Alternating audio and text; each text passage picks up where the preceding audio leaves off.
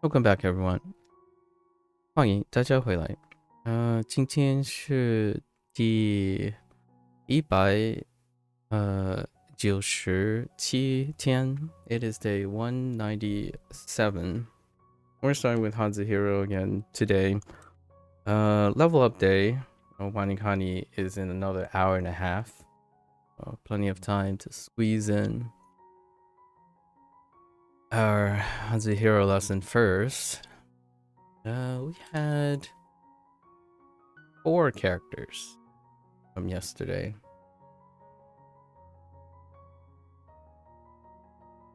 So one of them was Xi.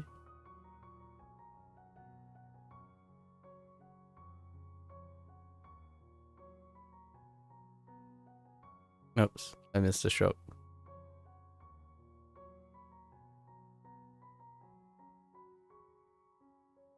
And 习惯，惯是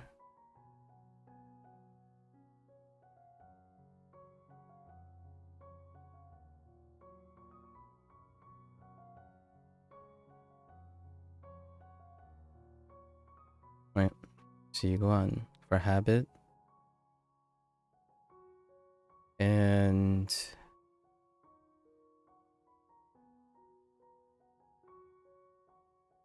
one.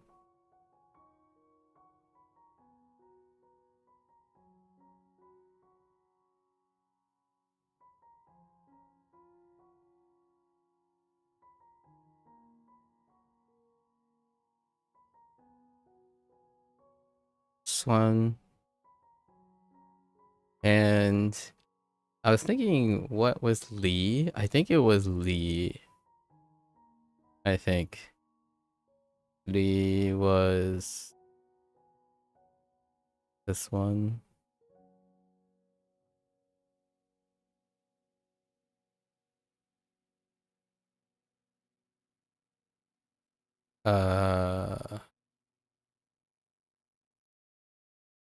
Right.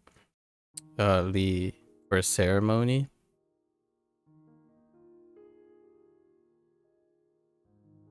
I think those are our characters.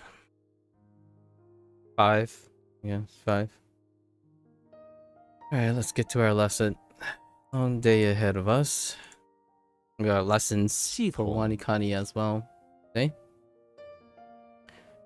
系统 Department 系统 Lay down department system or unite. Oh, that's unite. Wait. How's this unite? Oh yeah. There's another tone. Actually, no, that's a tongue.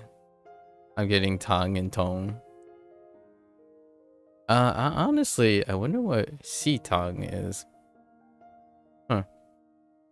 So Xitong, unite departments to create a system. That's interesting. 这个系统很 something 杂。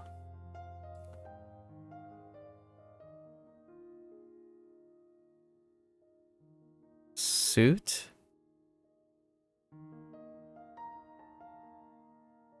Huh. 复杂。Ooh.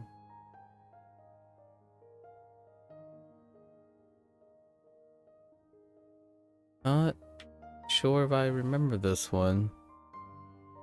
Oh, that's Frankenstein. Bathroom. Suit. Handgun. Son. And a foreman. No, I'm not sure. I don't think I have a meaning attached to Fu yet. 系统 系统 Okay, 系统冲突冲突 Chung. Oh, I almost forgot Chung yesterday. It's our newest one. 冲突 Oh, what is that? charge tool. Charge and sun, a conflict. A conflict occurs when two different sides suddenly charge towards each other. That's fair enough. To conflict. Interesting. 他们在会议中发生了冲突。them in the middle of a discussion suddenly or encountered a conflict. They had a conflict during the meeting. Fair enough. This can be meeting, it's just a form of discussion. Like they're meeting together, talking, some form of talking. 冲突 Okay. 根源 a root. A root, yes. Root and yuan. Root source. Oh, root. Yeah, that type of root then. A cause, the source, yeah. 这个问题的根源 the root of this problem. 根源归还 I didn't intentionally type two T's there. Not intended. 归还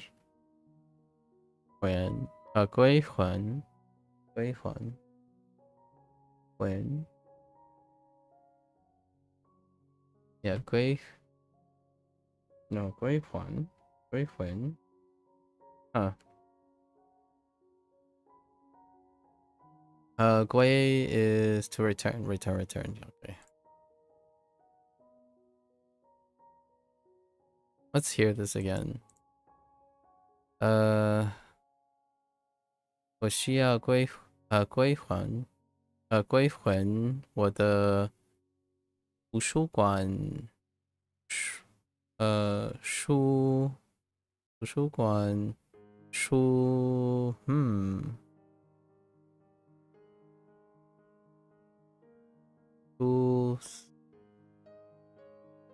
bamboo plows earth sun. I definitely have this.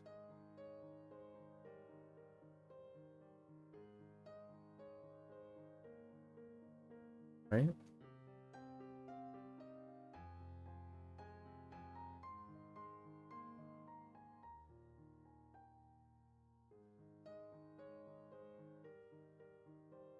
I'm actually not sure. 我需要归还我的图书馆书籍。 Okay, it's Juan. Okay. And 书籍 Jimmy Neutron in the house with the pot. No. I don't recall that at all. Okay. 归还真诚 really true. Yeah, true. 诚 sincere, really sincere. Oh, true sincere. Yeah, okay. 他对人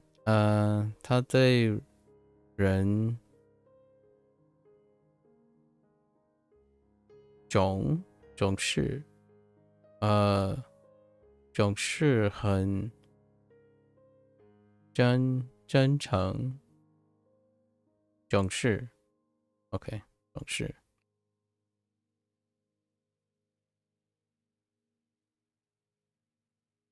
oops， 真诚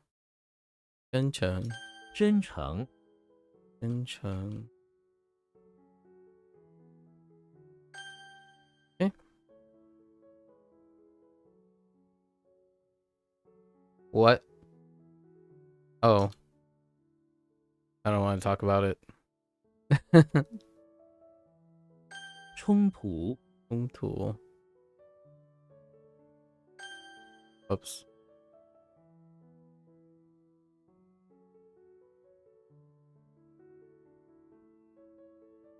归还，归还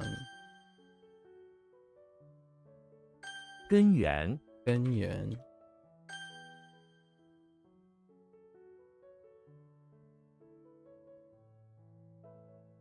真诚，真诚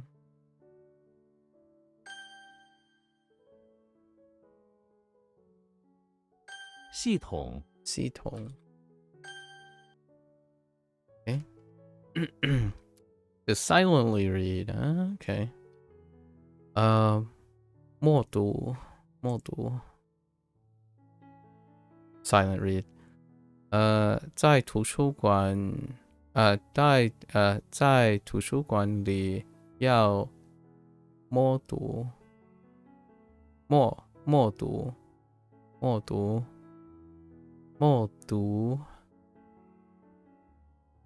在图书馆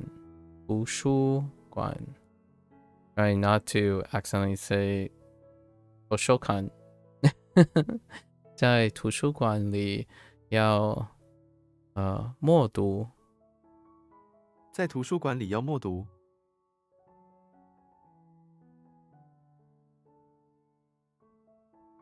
Oops. 默默读读，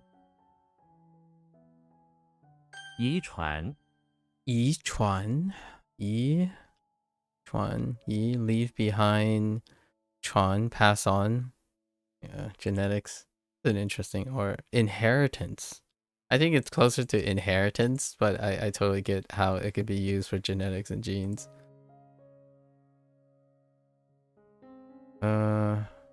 遗传决定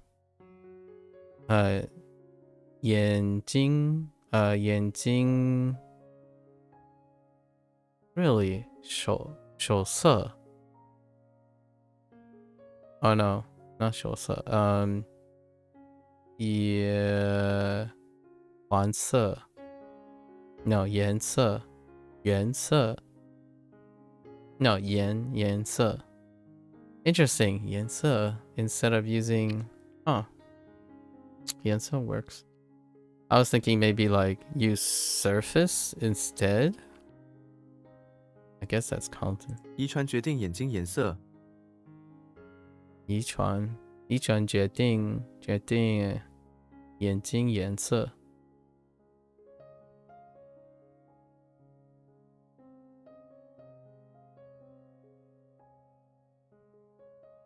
遗传，对总统，总统 Yeah 总统 President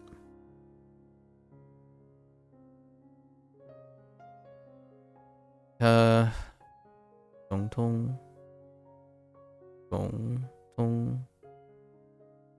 Yeah 总统 That's right on top of each other I think this one is one of the ones that are right on top of each other 总统美国的总统总统Oh it's actually kind of slightly different 总统总统是谁美国的总统是谁？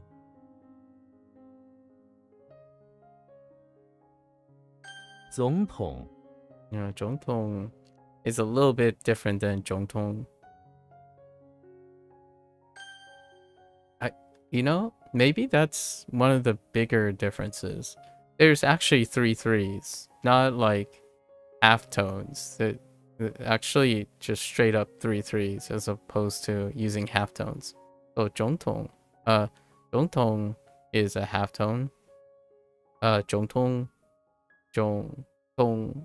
is just 3-3. I'm probably going to be more likely to say 总统 instead of 总统总统冲浪，冲浪冲浪 Charge wave. Oh yeah. Yeah. To charge on a wave. Stand on a wave and charge for surfing. Surfing. Right. 我喜欢在夏天冲浪。我喜欢在夏天冲浪。Okay. 冲浪 Long was a little bit weak. Multiple times.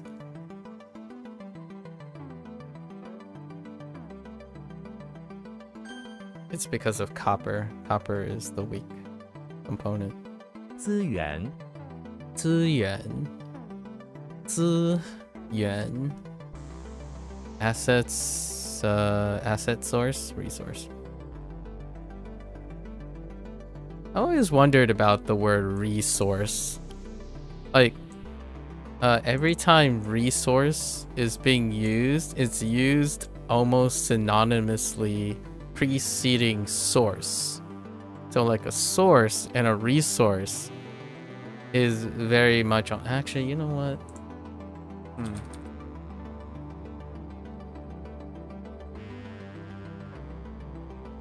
Is it probably because it's extracted or something?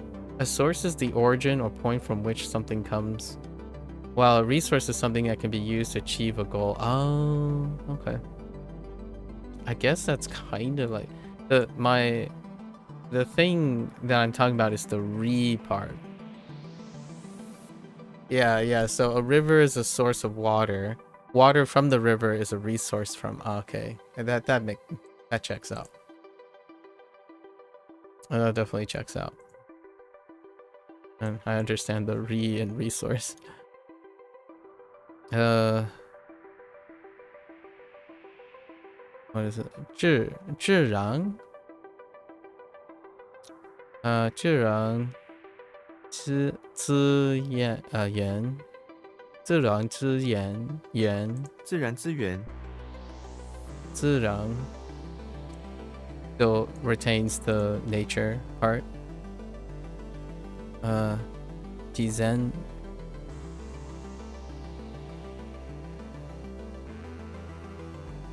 Okay. 资源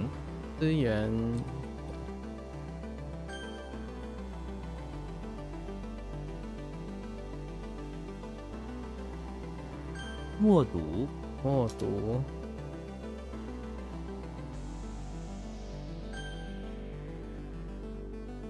资源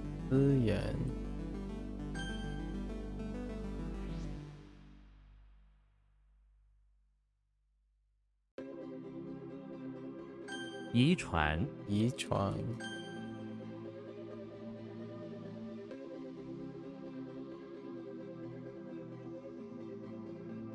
冲浪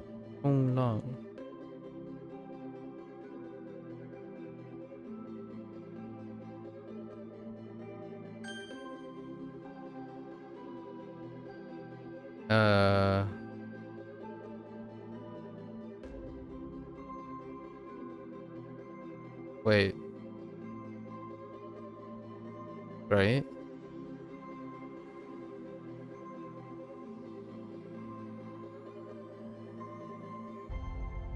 Yeah. 总统 I didn't even process that was overall lay down.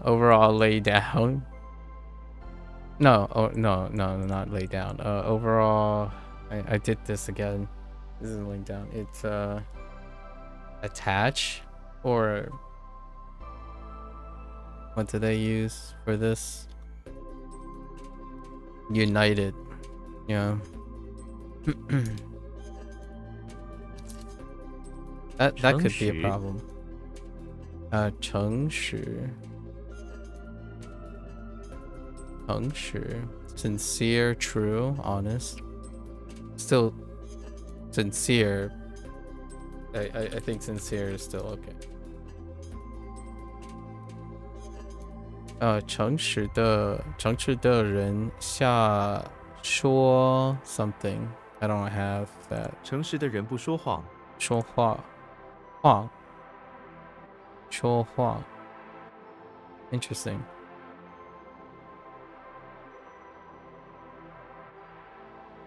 诚实，遗产，遗产 heritage. Oh boy, we're getting oh I see. Interesting. Leave behind products, heritage, inheritance. I mean, they're still both inheritance, legacy. Leave behind products.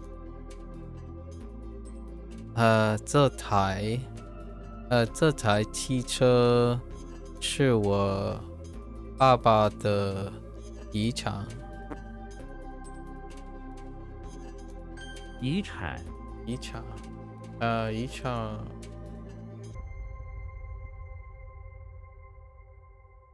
无家可归，无家可归，无家可归。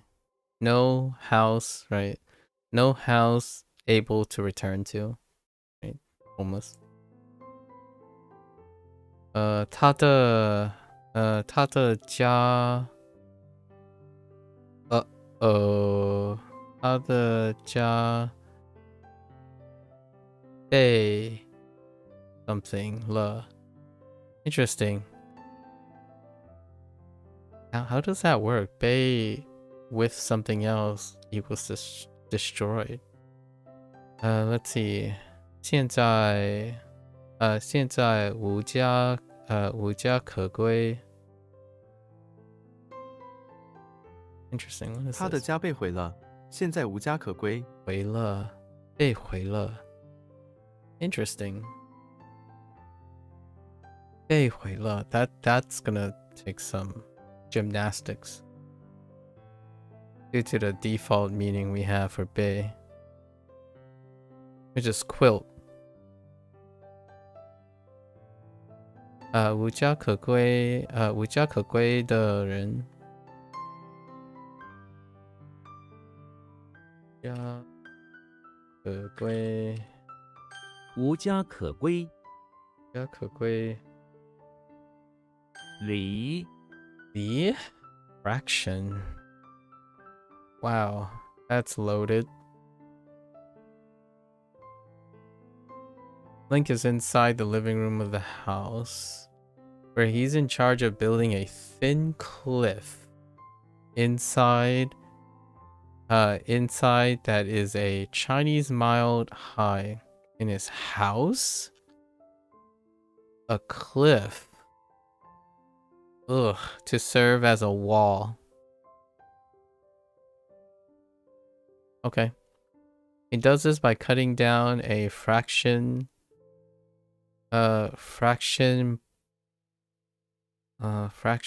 blossoming tree. A fraction of a blossoming tree that is in the corner of the living room to serve as material for the cliff. The foreman keeps on hassling him on not even being a fraction done with his task. Wow, that is some word gymnastics right there. Link lays a single rock down on the carpet and says says that at least he has finally made a fraction of the cliff. Okay, hold up.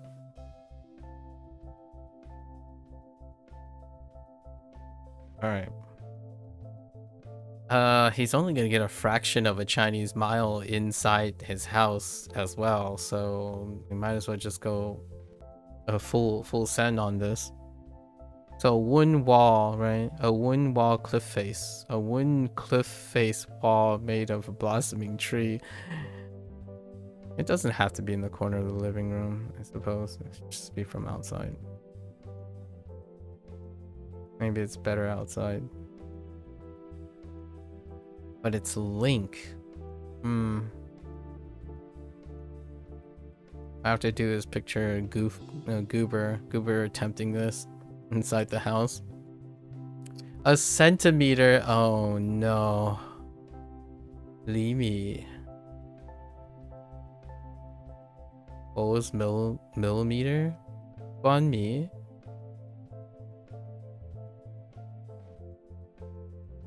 And so that's a fraction of a rice. Okay. Oh, it actually might be hanmi. It's hanmi. Oh no, it's not hanmi. Oh no, yeah, it is 1,000th of a rice. Hanmi. Okay, and then I get it. Okay, that makes a little. Okay, fine. 离 Eventually, with enough measuring words, we could use the measuring words as a relation for some of these characters. Like, now that I know that Li Mi and Han Mi are related, it's a little bit easier to remember the relationship between a centimeter and a millimeter than whatever other words they use with Li and Han.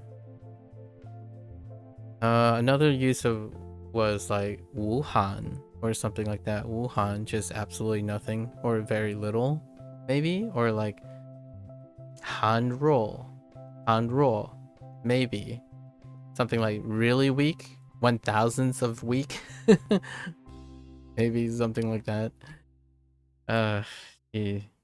E Wilkers. 咸 Yen, the other thing related to salt. Yen instead of yen. Okay. Xena's inside the pawn shop, bored at work. Okay. She puts a salt shaker on one side of the pawn shop. Go on, and uses a secondhand blowgun to try to hit it.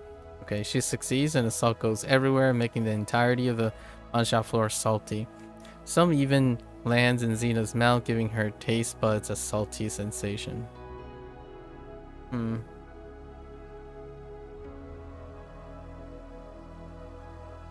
Might be a little tough. You know, Xena can use a blowgun, yeah. Yeah, 咸鱼. 咸鱼. No, 咸鱼. 咸鱼. Yeah, 咸鱼. This was what I was talking about. This is a very specific thing I was talking about, where it's like fish and salt. It's just fish and salt. I think I was talking to someone about breakfast. Porridge, even. 咸鱼 is a great one. Salted vegetables. 咸菜. And savory pork. Yeah, yep. These are the three. 咸粥. So 咸粥 goes with 咸菜 and 咸鱼. Yeah, they are often mentioned in conjunction for breakfast. Interesting. 咸 咸. Okay, let me grab onto this.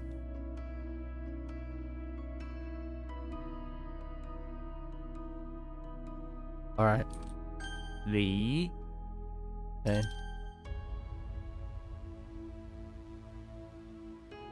Okay. 咸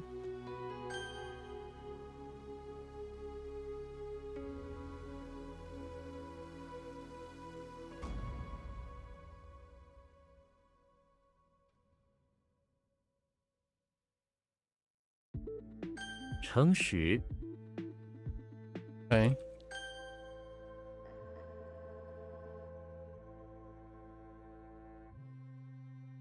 遗产遗产.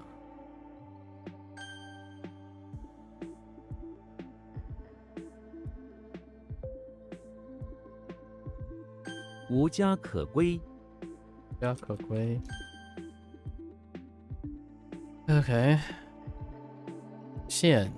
Oh boy. A county.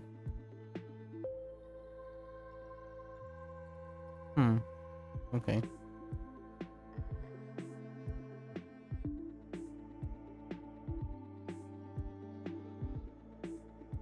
Xena's in the bathroom of the pawn shop where she is using a small...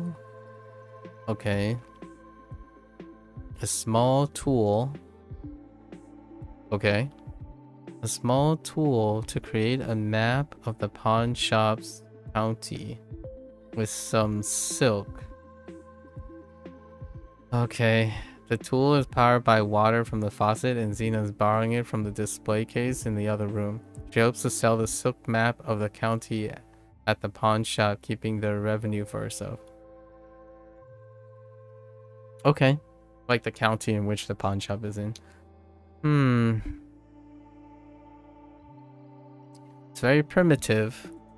I think it'll be okay. I don't know, it kind of sounds like something Jimmy Neutron would do. Silk map, you say? Okay. 县城 县城 县城 sure, what? County seat? I guess. The county... That just screams county to me. Just county.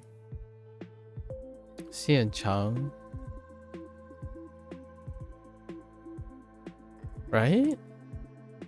Yeah, that just screams county.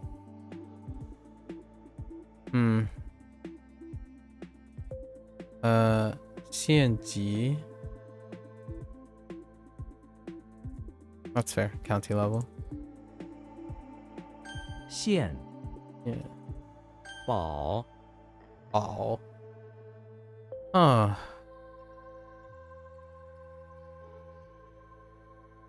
I'm trying to think of a vocabulary word here. Bart Simpson is in the cellar of the barn. Looking for a hidden treasure. He smashes a dollhouse against the wall. Fair enough. And also a clay pot full of manure, trying to find that hidden treasure. Finally, he finds a shellfish that has an ancient cow's scepter inside. He wonders how much he can pawn this treasure for. That works. I have no qualms with that one. What? 宝贝 Oh, okay. 宝贝 yeah. 宝贝 宝贵 treasure, expensive or valuable, precious. 宝库 Oh, cool. Shack and car. I don't think so. It has something to do with maybe a volume? Like an amount? 宝石 Gemstone. Okay.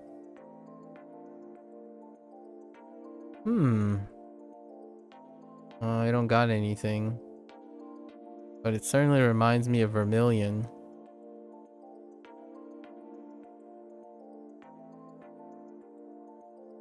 Oh, wait. No. I don't think that's vermilion, right? Yeah, it's a pearl. Okay. 宝 Oh. Okay. 金 Jing. Ooh. Alright.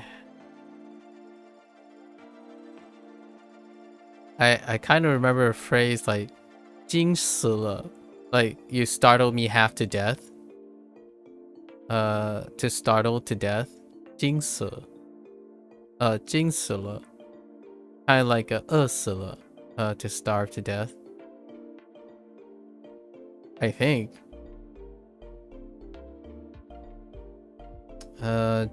Jimmy Neutron is in front of the English Manor. Sure. Lounging on the immaculate lawn, English Manor, in front. Suddenly, a horse trots up to him, gets on its hind legs, and delivers a salute. What the? Jimmy is so startled that he screams and runs away towards the... That's one way to look at it. Runs away towards the English Manor. The horse rolls his eyes at once again, startling someone just by being polite. That's kind of funny. Kind of reminds me of a scene possibly from like Toy Story or something like that. Or maybe definitely a Disney thing. But Jimmy Neutron's not from.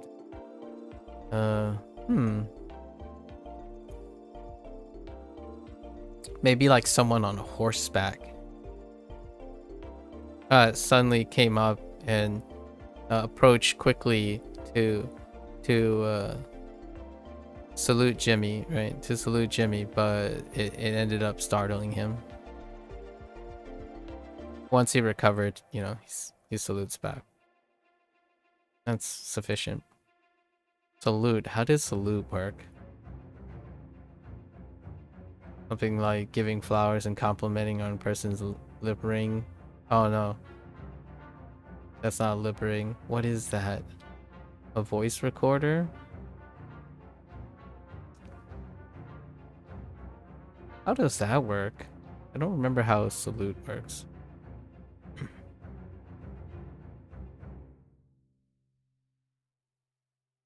You must salute them. Moreover, it gives them some flowers too.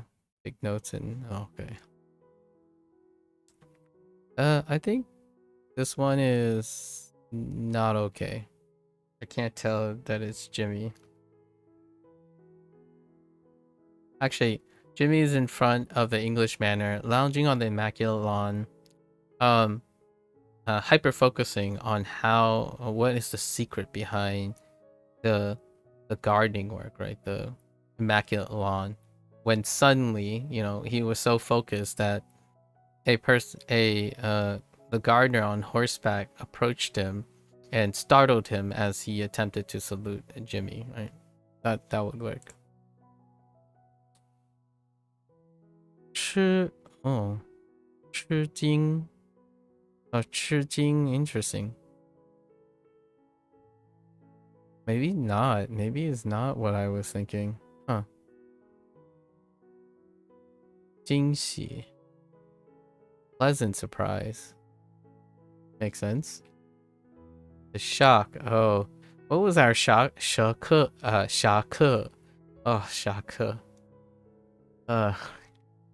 No, it's supposed to be a sound. It's a loan word. 震惊. I don't have a reference for young yet. 惊吓. Nope. Nope. 惊讶. Nope, no yeah either. Things to look forward to. 精 静 Oh my gosh, Jing. So we had double. Wow, we're getting some use here. No, we finally got mirror Jing, which lands right on top of actually Jing. Jimmy Neutron is in the bathroom of the English manor, trying to destroy the evil mirror contained within. He takes a piece of metal and starts breaking out the glass of the mirror, but he can't because the mirror is made of invincible metal. Okay. I think this is fine because it overlaps with Jing. Jingzi. No 眼睛 huh? 镜头 Interesting. The lens. Oh, I kind of get it. Huh. 镜头 yeah, 眼睛. There's the glasses. 黑镜 makes sense. Oh, 墨镜 not 黑镜. 墨镜. I thought of black glass. Like Black Mirror. 墨镜. Interesting that they use mirror.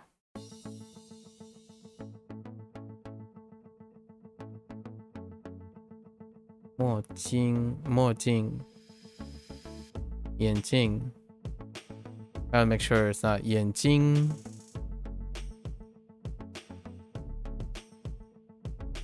A prism. I have no reference for Lung. Lung Jing. 静怡 Oh boy. Oh, there's the zombie. Oh my gosh, that's their zombie? What was the zombie? Oh man, those zombies are... Wait. Is it related? Maybe it's simplified? I doubt it. We'll have to look at it. Actually, yeah, we'll have to look at it later. Oh no. This suspiciously looked like something else, which I don't think it's the same thing. What does this suspiciously look like? Doubt. Maybe it is doubt. I don't know yet. Picture a battle-worn zombie limping towards you. Okay. It has a spoon and dart sticking out its head. Okay. And its elbow has been twisted around so that it is upside down. Got it. Sticking out of its chest is a pointer that goes through its not beating heart. Beware the zombie. Alright, alright. Oh, it is doubt. Okay, it is the same doubt. I'm like, why does this suspiciously look like doubt? This is where Japanese came in before Chinese.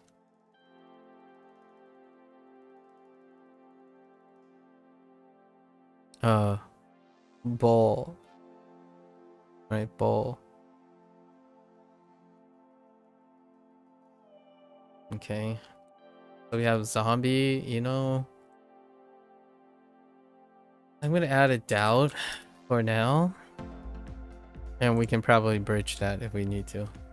怡 Honestly, a lot of times, there was a complaint. Like, there was a common complaint. Or not really common complaint, but... Not really a complaint, but more of a... Why is it this way? It's just an extra step. Actually, that is complaining. That is complaining. I take it back. Because they could do it themselves, so the person using the system could do what I just did and add doubt as a synonym. But instead, they went to complain about it and say like, well, this doesn't make sense. It's just an extra step. Sometimes extra steps can provide distinction between two different categorizations. So I actually found that you could do both. So having a distinction is convenient, and you can also have it skip the step. I typically do both until I find out which one I lean on. Actually, most of the time I keep both in mind, largely because it's not that big of a stretch, and adding more steps create more resolution. And the reason why I'm adding doubt is because it's creating resolution with Japanese.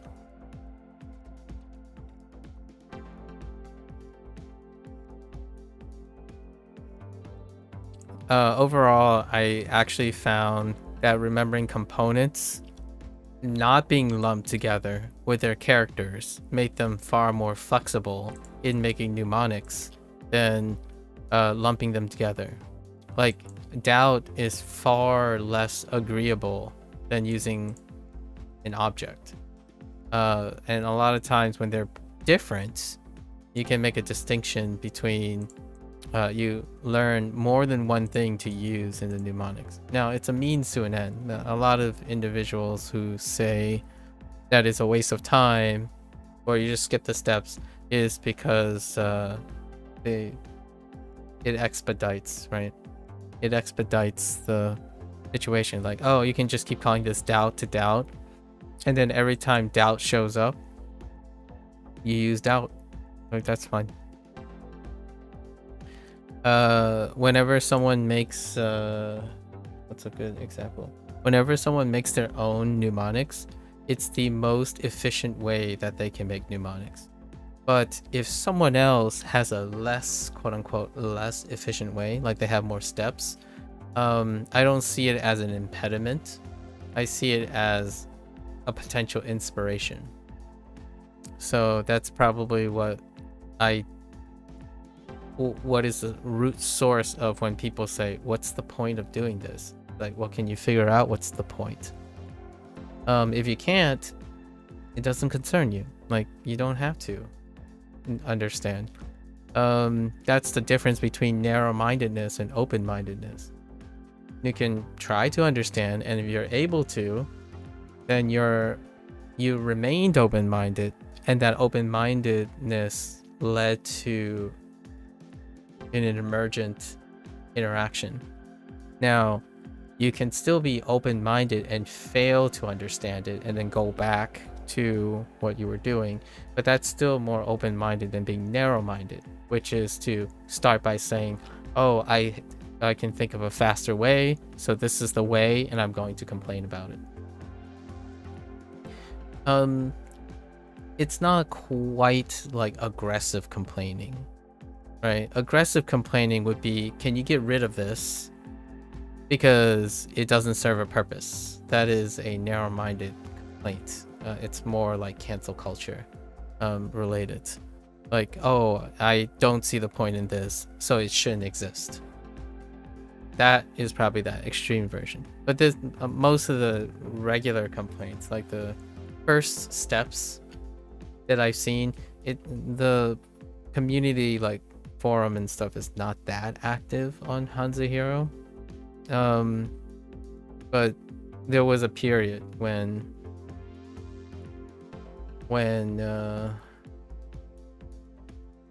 that is impressive.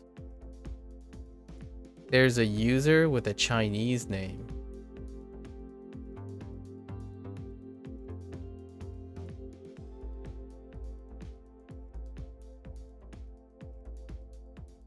Wow. I've since filtered out the daily like stream boo nonsense, but that name is so weird. They have like a full, it's written in Chinese, and it has something to do with like chasing Korean group. It's basically like saying a Korean group super fan. Yeah, like I don't know. What I'm saying, what it kind of sounds like is it's a Korean fan, maybe like a K-pop fan or something. It says Jay Han Huan追到中途机场饭团. Yeah, something like basically a Korean fan. And anyways, sorry for the distraction. But what I'm generally saying is there are certain types of individuals who would who may legitimately be asking a question, and they're curious, right? They want to know, so they put it in the form of a question. And then there's telltale signs of whether the person is open-minded or closed-minded to hearing it. And usually the more common version for HanziHero's like community tab is they genuinely want to ask why, and some of them do sound like they voice as though they already made up their minds. So when someone asks in a phrase to me, what's the point of doing this? It's redundant. And that is a person who's already made up their mind. And in my opinion, oftentimes, if you wanted to be like pedantic or like facetious back, you could just say, why not? Right? But that would be a little bit too playing the same game. Earnestly, when you learn new parts and new associations, if you do not know the purpose, or like you don't see a purpose or find a way to utilize it, then yeah, it cannot mean any sense. But calling it redundant and then also using it in the negative voice, it's one of those things that reveal one's ignorance as opposed or unwillingness to think of a purpose, right? So when you're asking that towards like the person who created the thing or other people who didn't voice your same concern, in my opinion, it comes off as reluctant. So generally, you don't, in a professional space or in a public space, if the majority of the community is reasonable, they wouldn't answer the question. They would probably remain silent. Most of the times, like, well, you can add. Instead, the more common way to respond to something like that is, well, you can add it to synonym and not have to worry about it anymore, right? That's the solution to their problem. They were more looking for, can I not see this anymore because I don't believe in it? And it's like, okay, you can just write the synonym and you'll still see it in their writing mnemonics. So the grievance about this is every time zombie is being used as a mnemonic, they'll say, well, there's no point in it. It should be doubt. It should be doubt, doubt, doubt. So then there wouldn't be extra word to juggle. And I'm like, but if you forget it's doubt, that's 1 point of failure. And there's only one way to fail, and there's only one way to succeed, is if you remember doubt. Now later down the road, you'll learn a vocabulary word, doubt, right? Which we have examples here, probably here, right? And you can use yi wen, right? Yi wen for that. That is two different things that you're remembering. So if you encode something originally with two different things, you have two chances, or you have like a combination of chances to fail. So it's more like how I say, when someone learns something, they want to learn less first in the hopes that they don't have to put in more effort into learning. And yeah, that's fine. A closed-minded person tends to learn less when they're learning something because they don't have to, right? That's like kind of saying, I only care about my own perspective. I don't need to care about other people's perspective. Yeah, it's easier. It's more efficient. Hello there, Proka. Mate, remember you? Yeah, I do. You have a very distinct account. Yes. Hello there, Proka. How have you been? Yeah, it's been a while. How's your summer vacation going, Proka? I've been pretty well. We've been trucking along, right? Taking it a little bit easier. What am I doing? I'm doing the same thing the last time you visited. Sorry, I was someone else, Proka. Someone else. We're learning Chinese. Alright, anyways. Is this gonna be fun? Yoshi is inside the living room of the house where he doubts that the zombie in front of him is really a zombie. Interesting. The zombie, trying to assuage his doubts, rips off his arms. Yoshi's arms? Oh boy. Yoshi, sitting on the carpet, still doubts the zombie is the real deal. What is this? You've been well? Just been getting on with your new job in gym? Ooh, your new job. How's that going? Going on holidays this Friday? Very nice, very nice. I imagine you're keeping rewarded, you know, in a rewarding way, busy. This is a summer job or is it a permanent thing, Brokaw? You think Chinese language is cool? I'm happy to hear you say that. You can always join me in learning some Chinese.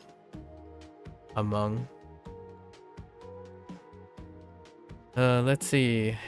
Let's change this up. I don't like how Kevin relies on like grotesque images.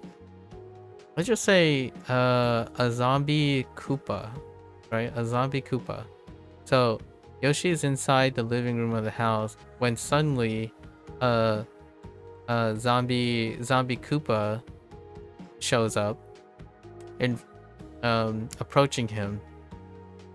So Yoshi doubts that the zombie Koopa can take him. So he then pops out an egg and chucks it at the zombie. And the zombie gets like knocked out onto the floor. He doubts that he's be getting up anytime soon from that hit, right? So that would be how we're gonna do the Yoshi thing. Tough work. It's just manual labor in a warehouse just for the summer to save up money for uni expenses. Solid. How's the gym stuff going, Brokaw? How's the gym stuff? Yeah, I haven't been doing too much out of the ordinary. My one annual thing is coming up soon. It's at the end of the first week of August, where I volunteer at that anime convention. Other than that, it's business as usual here. Today is a long day. We have double lessons. WaniKani lessons today. 乙 Okay. Zombie. Zamboni. Okay. 静 Okay. 乙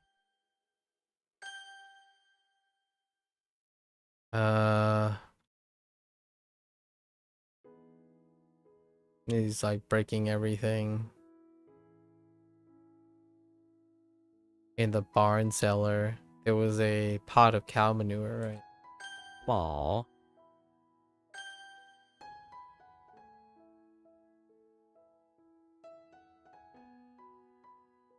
It's the immaculate 经 lawn thing. And then the small tool of silk. Making a map of the county. 线 Ooh, but it's in the bathroom. That's a weird location to be doing that. Going well, you're doing a program called Couch to 5K where you slowly build up until you run for 30 minutes straight, and also doing general free weight workouts. That sounds excellent. Building your cardiovascular while doing some free weight stuff. A lot of the free weight stuff is fantastic to strengthen for endurance.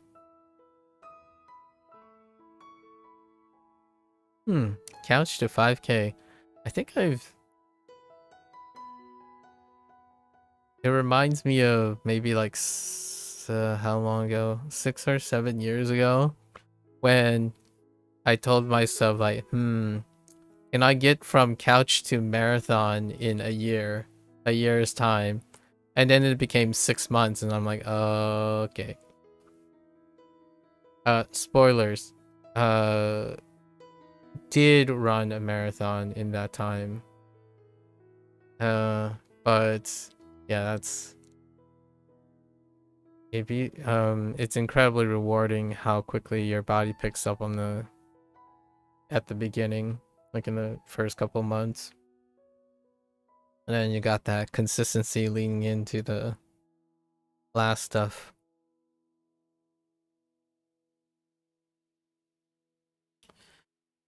All right, time to lock in.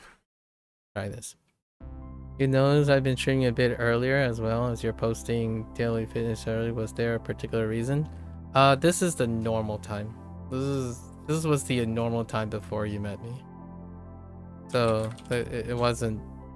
It's more like returning to a norm. There was no particular reason other than it's the normal. Oops. That's a butler.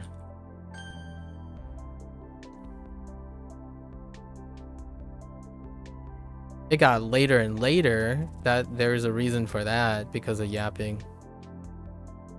More and more yapping got later and later.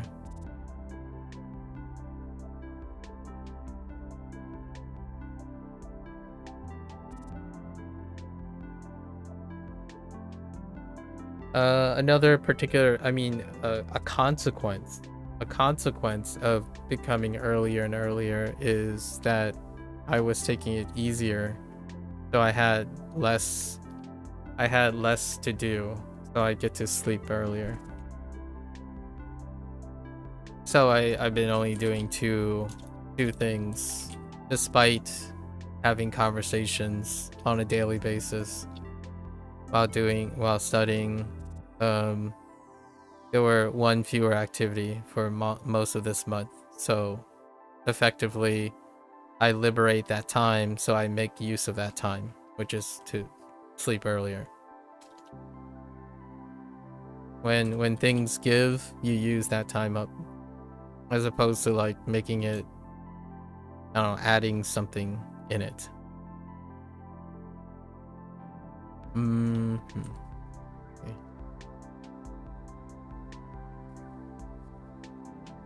抄写 抄写著名诗词可以帮助记忆。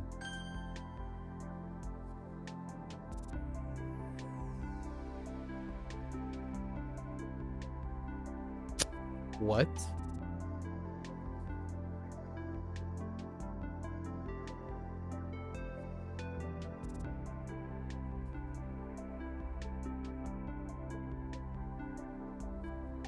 Hmm.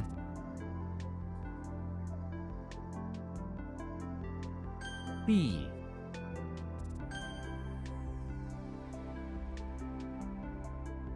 密码，我忘记了我的电邮密码。 讲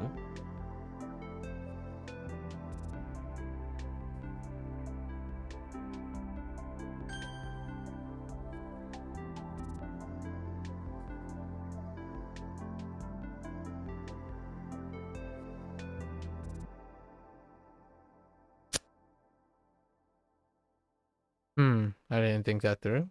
But... that's a mix in identity right there.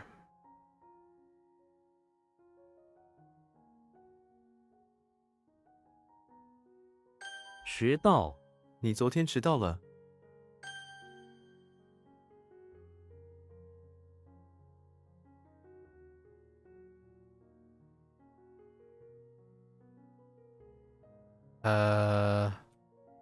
则，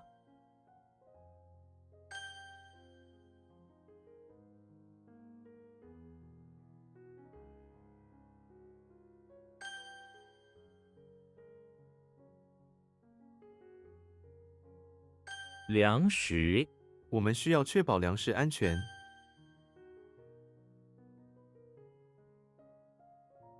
锻炼，他的锻炼计 Exercise 划很紧凑。 锻炼。Okay.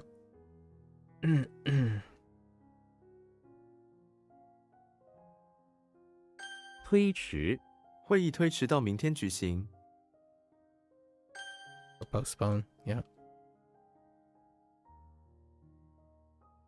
What? Oh, that's a missing identity right there.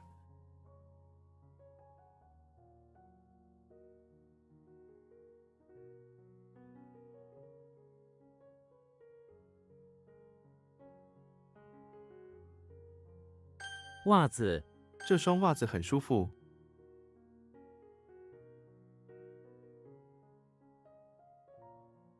大陆，你去过中国大陆吗？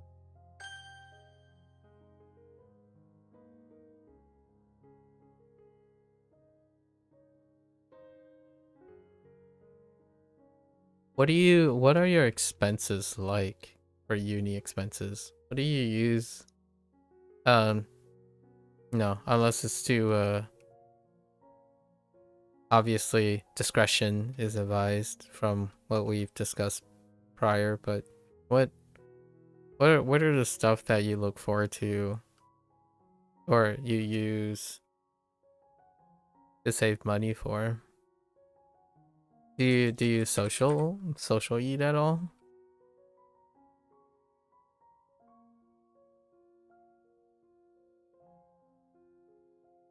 Maybe traveling with peeps?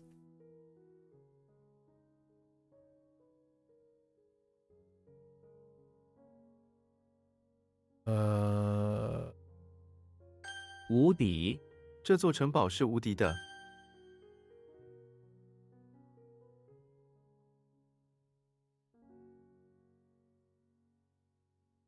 辩护，我的律师会为我辩护。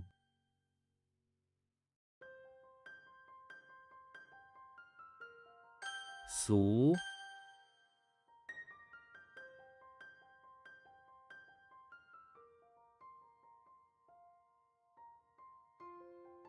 寄出，我们今天要把信寄出去。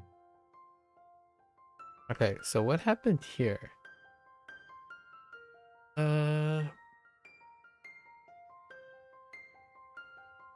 What it was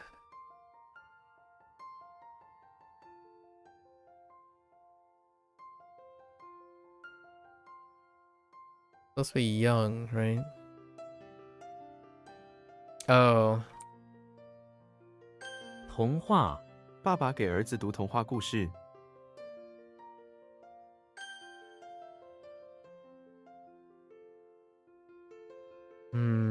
okay. And what happened here? Oh, 填写，请填写这个表格。豆腐， oops. 豆腐是中国菜的常见食材。 I want to silence that.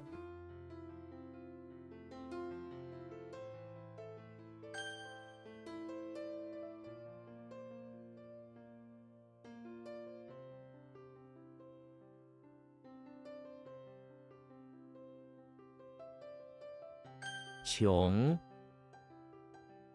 Your expenses have gone up for this coming year. Oh, you have to pay your deposit before student finance money has come in. I see, I see. Apart from looking for savings on food, there isn't much you can do to reduce expenses as the... Oh, you're commuting? Ah, I see. You have to commute the uni and get the bus to an... Ah, okay, okay. So you have double commute. How much, like, is on-campus housing something that is, like, not a thing? Or is it just very expensive? I'm kind of curious what the relative cost is. In the United States, I think it's still relatively more expensive to live on campus with all the... There are a lot that goes into this. This is a reductive thing, but in general, it's expenses are higher if you're unable to commute. The train is only for the main seasonal holidays, so not often. Oh, okay, so largely the bus. What do you do on a bus ride to campus? How long is the bus ride?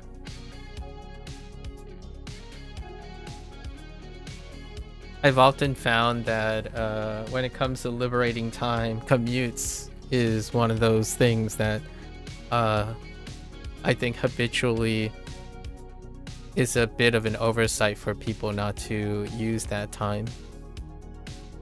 Oh, brain rot on your phone usually? Yeah, that's something that wasn't there when I was younger. Like, during the times when I had to commute, which was over 10 years ago, brain rot, like the extent of brain rot hadn't taken me yet, I suppose, or hasn't been as approachable. So back in the day, I would read a book. It's actually the most reading I've ever done. Like like a carbon book, or like that's when I started transitioning to audiobooks, because later in life, when I had to drive to places, I can no longer read. So like hold a book to me. So then I switched to audiobooks. Yeah, that's where it all started actually. And what I mean by books, I mean books for pleasure, not books like textbooks. Like I be reading articles and stuff, like journal articles and stuff. That's technically reading too. But yeah, the whole commuting thing, it used to take 45 minutes to an hour for me to commute on bus to my laboratory, right? The laboratory that I worked at. And yeah, that's when I started considering how to couple commutes with activities. It's 15 minutes. I see. Unless it's near exam time, then you usually panic revise. Okay, I see. Hello there, Bree. Yeah, I'm doing pretty well today. Things are it was pretty uneventful. Low key, as a disclaimer, the recent days there's 1.2 launch of P5X on Thursday this week. Thursday. So that's pretty much the amount of time that I am looking. I'm just like looking at news because there's a bit of controversy at the moment regarding P5X. So this Thursday I'll have a session of P5X right before Friday being the 200-day review for HanziHero. So it's kind of getting a little tighter or prepared. How are you today, Bree? How are you? Thanks for asking again. Yeah, roughly 15 minutes. That's difficult to squeeze in 15 minutes of stuff. Huh.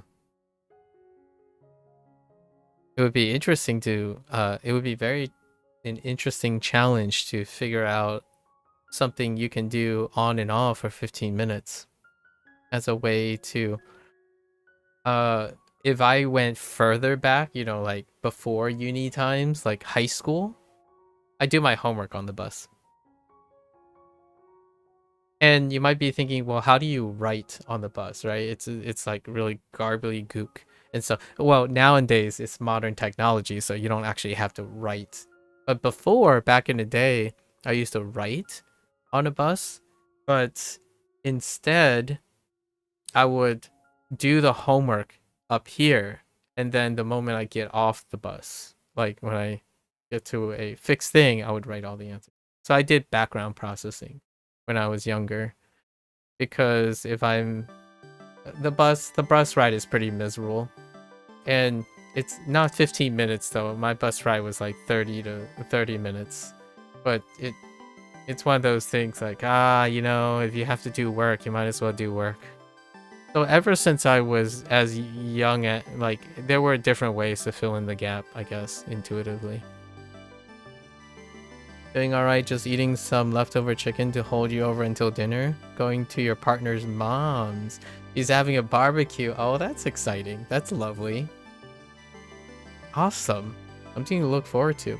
How's your knee? Your knee doing alright? Your leg/knee? Do we see improvement? Maybe back to however normal it can be. It would be, you'll have to brainstorm ideas for that, so you can have that set up before September. Yeah. I think commutes, whenever someone says they're bored, right? Which is very often, by the way. People do share that with me quite a bit, where they know, like these people are not suggesting they don't understand that they're bored and not doing anything, and they have things to do. Boredom strikes like the detoxing. So this is figurative. right? The detoxing from the dopamine, right? So oftentimes the boredom comes from, I understand I have to do a lot of things that are not as stimulating as the thing I want to do, but I also understand that I'm trying not to do the thing that is too stimulating. Enters boredom, right? You're not motivated enough to do the things that are not stimulating, but at the same time, you're stimulated enough to know that you shouldn't go back to the dopamine dump, right? Like brain rot stuff, right? So this type of boredom, I often try my best to encourage or come up with ideas and bounce back and forth on getting them to be excited about taking up the challenge to fill in that. And that's kind of what I do. So what was my challenge this past week? It's related to what you said earlier, or you asked earlier, Procall. How do I get up earlier? Because I'm going to need to get up earlier. Like, I literally have to get up earlier because of my schedule time. I have to get up at 7 a.m. for the Otakon volunteering thing, right? And I also have to get up at 7 a.m. the day after one of the P5X launches in August to drive down. It's a roughly like 2-hour drive. I have to get there before like 9 a.m., something like that. So my challenge to myself was I got to get to bed early. So I added a few routines, like a few sleeping routines and whatnot, in order to get my schedule back up. Because I stopped doing the usual thing. And since I have like 2 or 3 extra hours, boredom could set in, or I go to bed. So that's what I did in a week. And it's not to emphasize that these things are permanent. The idea is, if things are happening and you're about to, life changes very rapidly, in the small little details, the smaller details, being able to quickly adjust your schedule and whatnot, it can be very helpful to maximize time. If I get to bed early, 3 hours early, then I get up 3 hours early, and then 3 hours early leads to earlier starting times, which, if something comes up in the evening, I have 3 hours to address that in the future. Yeah. Ozzy died today? Oh, rip in pieces. Also, finally finished season 5 of The Mentalist. Your knee is still a bit sore, but you can walk on it pretty well, so definitely improved. Nice. Yeah, rest in peace. Have you guys heard how Ozzy Osbourne is a medical marvel? I don't know if you guys ever read about Ozzy Osbourne. Like, his life and his biology is a medical marvel. I think it's been a while, but maybe 5 or 6 years ago, there was a documentary or like an essay on his being, like what he did and how he is still alive after what he did. Okay, so Ozzy Osbourne had Parkinson's, huh? Interesting. 76. Yeah, he's a medical mystery apparently, because like the things he placed his body through defied odds apparently, and there was a lot of questions on how he is actually still functioning. You've heard about some of the crazy stuff he's done, but haven't seen that in detail. Yeah, when I was listening to that essay or watching that essay, it's incredibly impressive how his body stand up to that. But of course, Ozzy Osbourne, 76, is still relatively young, but he came from a different generation. And yeah, rest in peace. I got fairly parasocially acquainted with his wife because of the one show. Because she was like the front runner, but it was with Ozzy and stuff. Was it? It's just probably called the Osbourne Show, no? Wasn't it just the Osbournes? That's what the show was called. I got fairly acquainted with some of the going ons. It wasn't that well received, but it was interesting to get a little glimpse into their celebrity side of their lives, right? Because we have to keep in mind that's like post produced television. Although it was kind of giving off that reality show vibe, but it is definitely post produced. The Osbournes.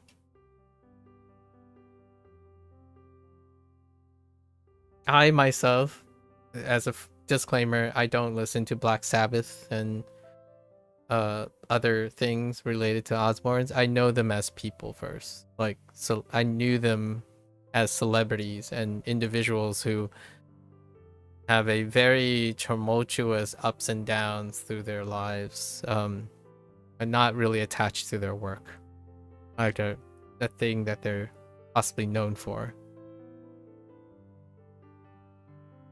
They're more like the ins and outs of old Americana mixed with rock stardom stuff. That's how I know them. And the Osbournes were during the time of reality television boons, like scripted reality television, like semi-scripted reality television. It's kind of like the modern day influencer to some extent, you know, like it's the old school, but very similar to the modern day influence, like the modern day vlogger, a bit curated. You don't really listen to the type of music he made, so you really never go into him musically, but I feel like you saw him in the news a lot. Yeah, me too. I knew them as people of high influence, right? They had a lot of influence. So there are a lot of people that I know more because of their influence, like knowing of their influence, but I wasn't a participant in them. Like, I could tell you quite a bit about Bono and U2, like the band U2, but I like maybe 2 songs. And those 2 songs are not theirs, like not specifically the songs they produced, but they were collaborations with other artists using their song as the point of inspiration or a direct collaboration. So I haven't really heard too many U2 songs. Like, for example, in that era, right, the rock era, that Ozzy's era, it's like lots of rock bands that I know of. I might have heard like one track, like Led Zeppelin, Warren Zevon. Well, Warren Zevon's probably even earlier, possibly even earlier than that. I don't know. Journey, Queen, AC/DC,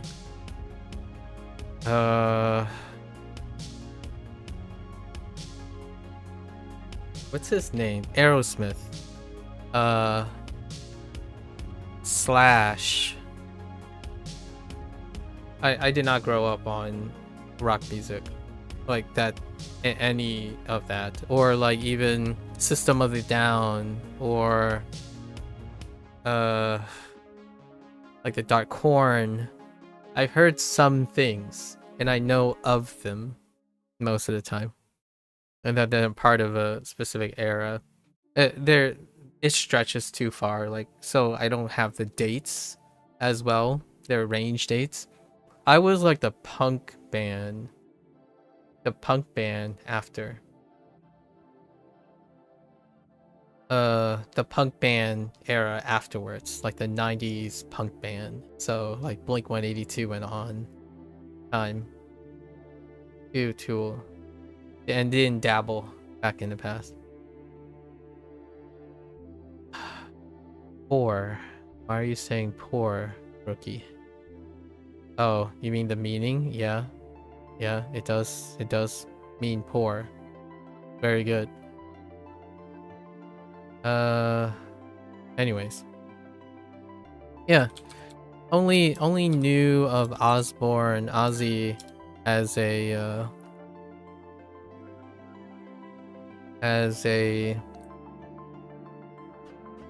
农 celebrity or influence. Someone who's very influential.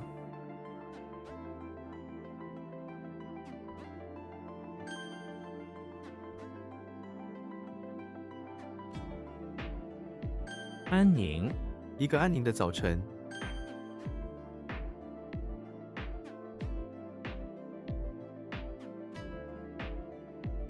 快递这家快递公司很快速。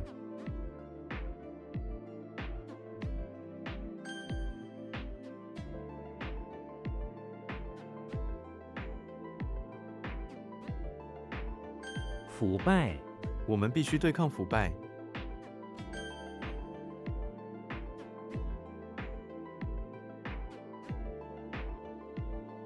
堵住厕所马桶堵住了。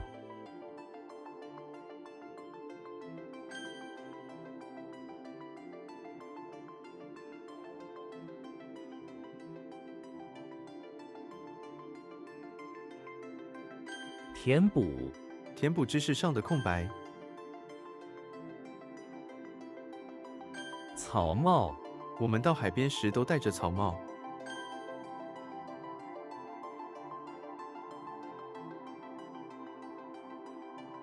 Malcolm Jamal Warner also passed a couple days ago. I need to look at who that is.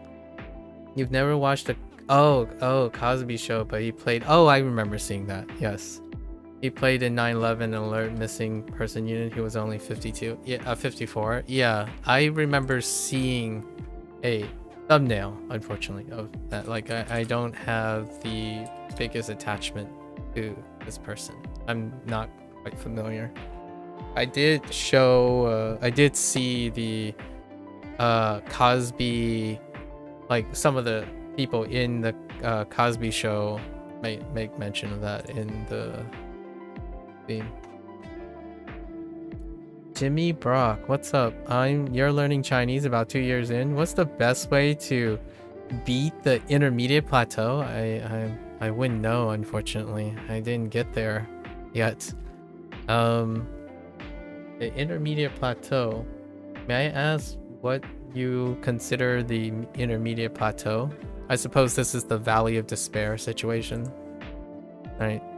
This one. So you're talking about like here, the Valley of Despair. In terms of like feelings, I suppose, like competency feelings.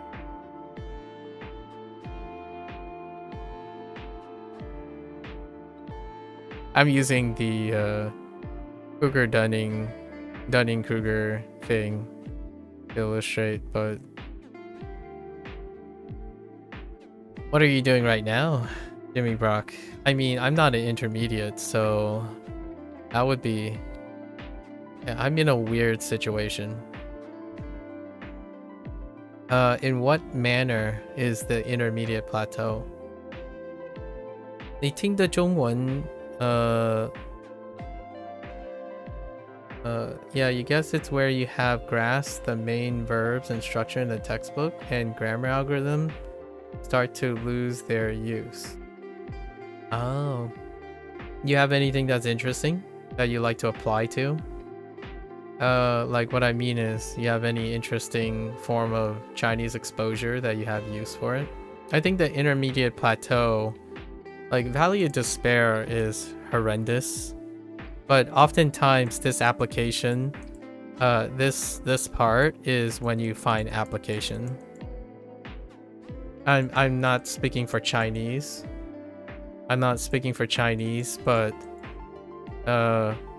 you know, Valley of Despair stuff is when you have application, and that application produces that less plateau feeling, I would say.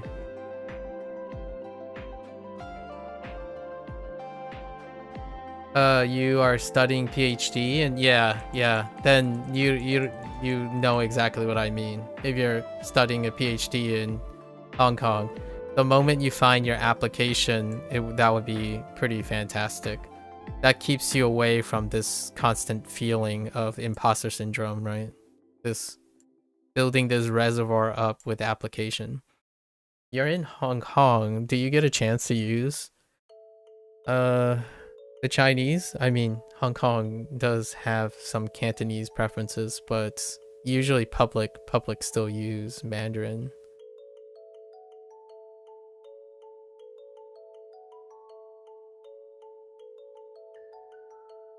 What do you currently do for application? Yeah, so now you're not even doing the whole studying thing anymore, if you know what I mean. Like, just gotta cop dramas. I like cop dramas, so that would be my go-to. Watch. Oh, one thing that I would do right away, and this is not a suggestion or a prescription, but try to see if you can explain Infernal Affairs after watching The Departed in Chinese. That would be a fun one. Actually, I'm not even sure what the original language is, the Infernal Affairs. Infernal Affairs could actually end up being in Cantonese now that I think about it. Because it's a Hong Kong cop drama, I'm not sure if it's in Mandarin or in Cantonese. It's probably in Mandarin. I mean, it'll be dubbed in Mandarin at least. Something like that. Great shout. Think it's in Cantonese? Yeah, that's what I figured. That's where I got most of my Cantonese from. I live in the United States, by the way, Jimmy. So my parents are Fuzhou.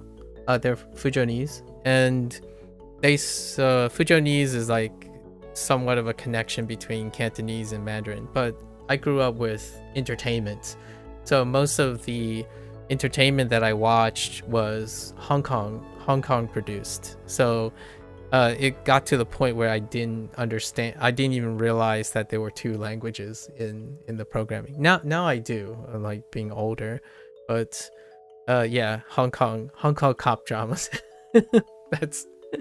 that's where my application is right now. So maybe there's something like that. If you reside in Hong Kong, there is someone suggested this before. It's like, oh, what is it called? There's this person who travels around China, and she's a native Chinese speaker, but she travels around visiting like obscure groups and places in China, and that could be something that interests people who might have access to that, which living in Hong Kong puts you really close to that. Yeah, your girlfriend is Chinese and she helps you every day for 15 minutes. Oh, but it's hard for her because it's like talking to a weird dumbed down version of you. That's interesting. Is that what she says to you? Huh. And you gotta go, but have a great day. Yeah. Thanks for stopping by. Yeah. Well, I'll catch you later, Jimmy. Yeah, it is pretty late. Yeah. Take care. Stay safe. My mangyang is what I would usually say for in Fujianese, but yes, take care. Stay safe. It was some freak drowning accident. I guess someone jumped in to try and save him, and they're still in critical condition. Oh, speaking of drowning, Brie, I was literally on episode 10. That was like, I was when you asked yesterday, the next episode was episode 10. I think it was an okay episode. It is like nightmare fuel episode for me personally. Brie, it is nightmare fuel for me. Largely because they decided to do the amateurish hustler approach. And what I mean by this, I'm not talking about his acting or the writing was amateurish. I'm talking about the persona. The persona that they decide to write was the amateurish hustler person. And that's how I feel.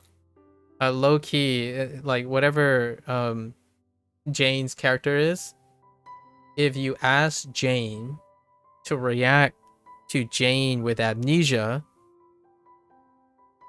those are the feelings that I have.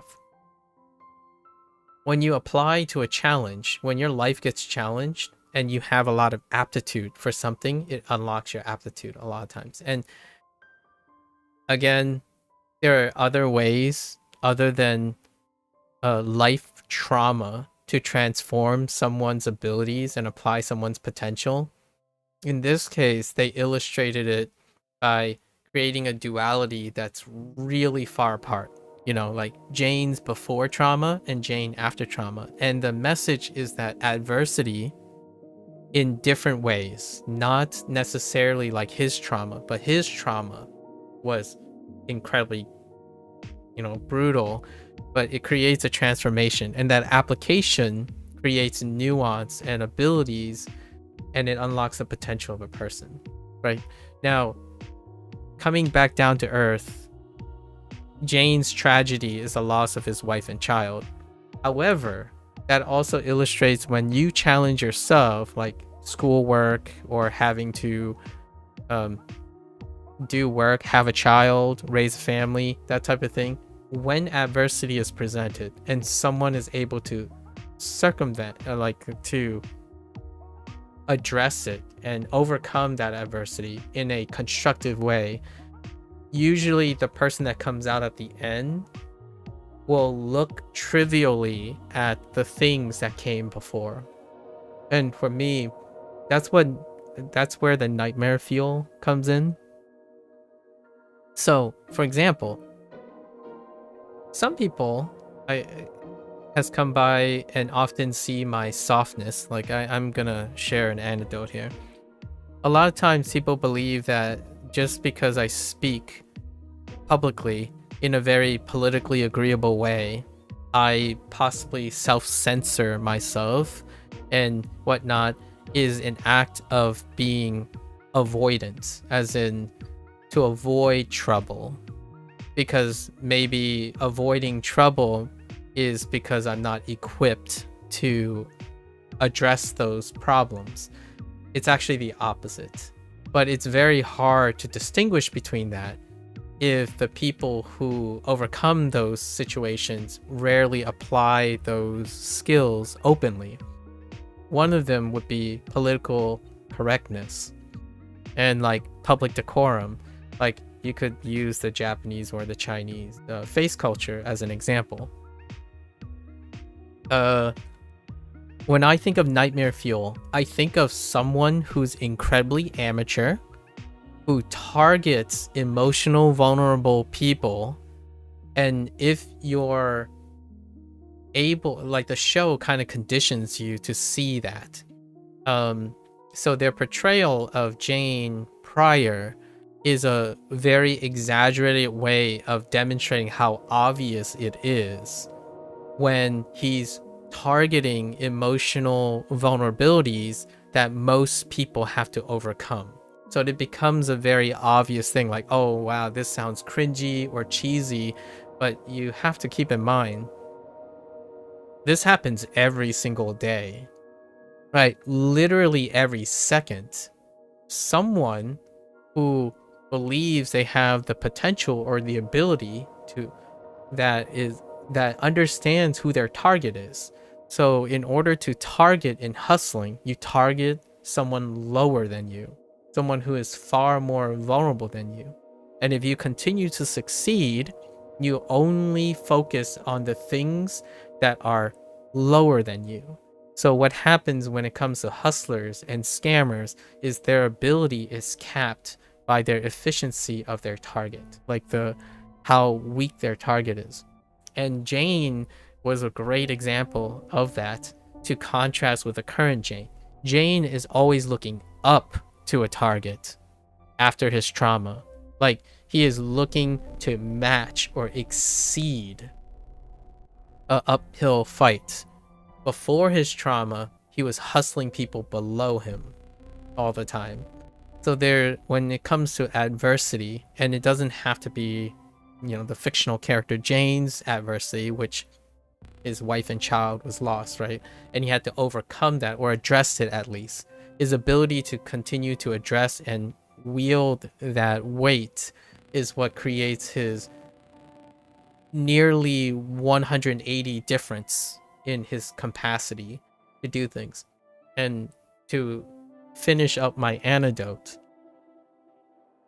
I don't share why it's so obvious. Like, I'm not paid to do this. I don't share why it's so obvious to tell you, like, you tell me a lot of things through a very few words, largely because I spent most of my life overcoming those things.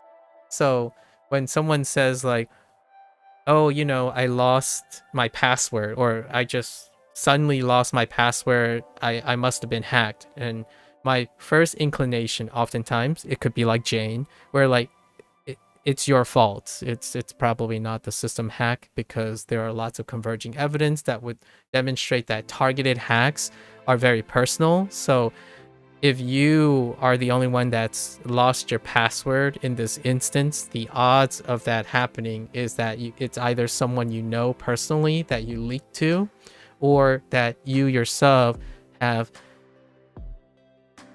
you were the failing point, right? But nowadays, I spend most of my time trying to understand that point of view, or like those point of views, in order to try to affect or like participate in having them overcome the adversity, right? It might sound like it's trivial that someone gets hacked, like their password gets hacked, like they lose hack, but creating an opportunity for them to learn and understand how to wield that experience allows them take baby steps towards treating other things that might be trivial become active problem solving. This is a real example that happened in the last week, and I've already attempted to try to say, like, this person was frustrated. It's very understandable. There's the inconvenience, but the idea is I'm actively part of the process, and that in that process, this person has the opportunity to allow it to happen less in the future, or even use it in some way to incentivize them to do something about it. And I think that episode was pretty good at illustrating in a really comedic way. And then the ender is the trauma comes back. It's reintroduced to him, and probably still all the more strong for it, right? You really wonder what made them decide to go that direction versus a direction where he wakes up and thinks his wife and child are still alive. Is kind of sort of implied that he still thinks that, because in season 1 we can see that he was still a con man even while married. Yeah, that was a little inconsistent, but yeah, it kind of insisted that maybe they in order to negotiate, it was before he met his wife and daughter, or like, there was a little bit of a wiggle room on what he was thinking in that way. I guess getting him to come back to reality would have probably happened quicker, which would have cut the episode short, I guess. Yeah, that's a very reasonable like composition reason, because if that were the case, he probably would have went to his house a lot quicker. Indeed, he would immediately go to his house, because that was where his life currently exists. Remember, he picked up a special lady after robbing, after like illicit trading with the criminal of that episode. That would imply that he is still in the phase where he doesn't have anyone connected, and then all the other, he started hitting on, or he asked Rigsby if he can get in with Pelt, right? Or Welt? Wait, what's her last name? Van Pelt? Yeah. So he's definitely before his marriage amnesia, which is interesting. Yeah, Van Pelt. It's nightmare fuel for me. And let me go on to complete the anecdote.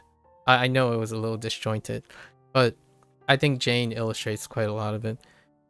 It is incredibly amateurish when I think of how people scam other people. It doesn't make me feel any better.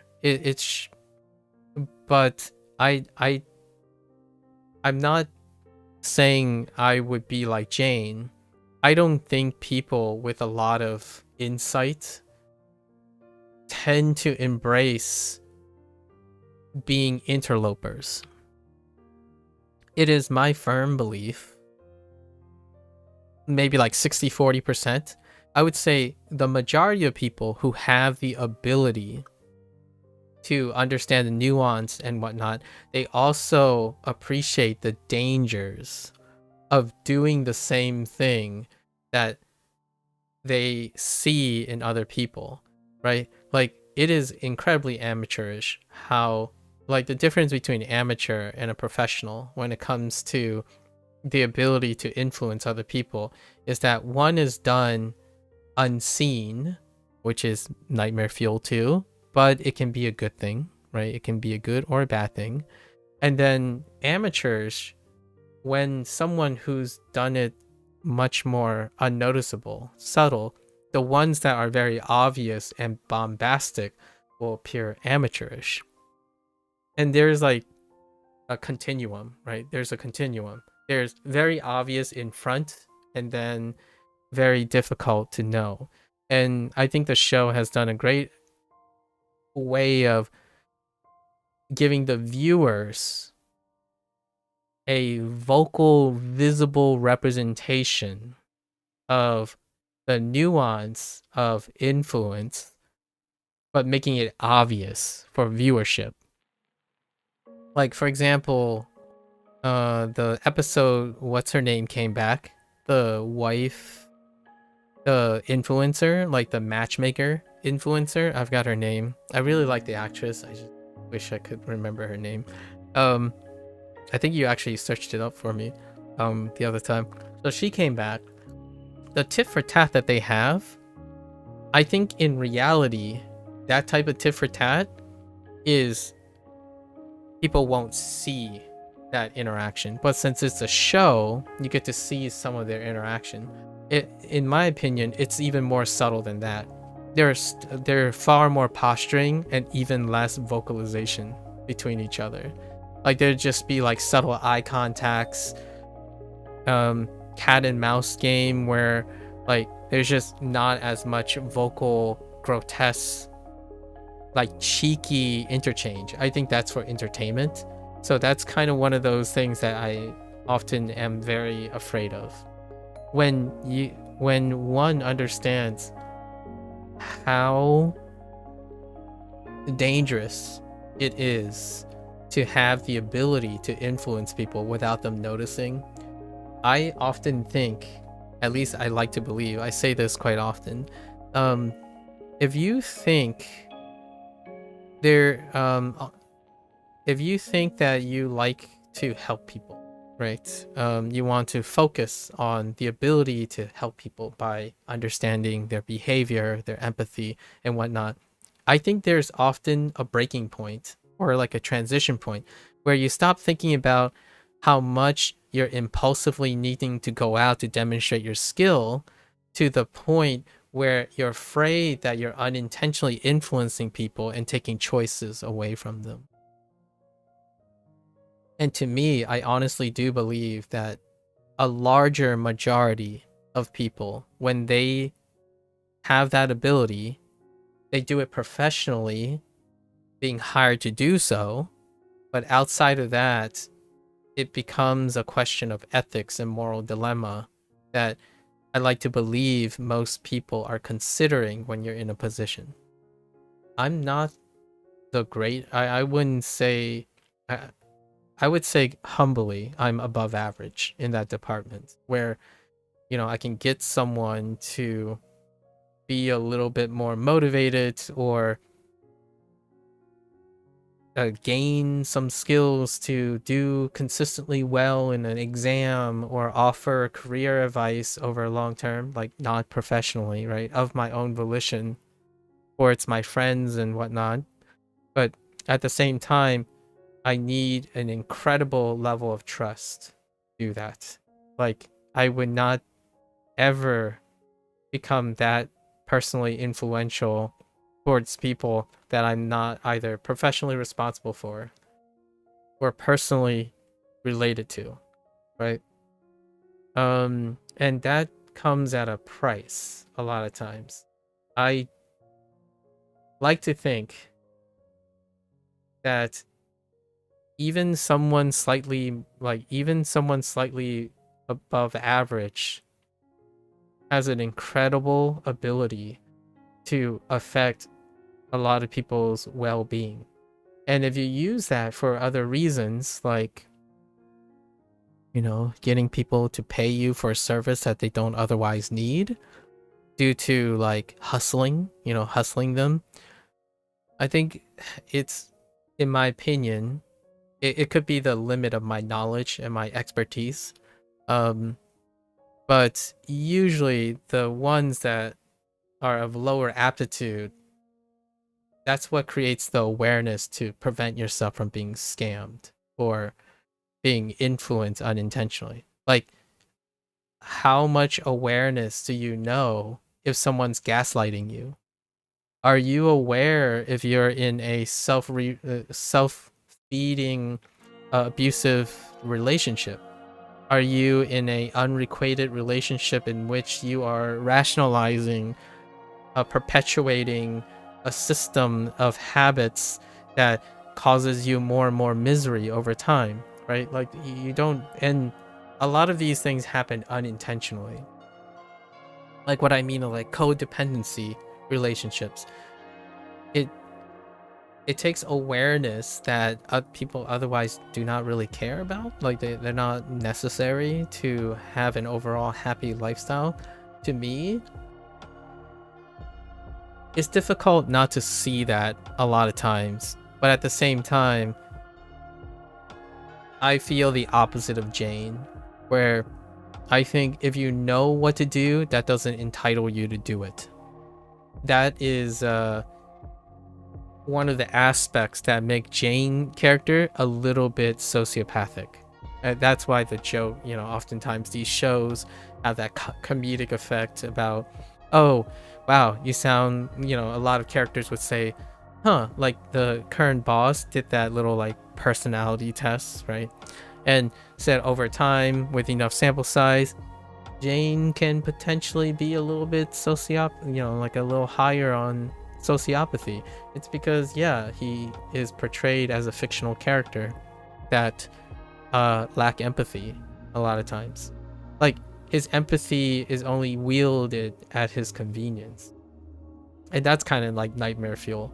But you can kind of see the Jane that is now is harder to detect and more nuanced than the Jane before. But ultimately, both of them are not that different to me. Like, in my eyes, they are not that different. And in fact, most of the people that rival Jane are not that different either. They are wielding sufficient skills to target an appropriate target in order to meet their ends.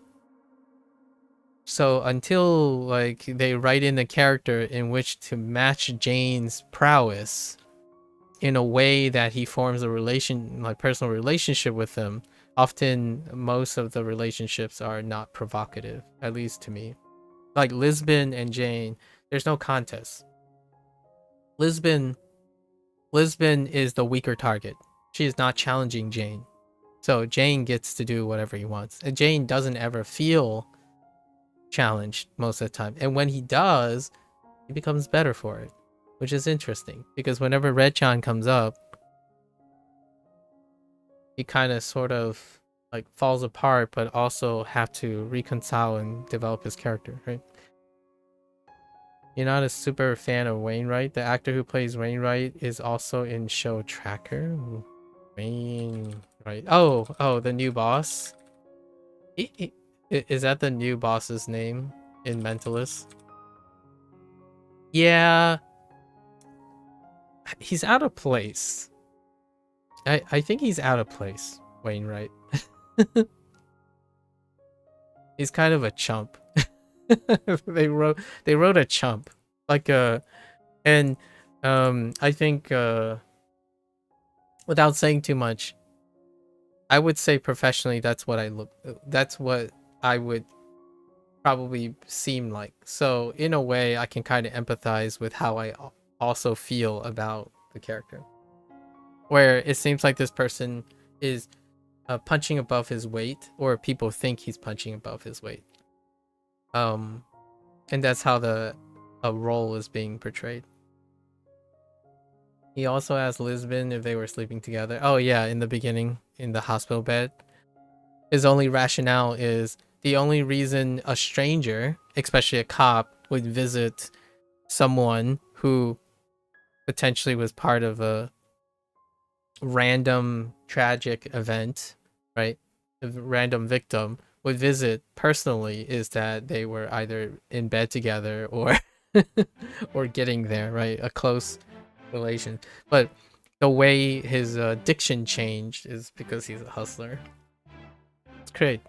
I thought it was fun. It's a very comedy forward portrayal of hustling.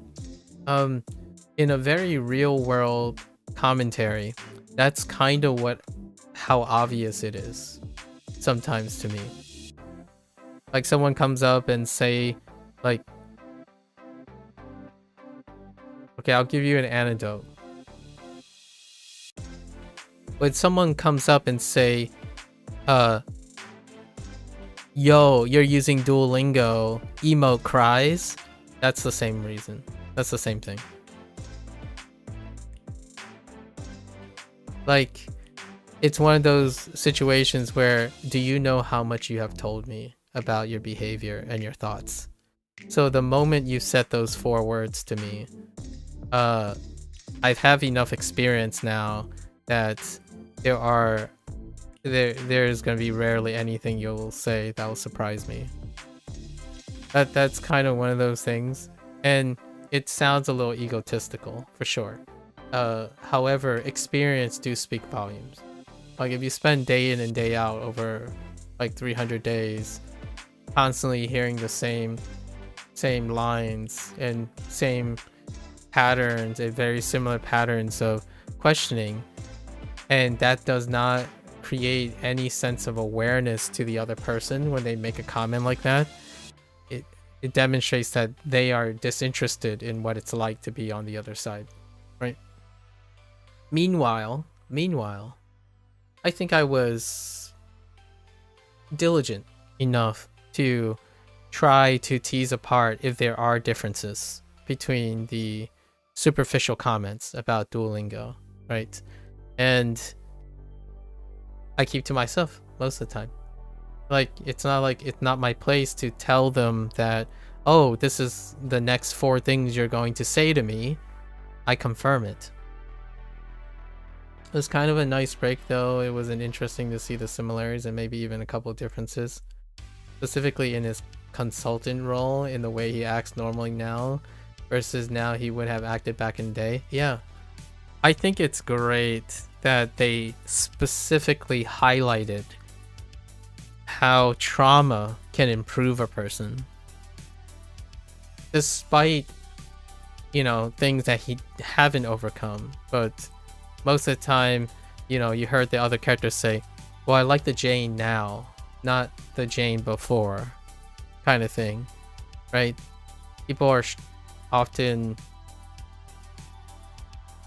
very different, and can come out very much stronger with adversity. I forget. There's a quote by someone, maybe like a modern day, what do you call them? Modern day role model, I suppose.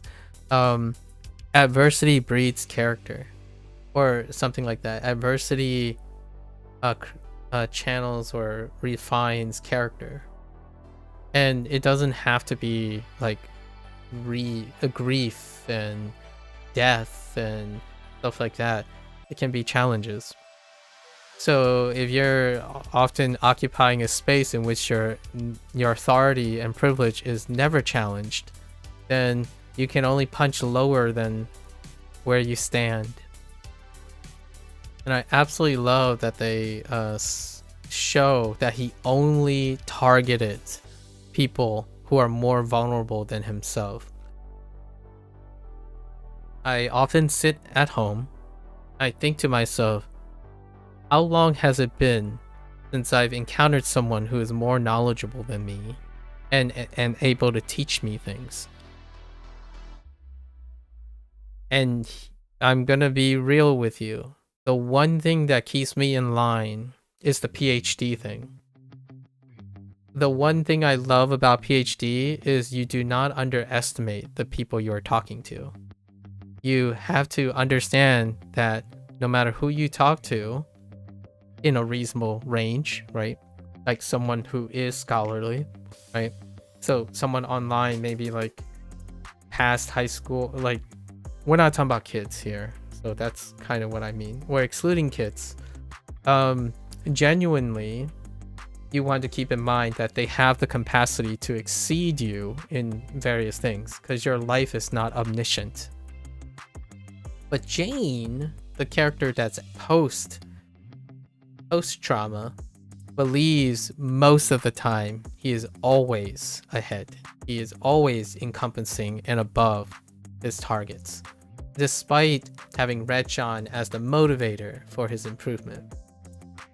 However, for me, I tend to try to, someone said this before, and that's the difference between the two Johns. I'll use Jane, sorry, not the two Johns, the two Janes as an example of what the most common internet persona, that projection that I've encountered. The Jane before would say, I prefer to underestimate people in order to not be disappointed. The Jane after would be, the other way around. I would overestimate people because I usually think that they're a big disappointment. The Jane after would underestimate the people because the other way around. I'm getting them backwards. You would tend to overestimate something, so it causes you to work harder, only to be okay with disappointment. The Jane before would prefer to underestimate people by targeting people who are lower, so then you wouldn't ever reach a potential of being like surprised, at least in my opinion. Those are more of a thing. And one way that this is depicted on the internet is when people say, oh, I have low expectations of people. If you have low expectations, then they can't disappoint you. For me, I overestimate people, and I welcome it. I welcome them to exceed the overestimation. I actually think they can do better than that. But if they so underperform, it only means that they still have potential to meet my expectations. So that's kind of the difference. Like, I don't see it as a disappointment when I think highly of the person I'm talking to. I prefer to overestimate people's potential than to underestimate them, because disappointment is not what I'm looking for. It doesn't matter if they underperform. it still means that I see more potential in that person than maybe today is just an off day, versus the cynical manner in which you consistently underestimate people so that they can't disappoint you. That's lowballing.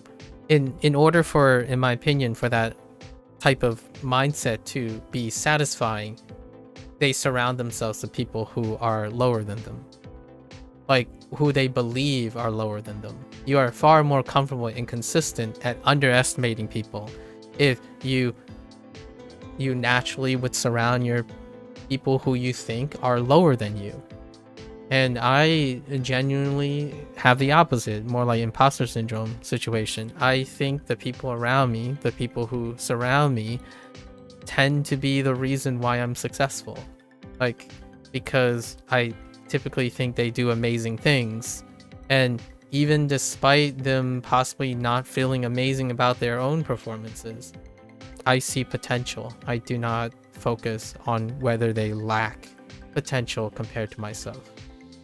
And Jane does that a lot. But most of the time, outside Retchan, Jane believes everyone else has lower potential than him. Than Retchan, basically. Oh, but the scene in the hospital where he was talking with Lisbon and said something like, "You are tiptoeing around some forgotten tragedy, but I'm happy now, just let me be happy." That was kind of heartbreaking. Yeah. And hear me out. That happiness thing, that is where it gets a little tricky, right? Because happiness is complacency. It's heartbreaking and ambivalent because we understand from his character that he was happy and complacent. As in, he has a behavior in which he is happy, but he doesn't know how small he is. Like, he treats his actions very small because he only largely cares about himself at the moment, and his world is smaller. So when his actions, understanding the consequences of his actions, it's very simple. That's what the nice thing about simplicity is. You get clarity and happiness. And then happiness often comes at a cost when you have to form new relations with others, but it comes with other things. So like the balancing act, right? The balancing act that you have to do. And they talk about this a little bit, quite a lot throughout the series, but a little bit in that episode where you have to understand that when you start to care for someone, you have more vulnerabilities, right? But with that vulnerability also comes with different things you can't otherwise have by yourself. Like one of the greatest ways to safeguard yourself is to not be dependent on other people. That's one of the rules of like the hustler and the scammer. Number one, in it for number one, right? So, but before Jane has all genuinely only operated for himself at all times. Who knows what Retchan is? Retchan probably only operates for himself. Yeah, so it's kind of heartbreaking and also not heartbreaking at the same time. I actually think when he said, I'm happy now, just let me be happy, it may imply that he isn't happy after the trauma, but it's kind of hard to tell if he's also happy after. So the contrast here is that forgetting the tragedy makes him happy then, but what is the happiness he's experiencing now post-tragedy? Or they can write it off as he's like super unhappy. He's even more unhappy after the trauma. But he has Lisbon. He has all the other things. What do you think about Jane getting that serial killer guy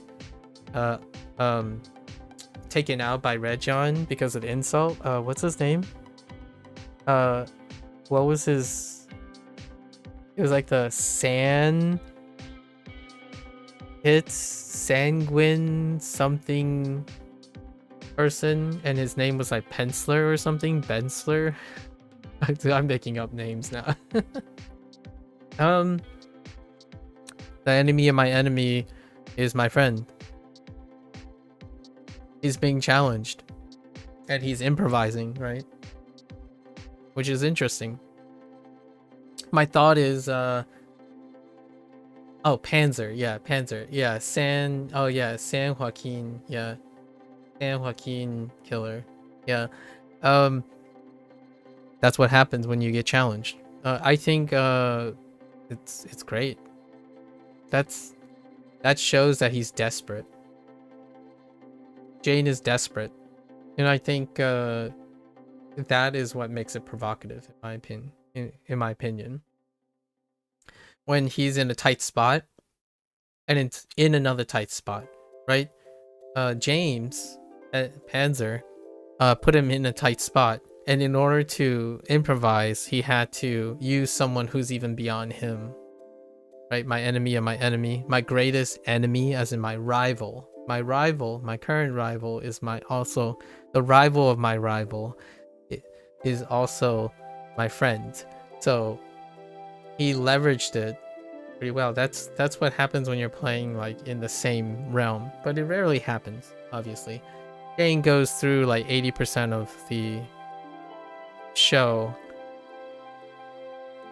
just basically treating everyone else and underestimating anyone.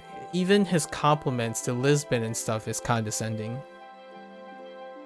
Like, now you might view it, obviously there's ambiguity. You might view it as Jane complimenting Lisbon, like some of the episodes when Jane's like, oh yeah, you got it. You see, like he was on the phone, he was fixing his car, like the wheel, and then Lisbon was at the site, right? It was actually the Panzer introduction, that character, right? And she's like, oh, I'll just wait till you get here. So no, you can figure it out yourself. And how he talked, like, oh, there you go, like you got it. That to me sounds more like someone who's condescending, who's like, oh, hey, good job, now you're getting it kind of situation. To me, someone who is not creating distance between their aptitude would add to it. Not compliment, not praise the person because they weren't there.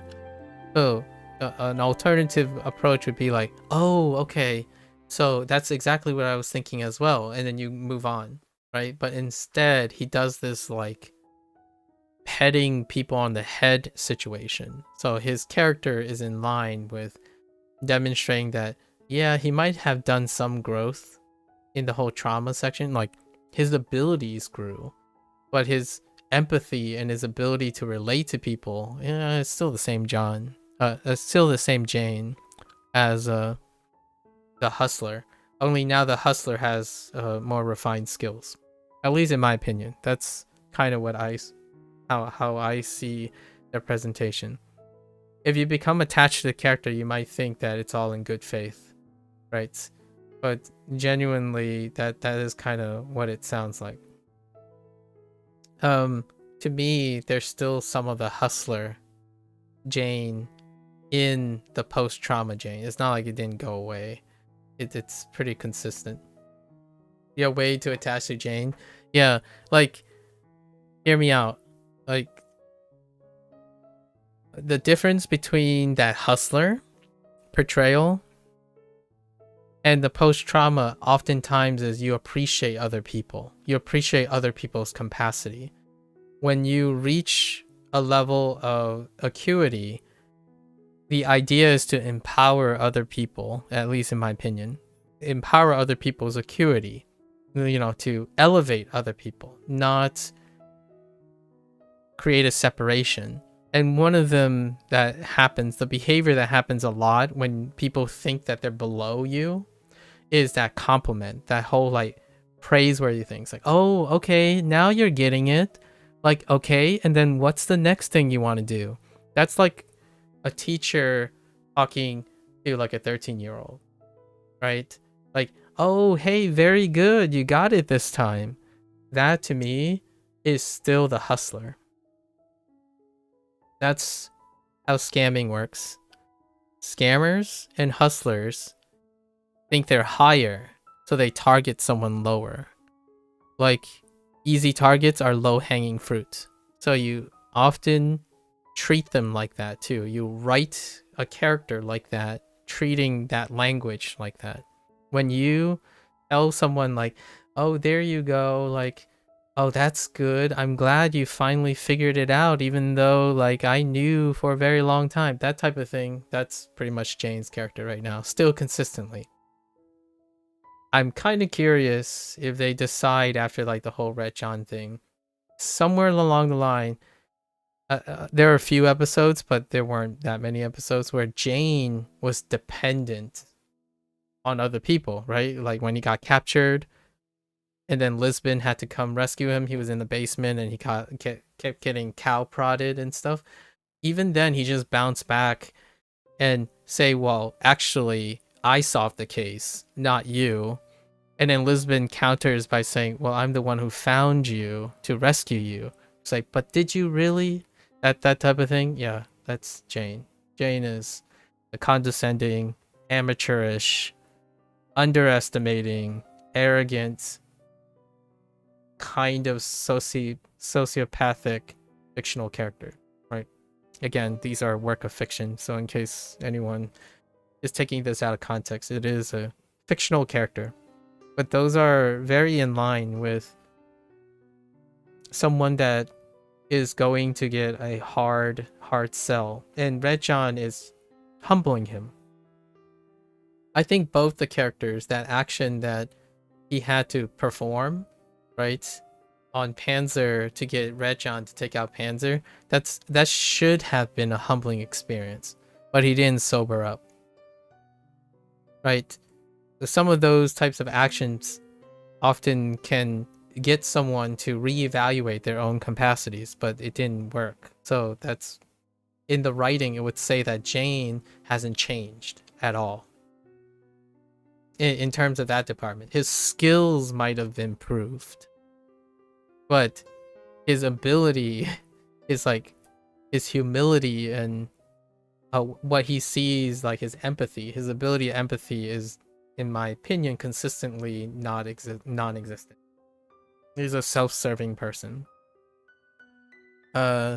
He's very much like Dexter right now, or written as though.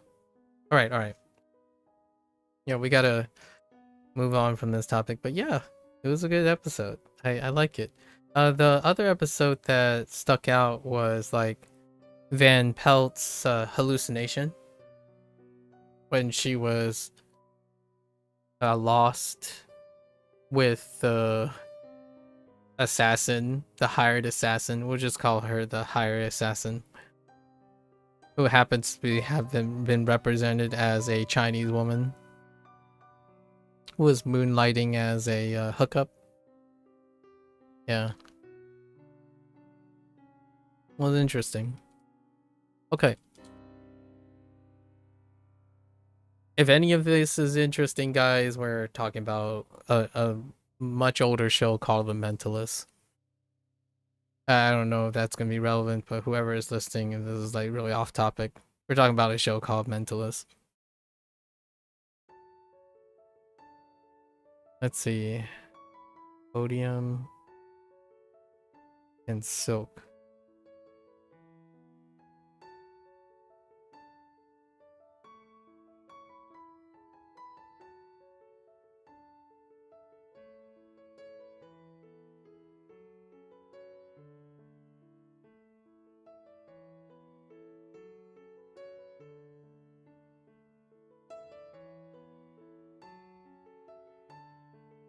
Luo.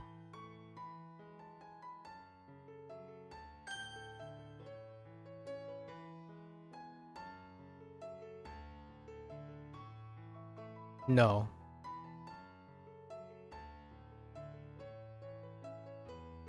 脱下 请脱下外套。 I don't want to say too much.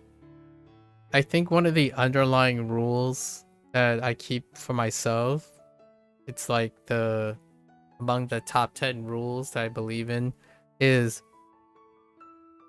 if I'm not professionally held responsible for something and I'm not personally invested in people, it is my way to balance out my inner compulsions by telling myself it's not my place to intervene. And then there's one really extreme circumstances. If I am able to prevent disaster, something in the most extreme cases, I will circumvent that rule and intervene. But other than that, I've discovered that my life is far more balanced when I don't get myself involved in things that are outside my personal and professional responsibilities. And that's largely what keeps me from saying yes to everything, mitigate the amount of gullibility despite my awareness. I do have a much more prevalent compulsion to get myself involved at the first sign of requests, and that hasn't worked really well. That was actually one of my major adversities, getting involved in too many things all too often, like way too involved. There was a time when I felt like I genuinely could fix everything, which is basically like Jane's character. He believes he has a solution to everything. He barely ever trusts anyone. Like that's kind of the main theme of it. Individuals who think that they know everything rarely ever trust anyone. And not trust in the sense of intellectually trust people. We're talking about emotionally trust people. Like, oh, you might be able to fix it, but it wouldn't be the way I would fix it. That's that type of thing. Nowadays, I find the beauty in how other people fix things. Like, it doesn't matter if I know the solution to something. I want the other person to understand how they form a solution to the thing. It could be something that I never imagined, and that will only help me grow stronger by being connected to someone who is developing their own solutions. And that's where I got most of my emotional intelligence over like the later half of my life, where I start understanding that it's not always one way or the highway. I'm not sure how often people actually use that idiom in the context that I'm saying, because oftentimes people, when they say it's not one way or the highway, they're saying I'm right, I have the solution, but other people may have solutions, but it's not really important to me because we all have solutions, not one way or the highway. For me, it's more like same but different. If we have different solutions, we can create even better solutions together. So it's kind of like one way, but in order to find that one way, those many ways, you have to be open to embracing other people's ways. Not I have a way, so I can say this really easily because in case other people don't have ways, I still have a way. That is Jane persona, where like, you know better, but I could say this because I'm comfortable. I'm not challenged by the idea that I might not know a way and I need someone else to help me. I think oftentimes that's what the internet has presented or normalized. You're only comfortable when you know the other person isn't better than you. You're uncomfortable and nervous and unhinged and socially awkward around someone who has something you don't have. Be it love, company, admiration, money, that type of thing. It creates that foresight, Rechon.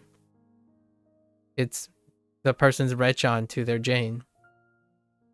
And for me, the moment I meet someone who has more to offer, right? Usually it's pretty much everyone.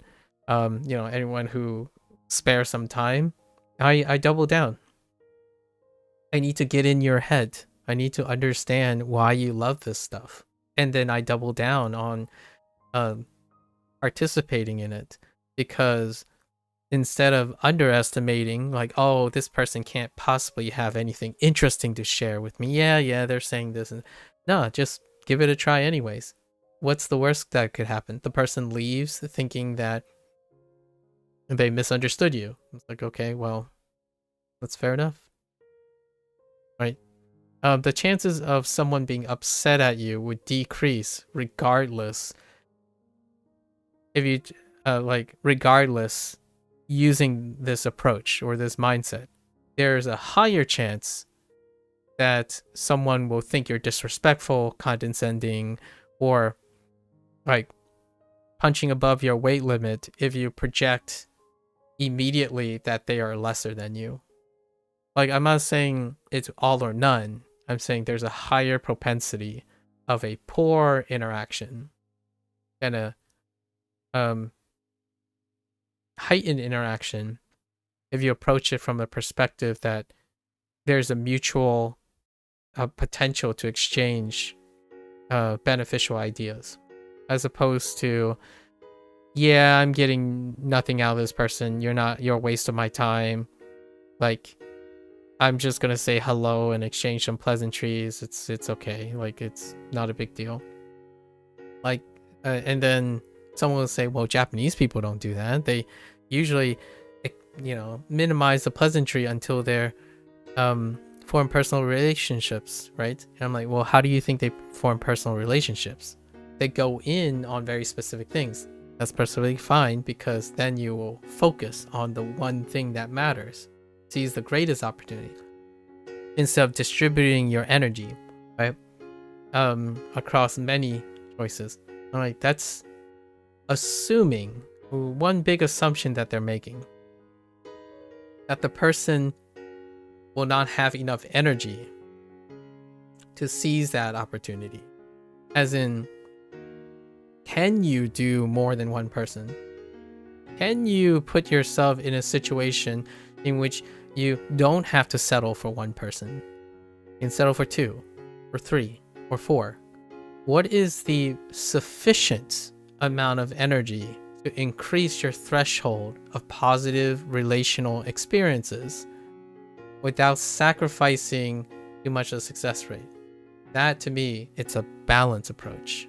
It's understanding that, yes, there are times for pleasantries and there are times for not pleasantries.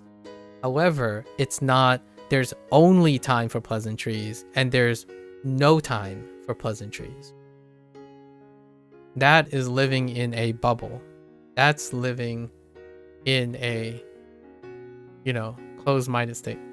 Oh yeah, that's right. Enjoy your barbecue. Yeah, see you tomorrow. Great. I look forward to our next discussion. Yeah, I always enjoy it. Thank you for the share and the ask. Enjoy your barbecue. I would like to hear about the barbecue. Like, what do you do at your in-laws, right? I think it was your in-law. Barbecue. Yeah, come back with some details, some juicy details. Like what you had at the barbecue. It's been so long. Yeah, have a good night. Great. And enjoy your evening as well. Enjoy your evening.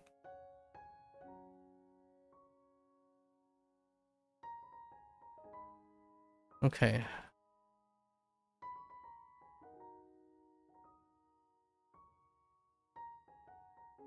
Xu,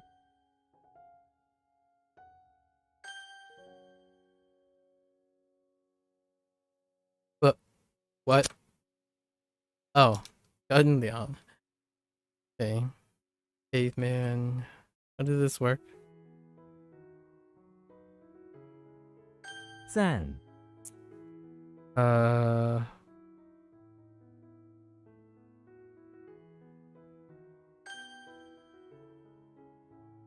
伞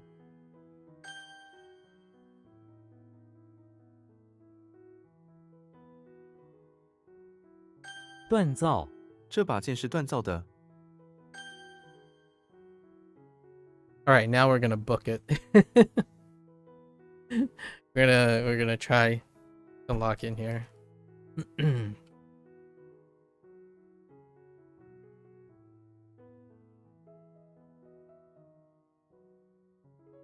梯，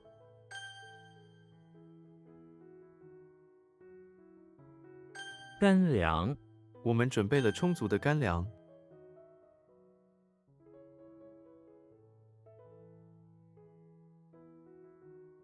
躺平，他喜欢躺平看书。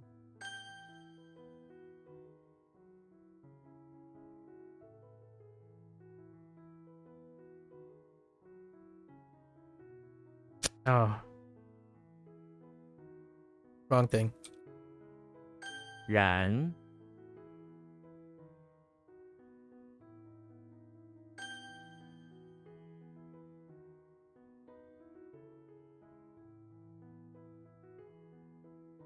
却是，它看起来没什么特别，却是很好吃。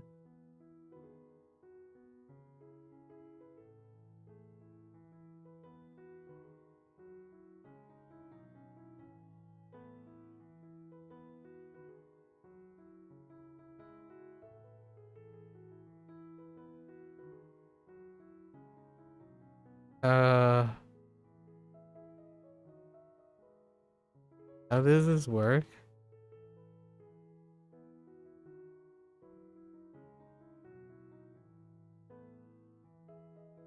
I keep thinking it's nevertheless, but oh, it is okay.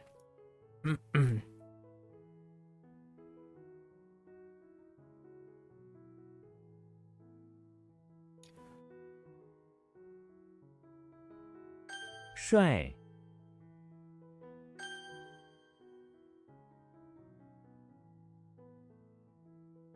窗户，窗户被打破了。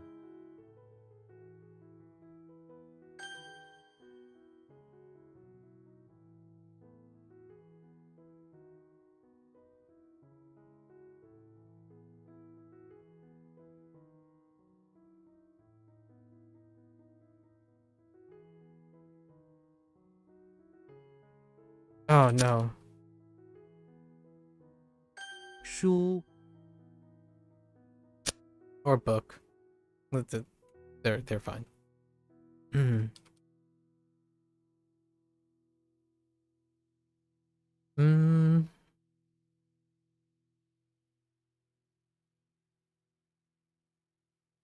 矿，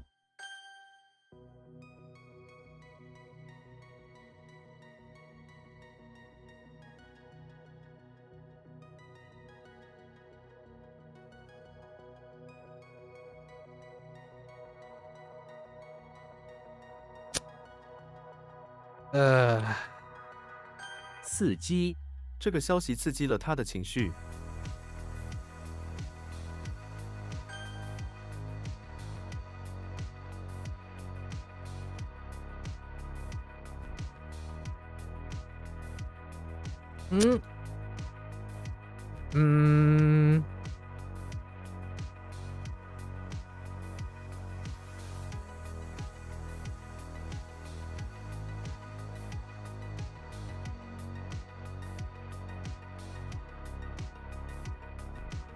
Oops. 或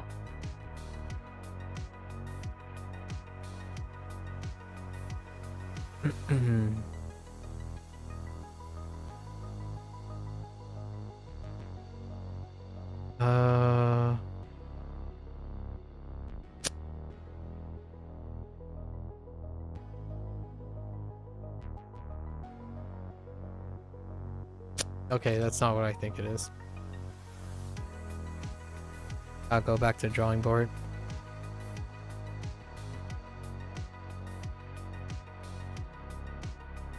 What? Oh.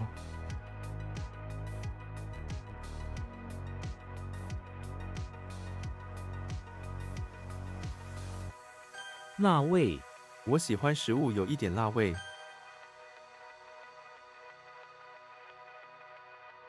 书，最，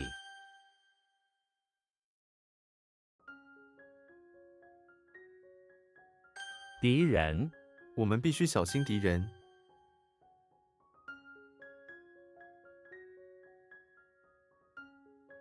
提供，这家公司提供免费咨询。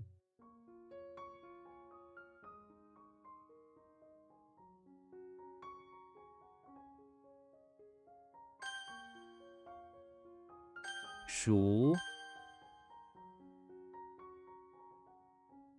买单，我已经买单了。 Technically, yes. Technically. 福，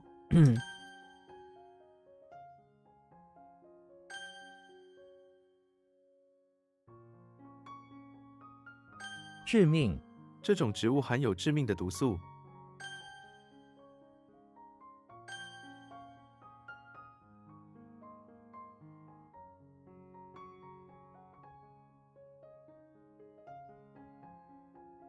What was the thing again? It's not what I think it is.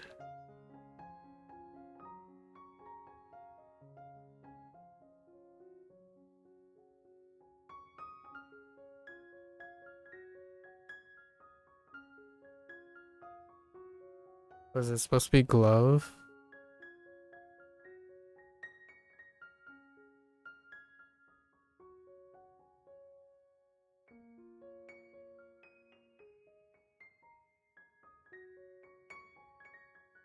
Why?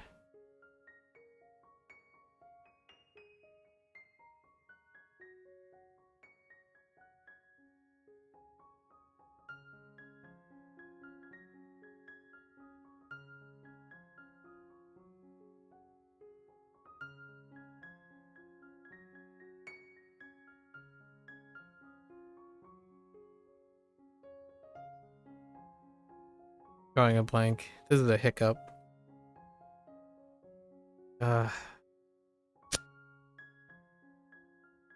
Oh.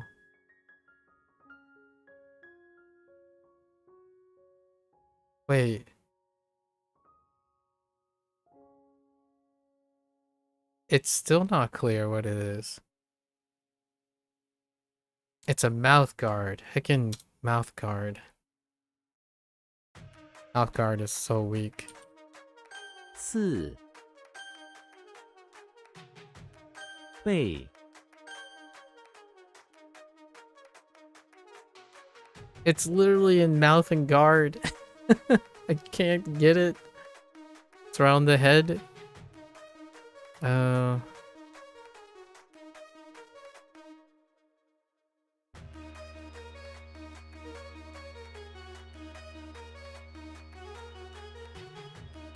have a hiccup on this too.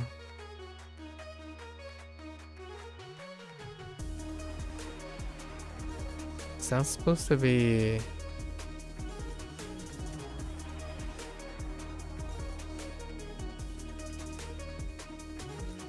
I don't know what I'm thinking of at the moment. 严重，他的病情很严重。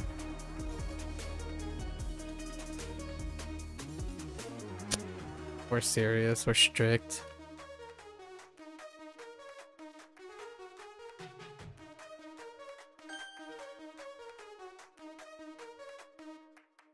公民，每个公民都必须遵守法律。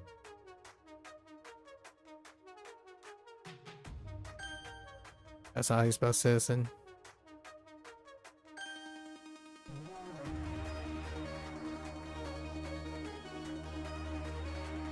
Uh-oh.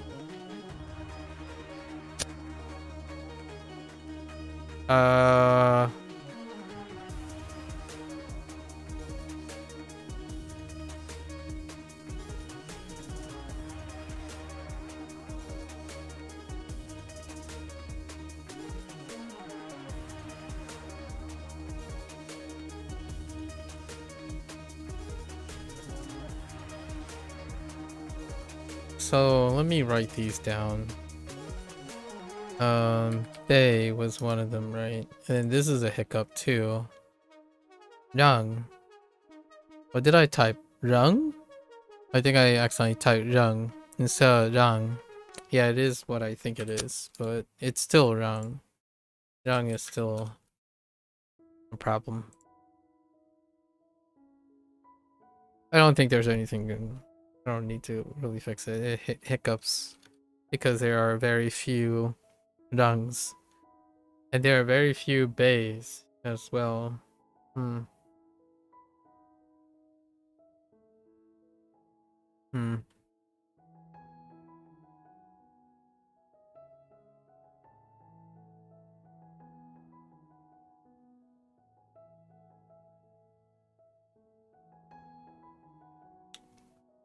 Why do I want to...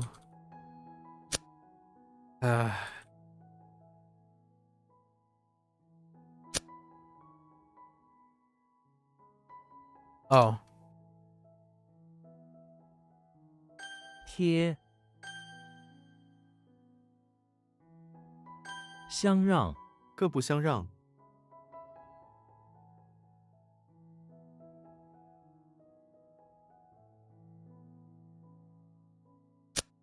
Pretty sure it's trust each other to make concessions, yeah.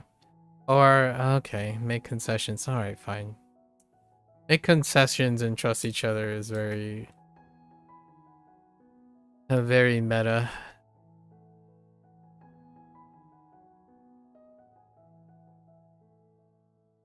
This is the second time. I think this is the second time I stopped on this.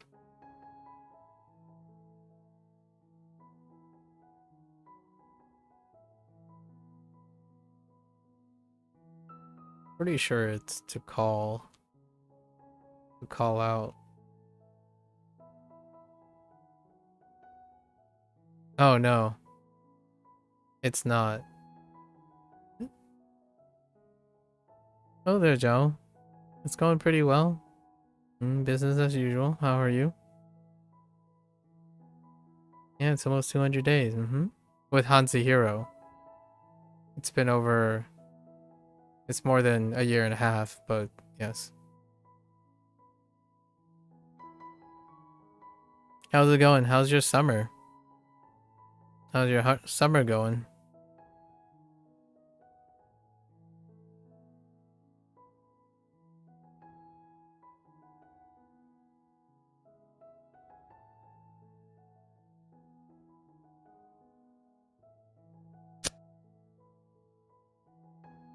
在，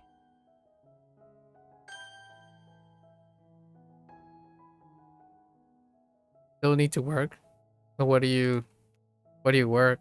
You got your driver's license last week? Congratulations. What did you do? Where did you drive to? What is your first drive after getting your driver's license? "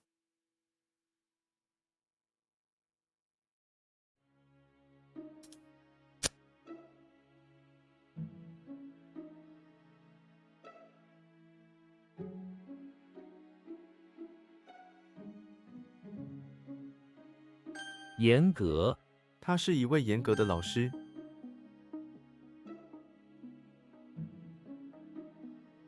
素，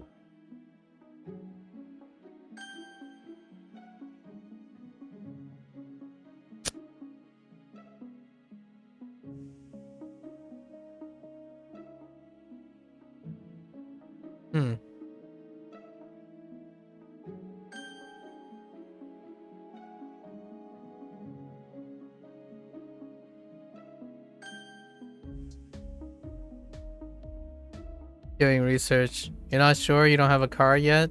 Oh, okay. So you haven't driven anywhere yet with your driver's license. I see.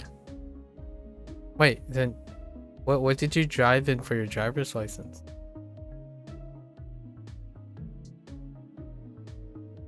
消，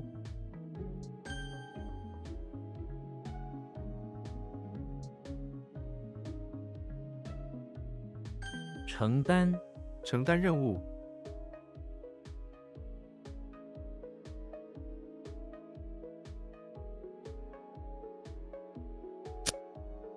Take on, to undertake, to shoulder.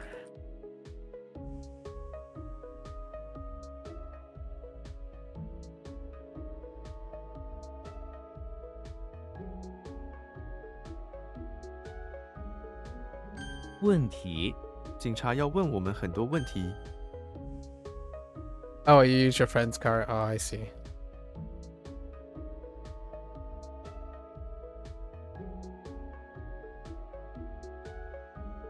Oh, you passed the license? You're waiting for the license. It may take 3 weeks. Oh, okay, okay.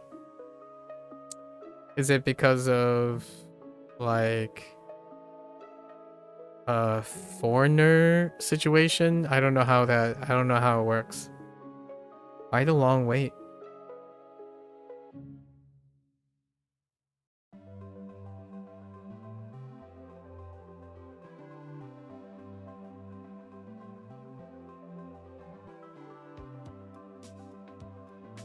"概括，请你概括一下这个概念。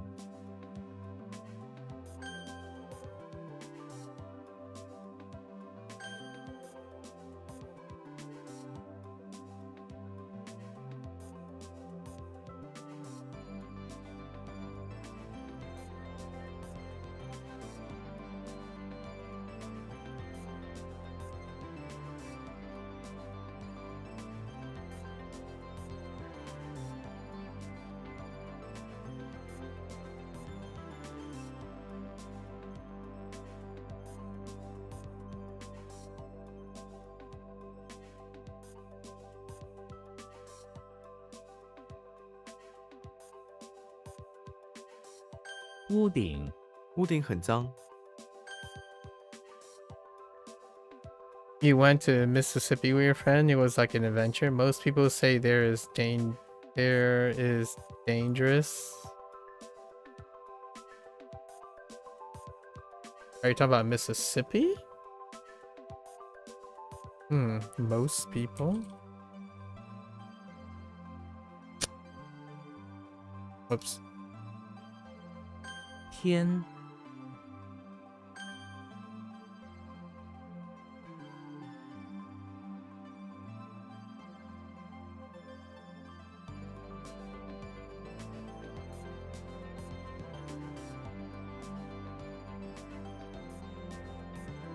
扫描，请扫描条码。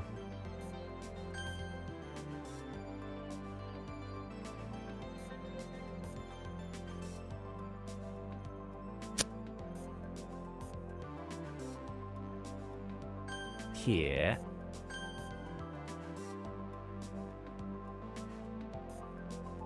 打扫，妈妈叫我们打扫厨房。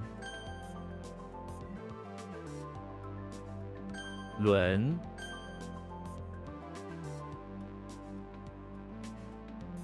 Oh. I don't know what they named that component. At the moment.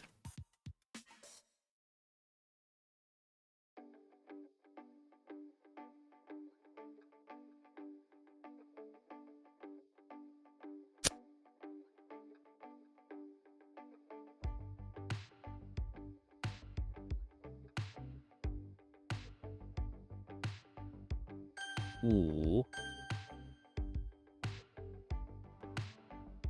汇合，不同文化在这里汇合。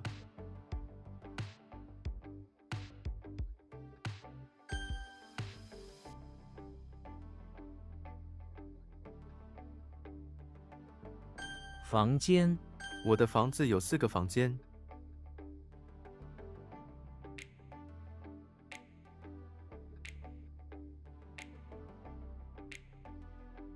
练习，我没做完那道练习。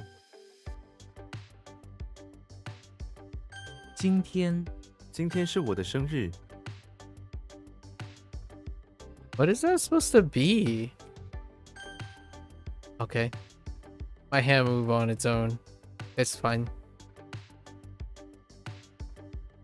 Whoops. I fat fingered 5. It's a 4.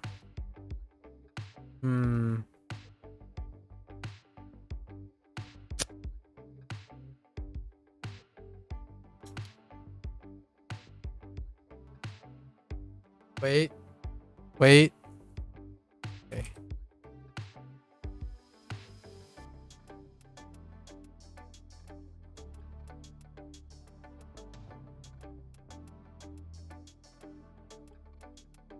3棵树，这座公园有3棵树。 Yeah, this is a hiccup. Pretty sure it's, oh yeah, it's a hallucination thing. Was what I was trying. So where did I go? Where did I head off? It was the it is what the meaning is what I was thinking, but the read was off because of who I thought was hallucinating. Was what gave it. I was thinking it was Luke, but it's Walter. There's another one with Law, or yeah, Law, or Lun.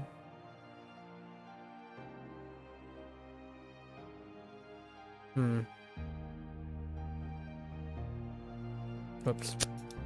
That's supposed to be 4.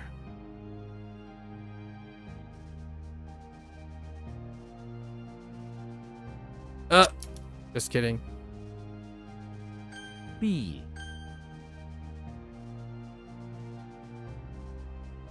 士兵，士兵都穿制服。韩，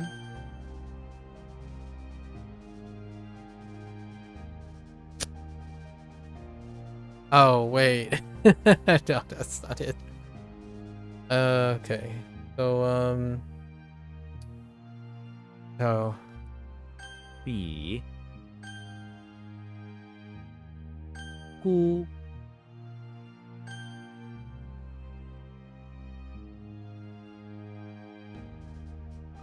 难受， 我的胃很难受。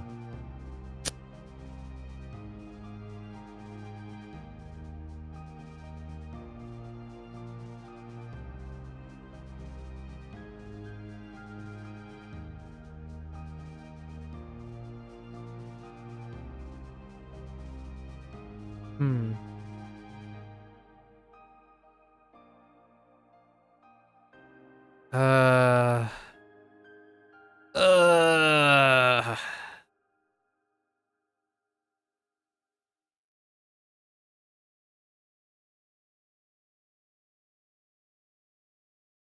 okay. 湿度， 这里的湿度很高。 Sure is kind of hard, kind of tough at the moment.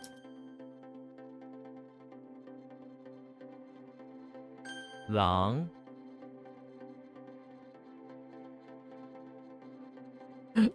What?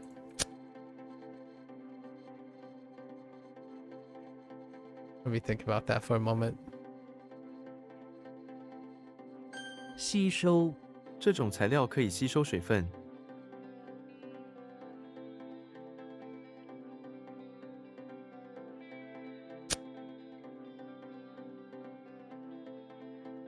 Just breathe, I guess. Breathe work. 意，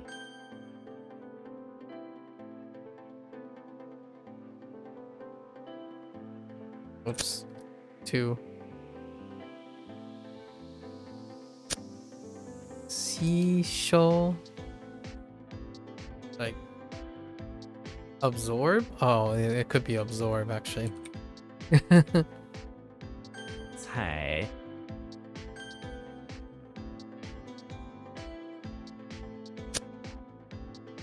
What?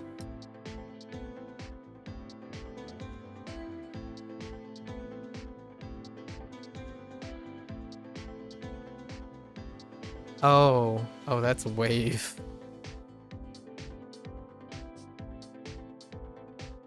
Oh, whoops. 别人， 别人的东西。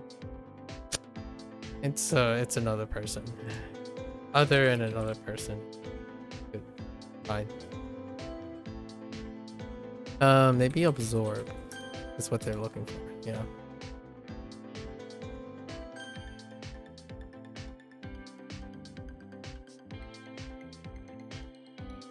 厚度， 这块木板的厚度是2公分。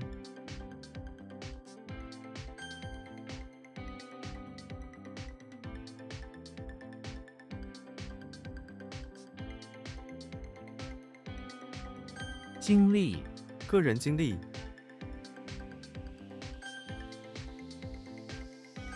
呼，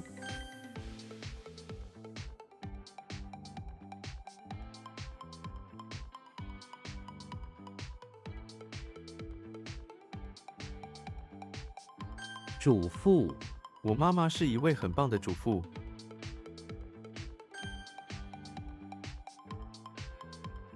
变，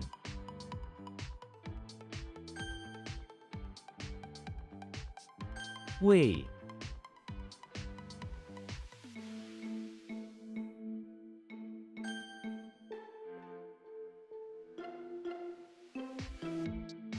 ，What?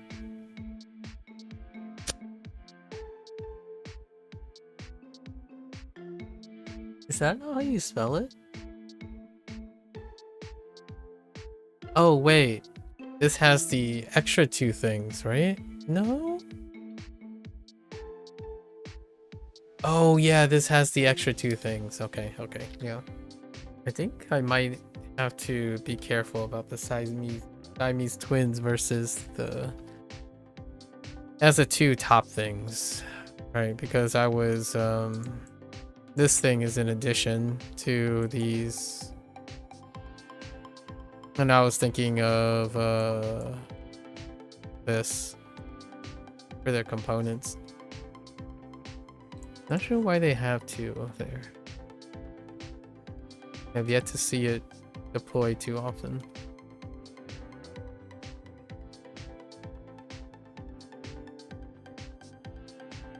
牙刷，我需要买一支牙刷。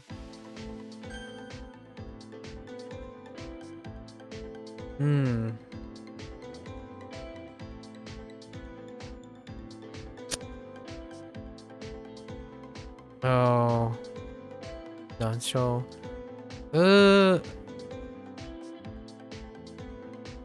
Okay. Sure.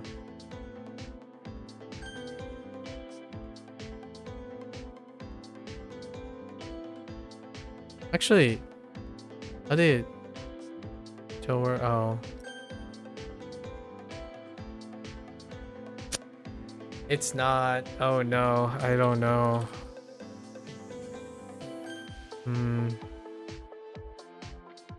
礼物，你不必要送这么贵的礼物。东，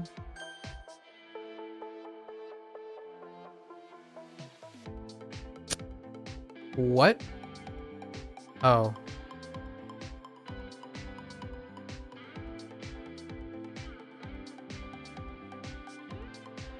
故事，这是一个有趣的故事。 I don't remember how goo works. Oh, deliberate. That's supposed to be 4. 刷牙，刷牙可以保护牙齿。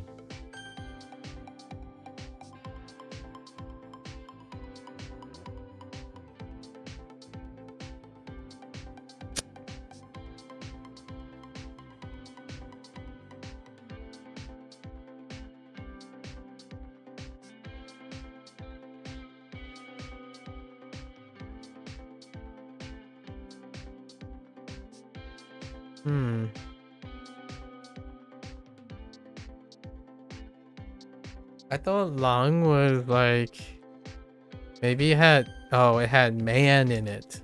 Is what they wanted. And 圆，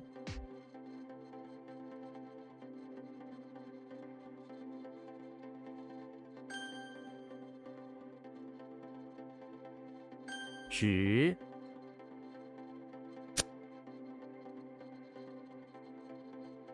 what?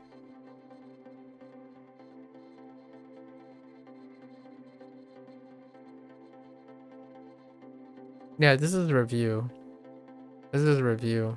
小伙子，小伙子对于未来充满希望。 These are review. There are only 20 lessons a day. We're at 1200.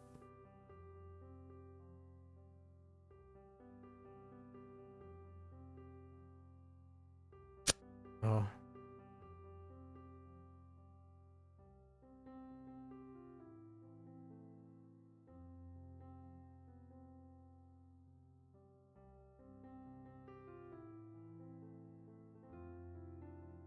I lost my train of thought. Which is YOLO.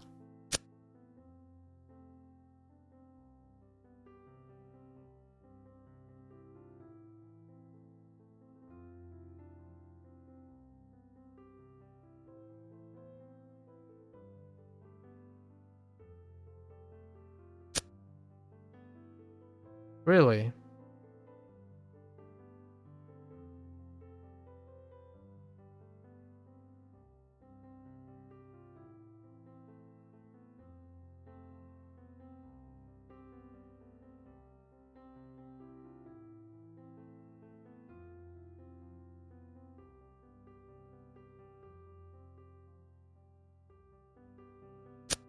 What? Like children, young. Okay. Alright, that's fine.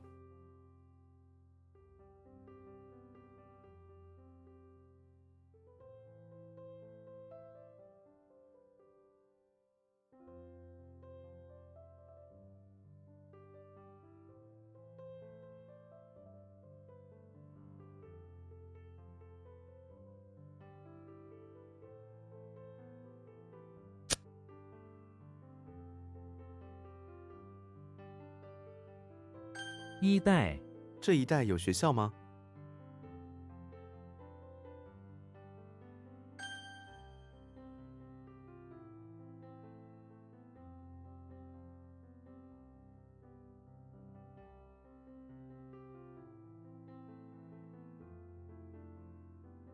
3,000 daily use? I'm aware of that. So. Yeah, I'm aware of that.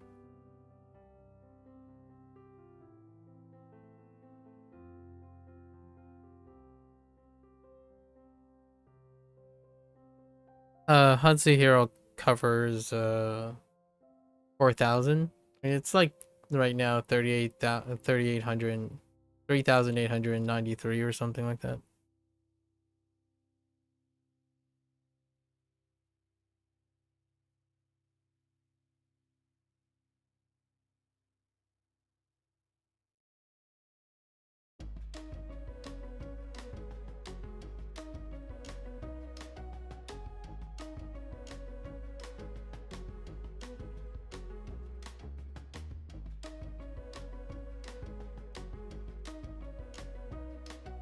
Yeah, I lost my train of thought. Let's see.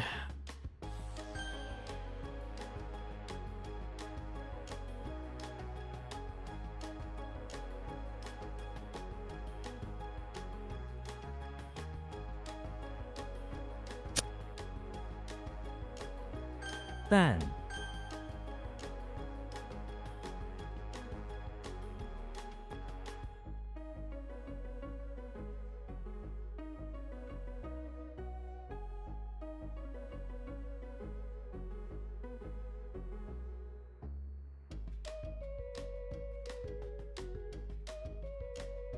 保证靠不住的保证。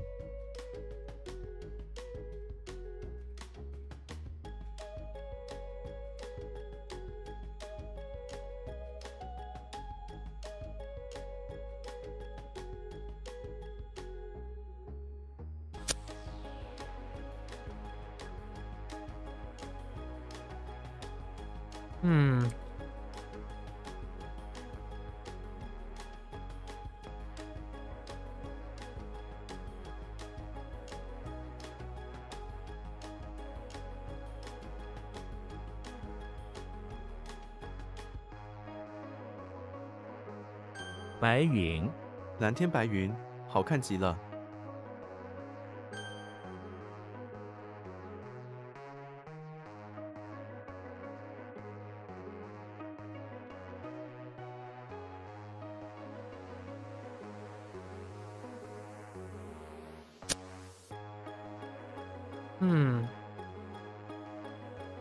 片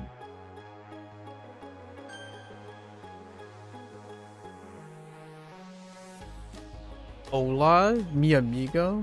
It covers. ¿Cómo estás?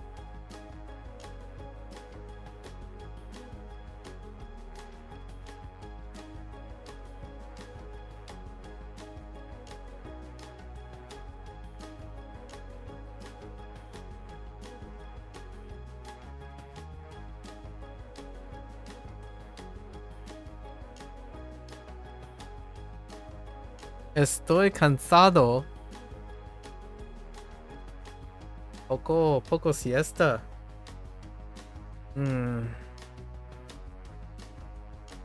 Yeah. Está temprano, ¿no?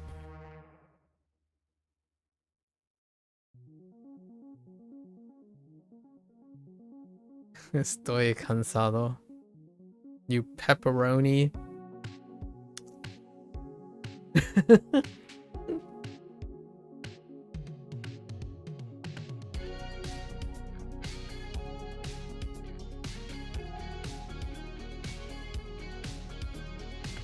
I don't know if you knew what I said. I said it's early, right?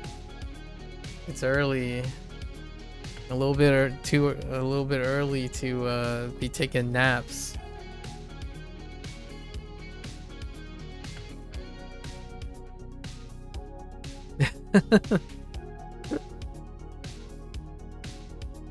You're cooked? You're cooked for today.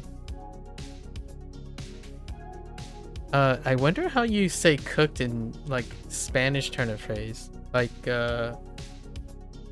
estás asado? Like to make fun of the word cooked. Like asado means like kind of burns. Or like, you know, roasted. So I'm like está asado.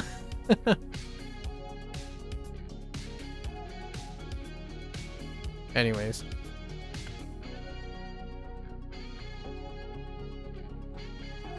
Cooked. Get uncooked.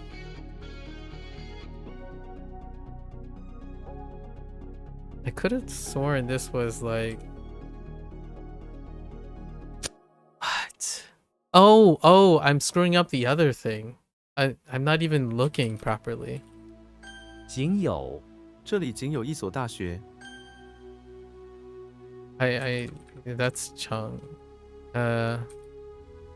Whoops. What?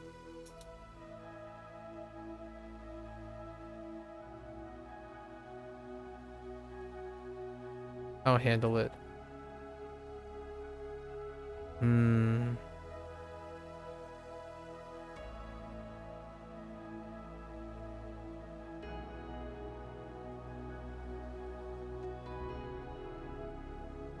What is that? Walk? Gotta do some squinting. You're gonna try gaming in 960p. Good luck, good luck. You don't need to do some squinting. You just gotta open your eyes bigger. No? Open them eyes. Them eyeballs. Tus ojos. You know? Abre tus ojos. Or is it... Does that actually work?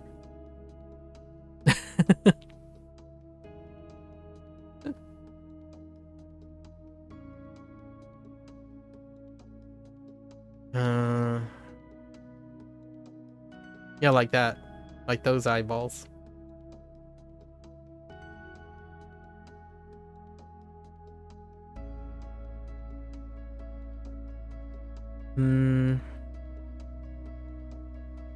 Walk.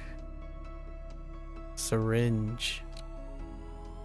Oh, I almost have it. I almost have it.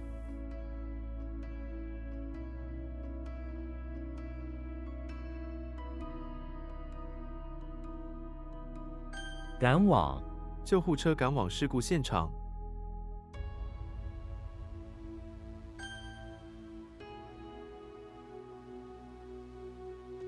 相距那两个地方相距5公里。相距。这是什么？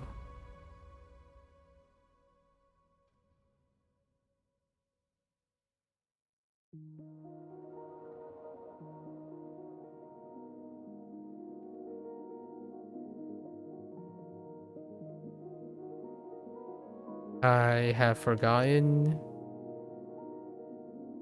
the G.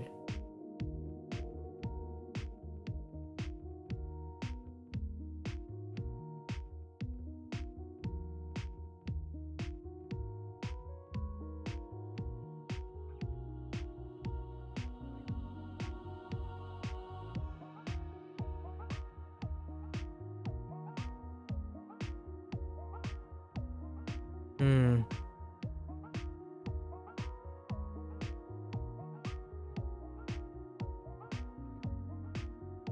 那两个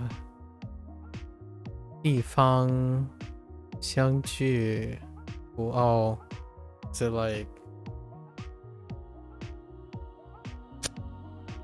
with or something like mutual? Hmm.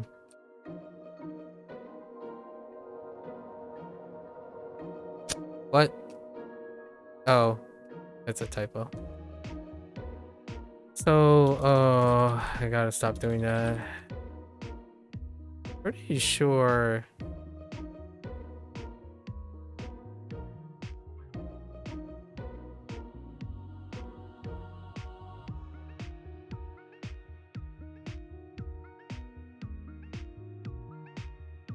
I could have sworn.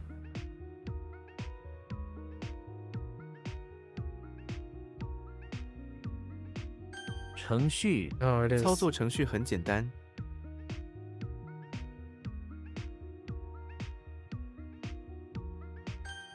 Oops. I meant to say order. Order.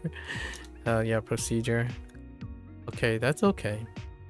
We got there eventually.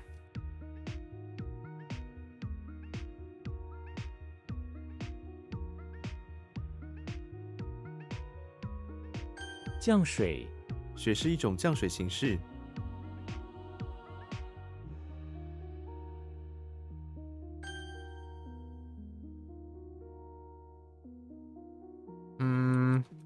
祖。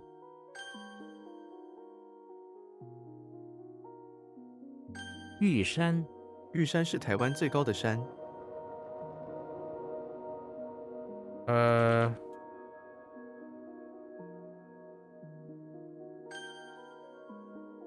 Sure.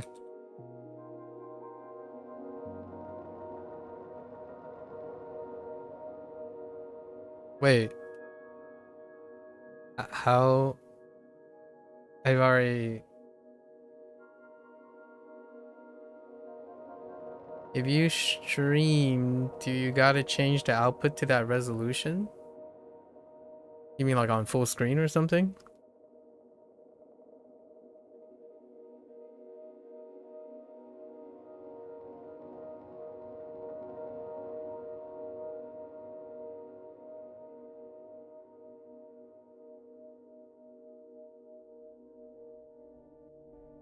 No, you don't have to. You can if you want to spend a little bit of bitrate. Oh, actually windowed? What do you mean? No, so when you stream, it's projecting a resolution of your window. So if you are running at 1080 and you have window 960p, then that 960p will be stretched to a 1080. And what I mean by stretch, I mean it will be projected from your stream at 1080. So you could put 960. And then if you're only showing the full screen, then it will just be projecting 960 1-to-1. Right? But it wouldn't make a difference because the ratio is the same. Your ratio is the same. If the ratio is the same, it doesn't matter if you're capturing the window. The entire window's dimensions will be the same. 960p, you're talking about 960p as in the same ratio, 16:9 as 1080.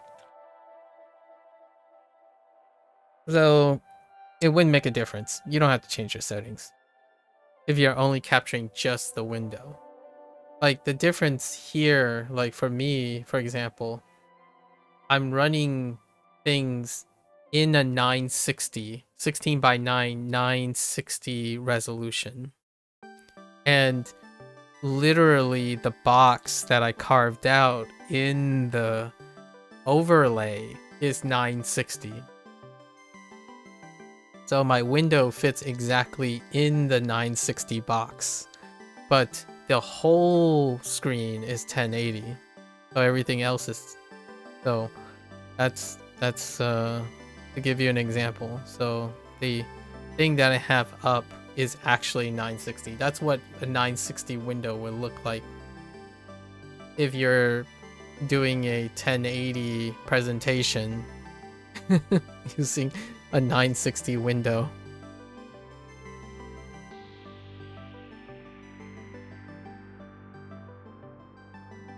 You're supposed to have the answers for that. Where's your education gone, coffers?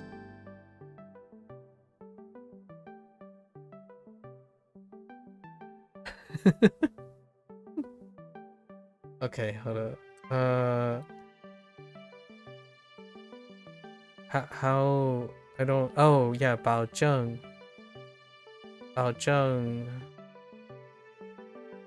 Evidence, insurance, like proof. It's kind of like guarantee, insurance, proof. Yeah. Okay. It's also proof, technically, and a certification as well. To certify is a guarantee as well. 一定，我明天一定会来的。 Or must, or certain, inevitable. Yeah. So you could choose to downscale to 1080 or keep it native 1440 and be fine.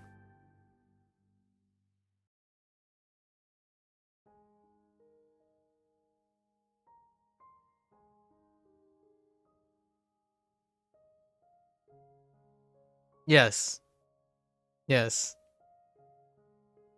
Like if you play at 1440, right?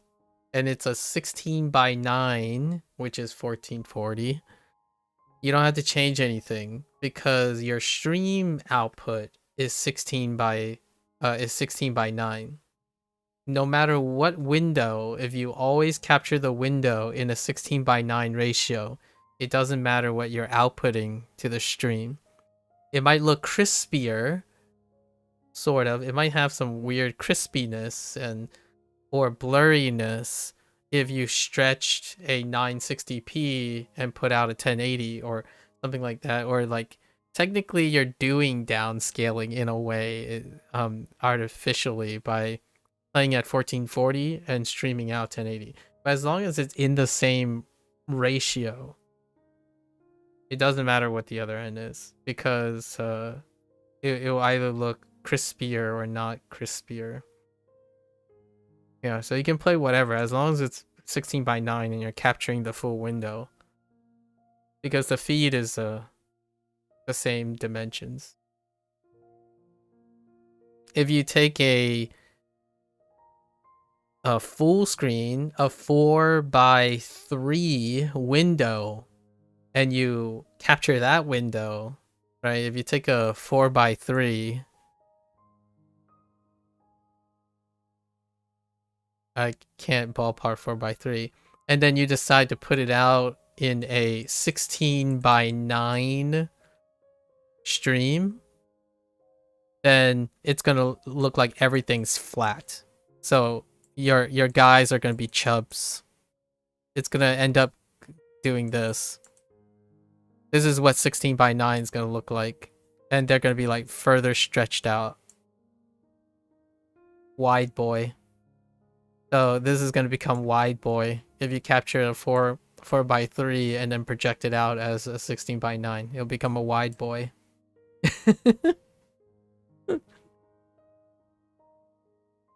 If you do it the other way around, it becomes a skinny boy. Skinny but tall, like this. If you go the other way around, where you take a 16:9 and then try to project out a 4:3, but I don't think there are any services that put out 4:3. Like in terms of live streams, I don't think there's a 4:3, but there is the taller one, which I don't know what that ratio is. What is the... Is it just backwards? I don't know if this is just 9 by 16. But what is the phone resolution? Yeah, it's just 9 by 16. So they just flipped it. So you could... There is also 9 by 16.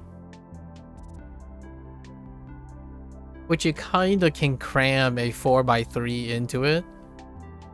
Sort of. Oh wait, it does work. Because 4 by 3 will just be a like something like this right here. So 4 by 3 works for a 9 by 16 projection. So if you're like doing the vertical streaming, you can still put out a 4 by 3 onto a 9 by 16, because or if you flip this, it'll be a 3 by... It'll be slightly like... Or... Oh, no, it's not, because it's taller. And then it'll be exactly...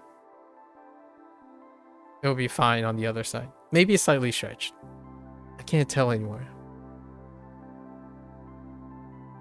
No, yeah, you're fine. It'll be weird. Slightly weird. But not as bad. Weird. Why are you asking? Are you talking about Claire Obscure? This can only be about Claire Obscure, right? What is this? Guarantee.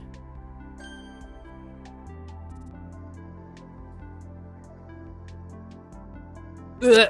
I misread that. Maybe? Listen, you've told me so much information. There's no way you can get away with it. 他连续几天都在准备考试。 Oh, you were gonna try with other games? Oh, I see. You're trying to conserve. Yeah, for the record, like, I'm sure whoever has streamed enough and already knows that the box cutout that I have is 960. Like, this particular box, no matter what, is 960. Even my browser windows are normalized to 960 dimension. So because of that, it's the reason I compensate for like PC stuff. I get this ask a lot of times. People are like, "Oh, hey, like your feed looks nice, and you must have a nice PC or something." I say, "No, I don't. I just play at 960. Most of my things are rendered at 960. When you downscale something, it allows a lot more, like, it's a lot more consistent. And this box is exactly 960, so that it's 960 on a 1080 projection. So there's no like warping or anything. It's literally a 960 box where it's capturing a 960 feed. So it's 1-to-1. This box, the box that I have, is 1-to-1. This is a 1080 feed, but the box itself is capturing the exact window. In the future, I'll probably keep the same thing, only it's gonna be a 1080 feed resized into the 960 box up here. And I'll still be putting out a 1080 feed. So when I move up, right, this year when I upgrade, I'm still gonna play games at 1080, but now it's gonna fit into this 960 because the ratio is the same. They're still 16:9, so I don't have to change anything other than the setting in OBS. The box will always be will be the right ratio, so you just resize the box, the projected box, and everything will still be in scale. So everything is constantly staying at 16:9. The box here is not 16:9. So this is actually cropped. The camera feed is actually cropped. It's some random size. I don't know. It's whatever size that fits whatever I wanted to capture. But this actual feed here is also 16 by 9. Just the sides are cropped off. And it's the lowest 1:1 resolution of this box. So the camera itself, like this, is a 360p feed. And this is what 360 looks like vertically. So if you're doing the vertical one, that's what 360p is. 360p, and then off the screen, there's a bit of cutout on left and right of the cutout. But it's 1:1 at 360p. If you take this height and put it into this box at 960, it's that ratio between 960 to 360. Or is it 320? Sorry, 320. 320 is the word. It's 1/3. It's 1/3 the resolution, because the camera is putting out 1/3 the resolution. So everything's kept to 1:1. I don't know how well it's gonna look if you take a 1080 window and put it to 960. I'm gonna cross that road when we get to it. Let's see.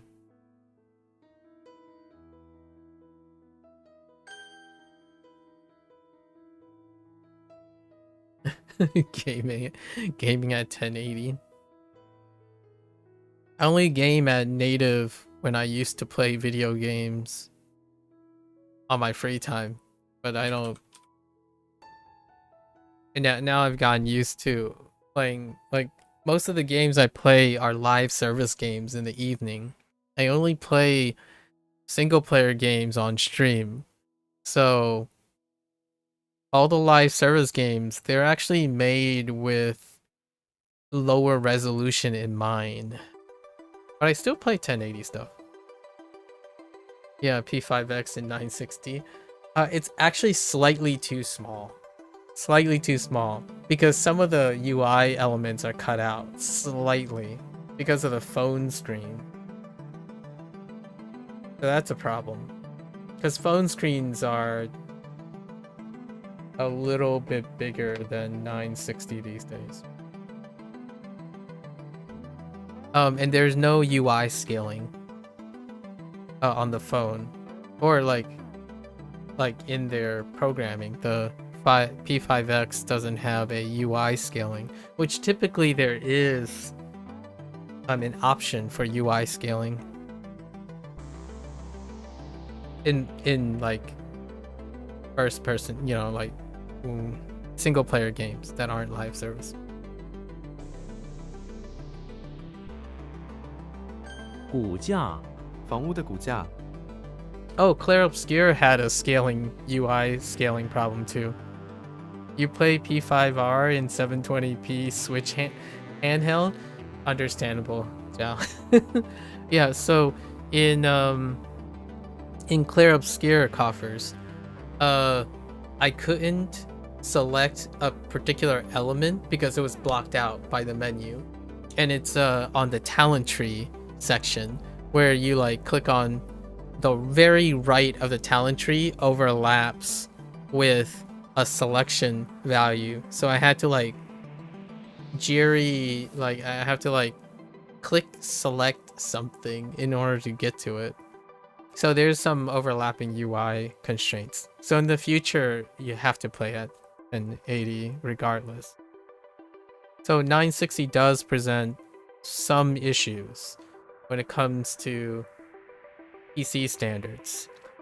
However, there are wonderful developers out there that occasionally make all their UI elements modular, so then you can pick your UI scaling. Oftentimes though, when a game is made for mobile, a handheld console, and PC, they typically offer a UI scaling, like three settings like small, medium, and large to serve as that problem. But not all studios, you know, have that type of resources and maybe like oversight, and because they're not like marketed to a wider audience, but eventually they would. And Clear Obscure is one of them because they didn't release on it. Well, actually, I think it released on everything now that I think about it, or most things. I can only imagine playing P5R on a 720p Switch handheld. That's kind of one of those things where stylization of UI makes things very unpredictable. I think stylized UIs are really wonderful to look at. However, it's kind of a big brain move to make sure all of that stuff can scale to different things. And I only play at 960p because I want to hit 120 frames per second. I like seeing things in 120 FPS far more than seeing things like Monka wide or like seeing fidelity. I'm more of an FPS person, so imagine getting 180. You think on Switch is 30 FPS unless you get a 60 FPS mod for it? Oh, interesting. Yeah, on Switch 1. I'm not even sure Switch 2 would play P5R at 60.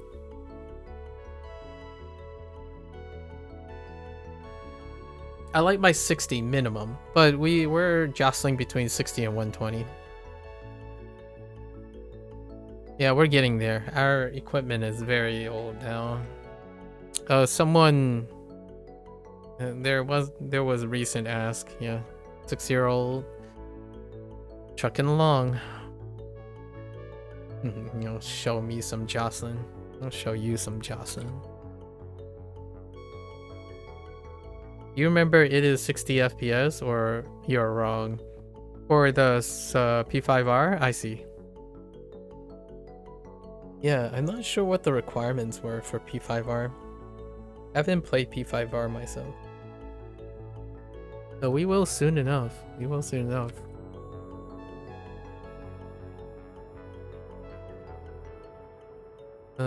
What is...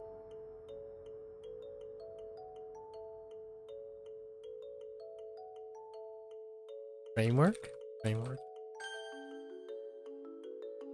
Well, on Switch 2, it's still 720. I think Switch 2 is definitely 60 FPS, for sure. In terms of Switch 2 stuff.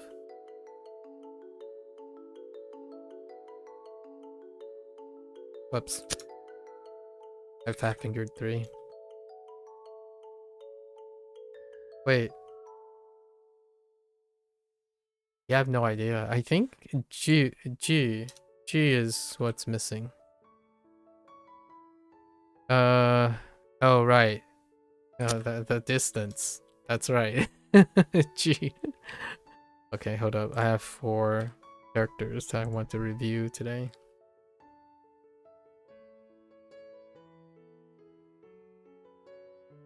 浅色，他喜欢穿浅色的衣服。 Got it. It is 30 FPS on Switch 1. How I experienced that. Do you often play things in 30 FPS? Style? Sometimes it's more of like what you normally play with that you would notice the thing. But Persona is one that wouldn't get someone to suddenly realize it's 30 FPS. Like, I don't think it would have a lot of things that would make you miss 60 or not. Oh, there, Lucky Day. Hello. 酸甜，这杯果汁有一种特殊的酸甜味道。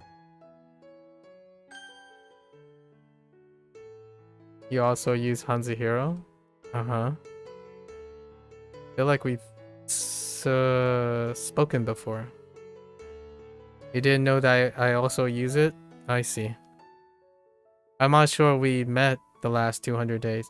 You know it's even it's even less than 30 FPS when you're playing Zelda: The Tears of the Kingdom. Oh, I can only imagine. Apparently, Switch 2 did really well on remediating that. They did a re-release and a scale-up for Tears of the Kingdom and Breath of the Wild on Switch 2. It was a hot topic this year with the launch.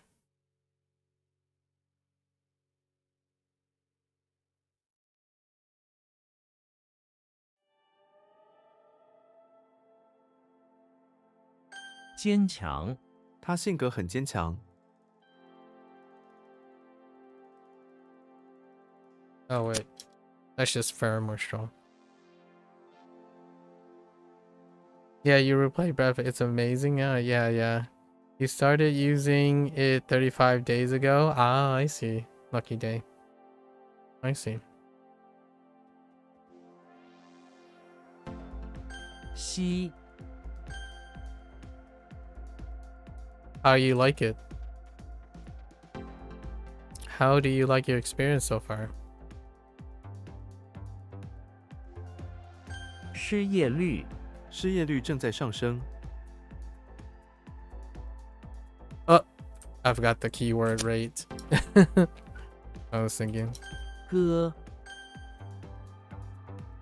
You had 200 items today. Very nice, very nice. What did you learn today? The really good. Wait. Are you talking about the website, or do they have an app? As far as I know, they don't have an app. So you're talking about this, right? Or did you somehow get it to work as an app?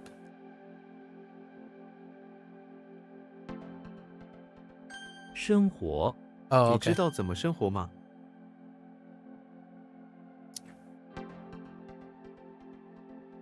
Did I ask you? I'm not sure. Did I ask you what is it that makes you want to learn? Oh no, that's okay. I was just curious because I don't know if Kevin planned to release an app. So it could have been that there was an app 画， or someone like scripted an app like WaniKani. WaniKani has a lot of community members that made that happen. Or even though there's like a web version of it for WaniKani. And did I ever ask you why is it that you're learning Chinese? You learned today by 不过 However, 不过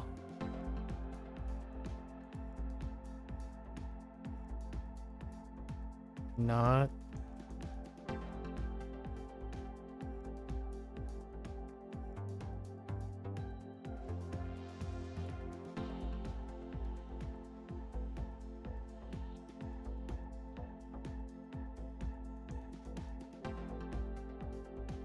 Yeah.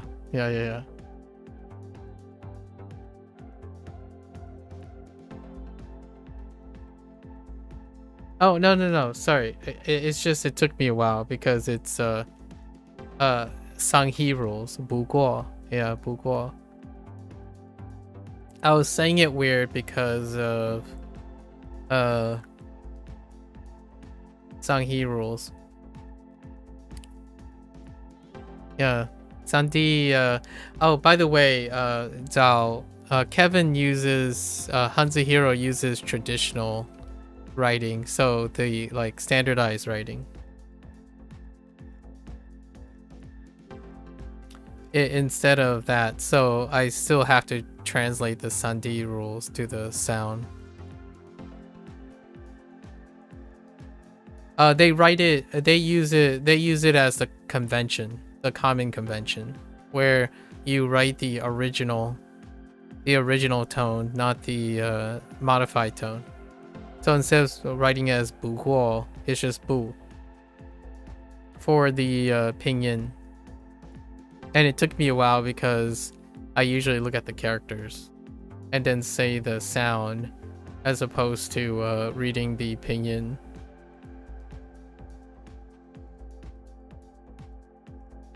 You have friends from Shenzhen and Guangzhou, yeah. Okay.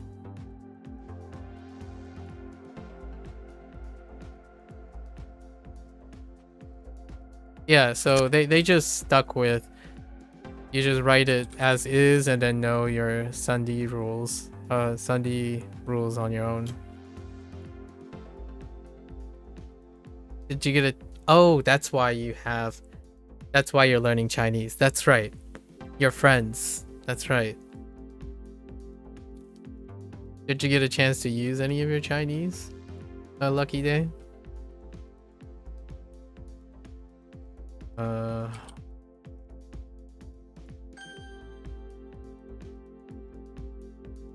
Wow. What did I want for this? Draw? Oh, okay. Drawing.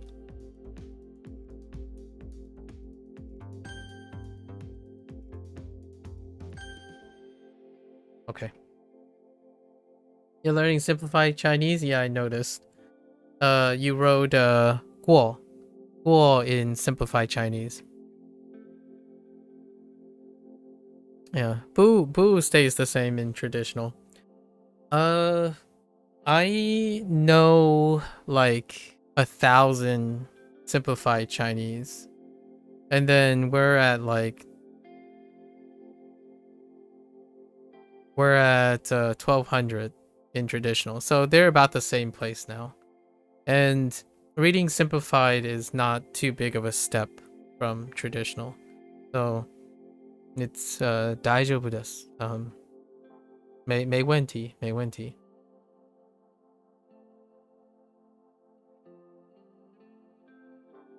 Sorry, I don't know why I said 大丈夫。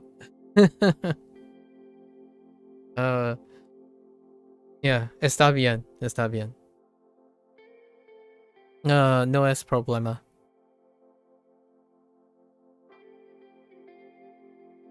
Okay. We have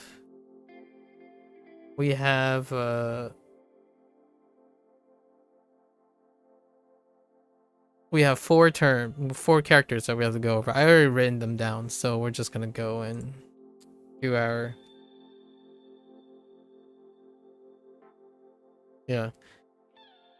modai, right? Modai. Modai is somewhat like 没问题. I think 没问题 and modai is the closest thing I can think of, the approximation. It means no problem, so no problema is the closest to modai, which is 没问题. Or it's not a problem is all the equivalents. Or maybe more like no worries. No worries. 莫大爷没问题.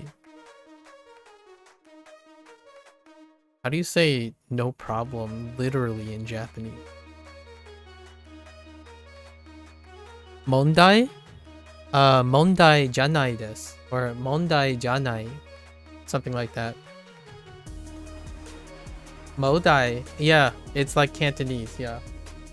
Fujonese, every time I say Fujonese, a lot of the like common phrases are Cantonese, like closer to Cantonese. Yeah. A mantai, right? Mantai, mo mantai, right? Or mo mandai, close to that. So, and then mondai in Japanese, right? So maybe like mondai wa janai or something like that would be like a literal thing, or mondai o janai.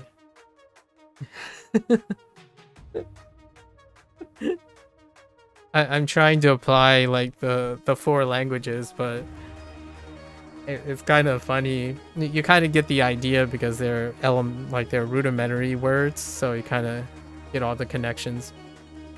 Mo dai, mantai, mondai are all the like variances. 138 reviews a day, that's a lot. Yeah, we're doing 20 lessons a day. We've been doing 20 lessons since we needed to speed up. So we've been doing 20 lessons since like March something, I think. It was whenever 100 days hit. Or 50 days, something like that. And then that's the pace that we continue to work at. So it's been like 197, right? Today is the end of 197 days. You're doing 5.5 items on average? That's amazing. Like, I'm sure you're doing other things, right? It takes me about an hour and a half. I decide to do 20 lessons a day because it usually takes me about an hour and a half. You might be thinking, then why am I been streaming for... Hang on. Why have I been streaming for like 3 hours and 47 minutes? It's largely because I talk to other people. So I yap for like 2 to 3 hours. Make time for that. So I figure 1.5 hours. 1.5 hours is pretty good. You missed only one reviewing day so far? Solid. I'm glad you're keeping consistent. I prefer, like, if I were... This is unsolicited, like, sharing here. If you're able to lower the volume to a point where you like to do it every day, that's often far more likely to be like a normal lifestyle thing eventually than trying to do a lot and then only like every so often. I think a lot of times people overestimate their commitment to regularly practicing and studying. So if you're able to do that 5.5 items on average and you only miss one day, that's amazing. Like, that's absolutely going to work out. I don't do anything during the daytime. So like, I don't work or study anything else technically. So I get to do that. I get to spend an hour and a half. You do my math summer homework, but also not do. You do? Okay. That's understandable. That's understandable. I could be studying other things, but yeah, this is my wheelhouse right now. We've dedicated to the year to HanziHero and WaniKani. So we do HanziHero and WaniKani back to back every single day. That's the year plan. And then anything extra is whatever time we have. We were doing some Spanish review and whatnot. But trying to figure out how we juggle all of that stuff. And then fit in a few video games here and there when the opportunity presents itself. This was not Doubt, this was Zombie, right?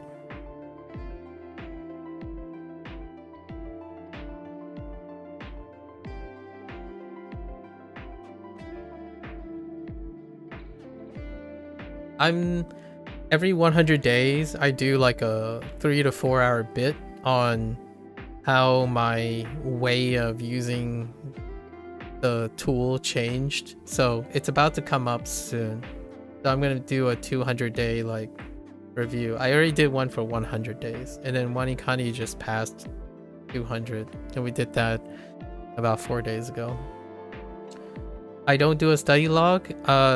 No. Well, I technically do, but it's summarized every 100 days. It's not done like... So the study log thing that people like to do, it's every 100 days. There's a summary for that. But I don't post it anywhere. It's gonna be either on my channel or you catch me and ask me to explain it. But other than that, it's not posted anywhere. You saw some people in the community doing it? Yeah, it's a fairly common practice. So whenever you like maybe decide you grow out of HanziHero or something and you want to do something else like Anki, WaniKani. Well, WaniKani is Japanese, but like Anki, like even if you find like Do Chinese forum or other apps, they tend to, it's a very common practice. And it's a encouraged practice, keeping a study log. Keeping study logs, summarizing, evaluating the things you're doing as you're going. I highly encourage that myself. I do it personally though. I don't share it. You think Anki afterwards? Yeah. So I do it personally for personal use. So I don't like share it publicly anywhere else. The closest thing to a study log is every 100 days, I try to summarize what happened in the last 100 days. What I've been doing the last 100 days, like the process, and then what I'm going to do in the next 100 days or more. And that's my closest thing to study log. So I'm prepping all of this stuff in 3 days. Or 3 days. The incoming 3 days. It'll be this Friday. Like, what do I do when I get an answer wrong? How do I negotiate and that type of thing? And what do I do when I, you know, keep getting something wrong or keep getting something mixed up, etc. Okay. What do I do when I first learn something? That type of thing. Alright, so let's get into our thought process here.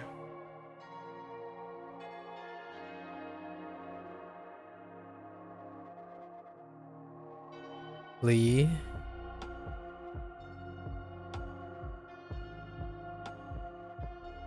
Xian. Or Xian. Xian.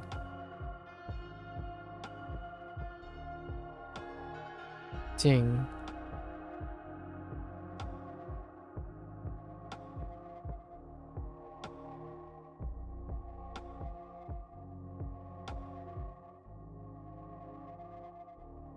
Yi.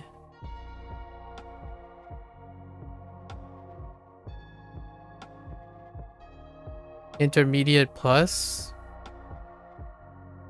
Yeah, this is about where Duolingo ends actually. It's a little over Duolingo, but some of the vocabulary is still a little familiar, but yeah. Oh, and for the record, I'm trying to learn how to read, so it's a little different.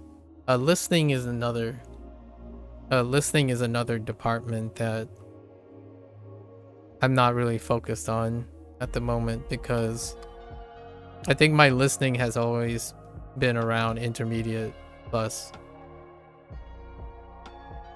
So we get to focus on reading and writing most of the time. And then now the rest, we're gotten to a point where like the rest is like enrichment. So that's kind of neat. I started using HanziHero because I was illiterate. I couldn't read any characters.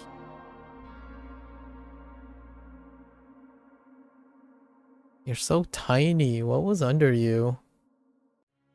I don't remember what was under you.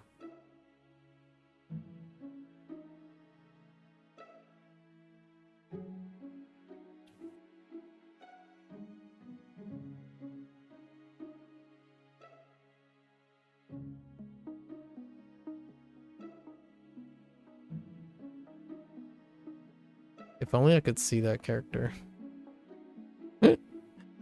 Okay, let's see. We have Dollhouse. Or was that the walking doll? Do I have Hello Talk? I don't. We just have to see it though. It's a clay pot. It's clay pot and the scepter. Wow.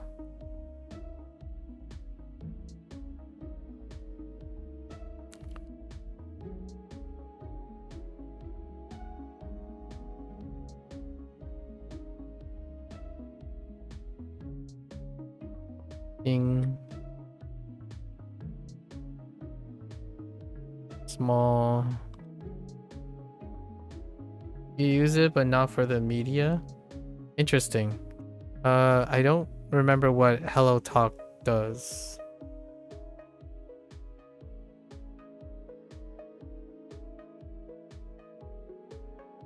Small tool and silk.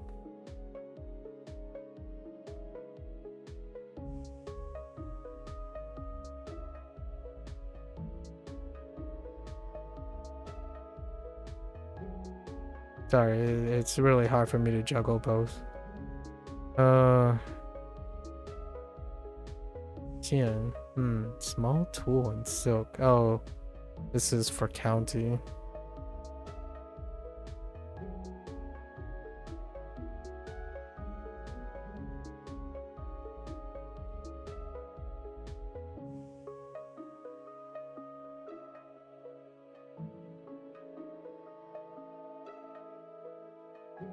冲突. Yeah, that's fine.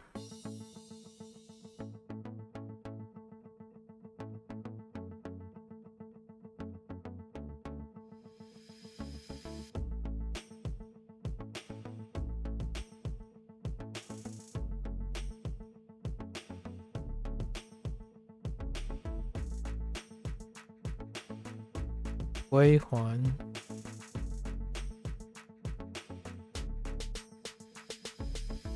Gun. Yuan.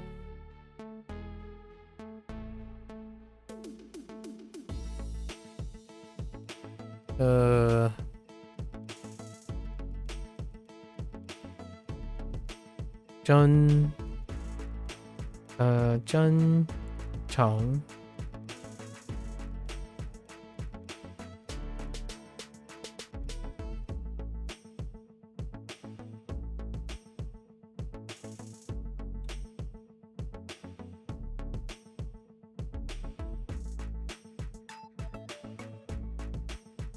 Wait. Oh, right.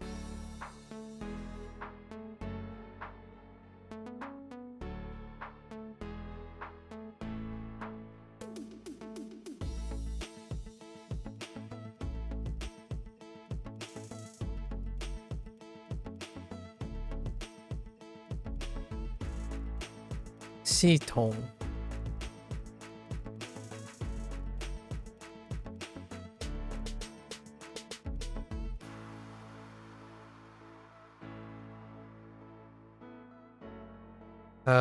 Unite Department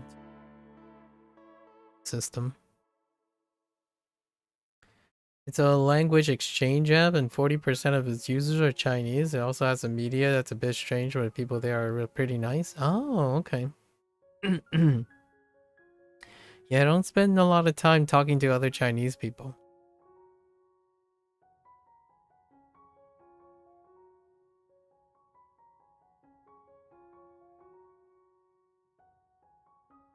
Zhao is Chinese.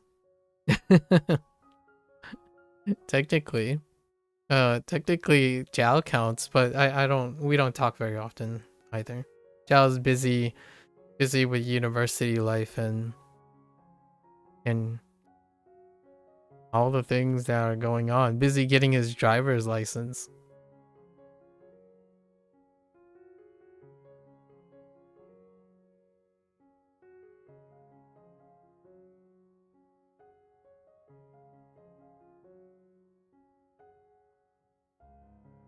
默读支援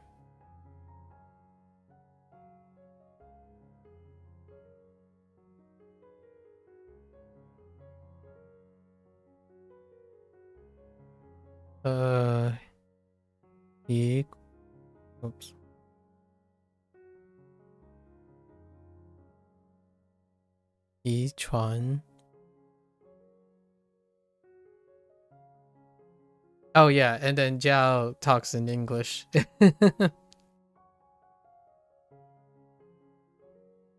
Yeah, yeah.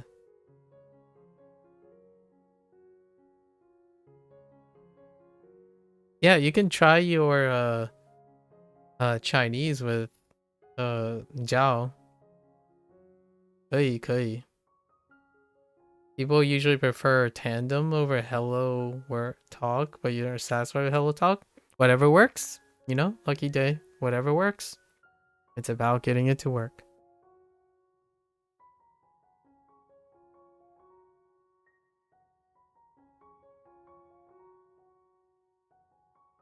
Here's my thing about using Chinese. Outside of like pleasantries or like there's not much to say other than 你可以读中文吗？可以一点中文。我也可以说的一点中文，right？但是我现在学习中文，right？可以读，我说的中文不很好，说的一点，right？ Just a little bit, not the greatest, but most of the time I don't really focus on doing things that I don't normally do. Most of the time, if I'm like using Chinese or Japanese, I'm reading Chinese or Japanese. So as long as I can read other people's comments and then respond, I'll try to respond in an appropriate way. But most of the time, we use more than one language for the most part. It's the most normal thing that I want to do. I don't have any plans to live in an environment in which people don't speak more than one language. Or like to me, with me, you know. So, 说的中文我可以说的 I don't know how to say 好的 just good enough to get the point across. And then most of the time, like when I'm speaking to people, I'm always constantly speaking different languages most of the time. So as long as it's good enough, it's fine. I do love being around the idea that I will be surrounded in the future with people who normally just speak multiple languages, whichever way they prefer. And we always have good old English to carry it at home. Right. One day I'll be saying like half sentence. 你的声音很好，对，感谢，right? Thanks. We try. We try to work on our pronunciation or from time to time.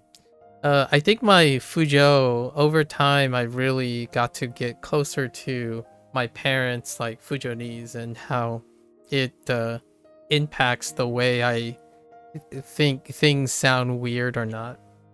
And you kind of sort of pick it up on. By the way, how HanziHero uses a generated voice. So sometimes I think it sounds weird. But then when I go and look for the example, it's like, it's not weird, it's just I'm weird.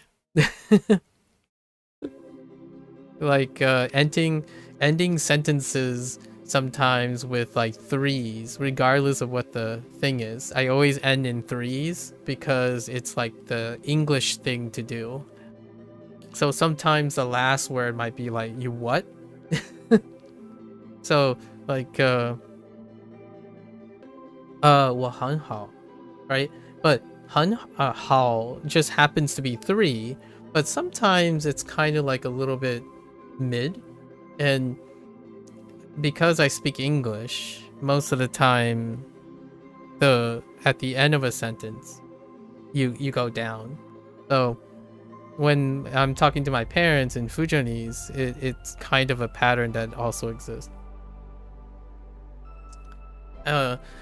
Some of the generating things. Oh, one thing I uncovered yesterday. What was it? Tofu.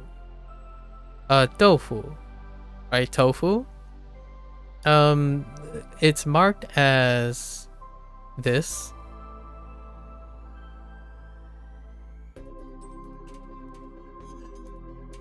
Right? Right, it's marked as this, but... Oh, was it this? Oh no, maybe it's not. It's more like a situation in 扫 扫什么？扫 how do you say clean up?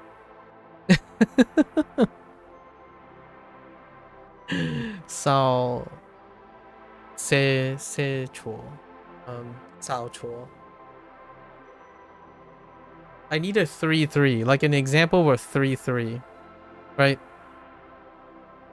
Earlier today, let's just say, what's a good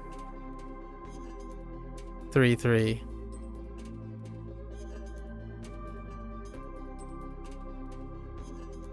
I need a good 3-3. Oh, docile. Yeah, docile. Right, docile. Thank you. Docile. So, docile. I usually say docile. So I say the 3-3-3s. Sometimes there's no halftone. There was a really good example, but this isn't the best example. But sometimes I don't do halftones. Just da-sol. Not da-sol. Da-sol. So sometimes like it sounds a little weird when I hear it as da-sol, as opposed to docile. And the generator, what the generator does is they do the 2-3, or like the halftone 2-3 when there's 3. So docile, and so docile, right? So sometimes like I realize these things nowadays. It's like, oh yeah. Skip the 4 in first 3. Is that clear? Skip the 4 in... Yeah. You... So... Yes. Skip the... It's...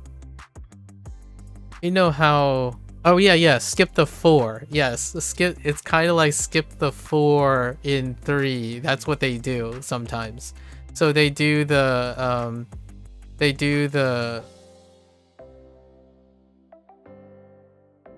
This, so the halftone, yeah, the halftone, and I don't. Yeah, take care, Lucky, take care. And I don't. I actually do 3-3. A lot of times I don't do a halftone. So just saying docile, right? Docile or docile. It's just docile. So it's still long, but I don't know if that's something unique to my accent or not. And I find myself doing that a lot. The halftone. Like, because you have, right? Da, let's just mix it up. It doesn't matter what the word is. Like, this would be docile, right? Then you would have docile, and then you would have docile. It's a docile, and then docile.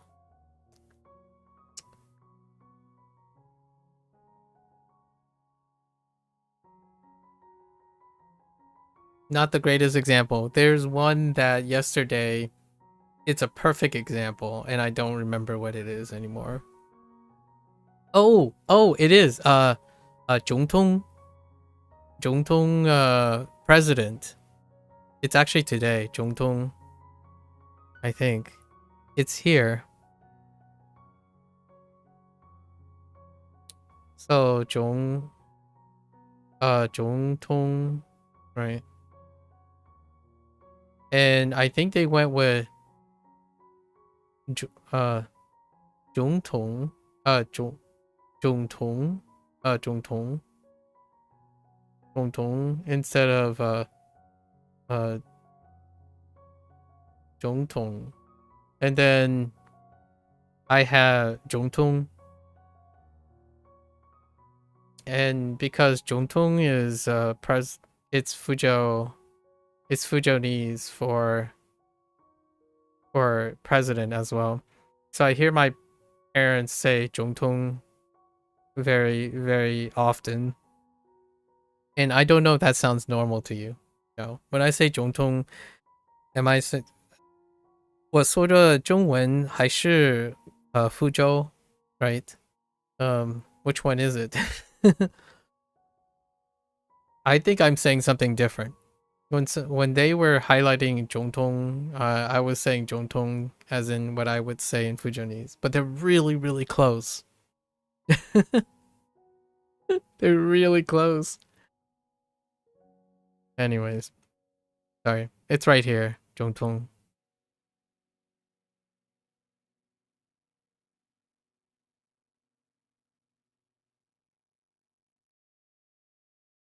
총什么? 총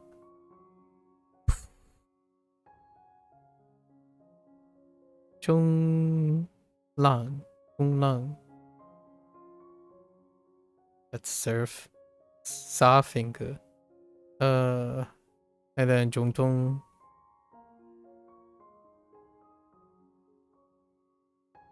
For 总, you can put your tongue more close to tech.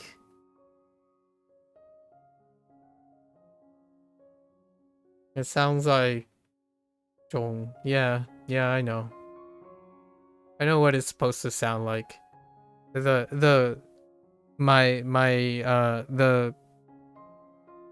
thing I'm sharing is I'm kind of curious if people can figure out that I'm saying 总统 and not 总统.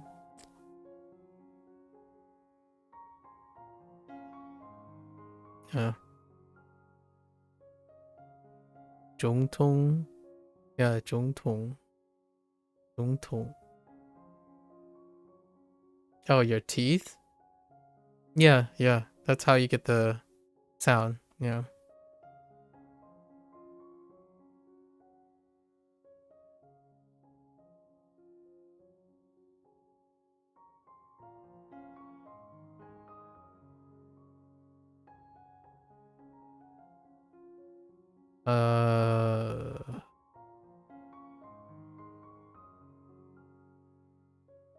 我说你可以听的我的 accent in 福州。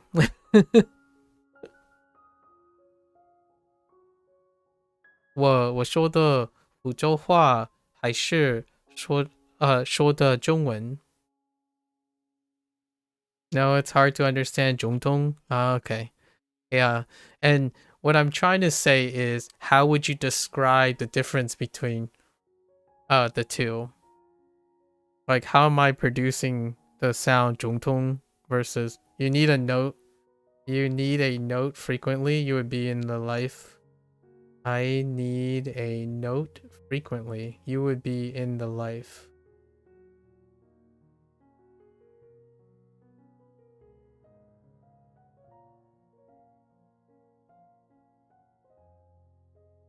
And 总统 is not a common word in daily. Yeah, it's a common word in Fujonese. Yeah, so or actually maybe not. Well, what would you use for president?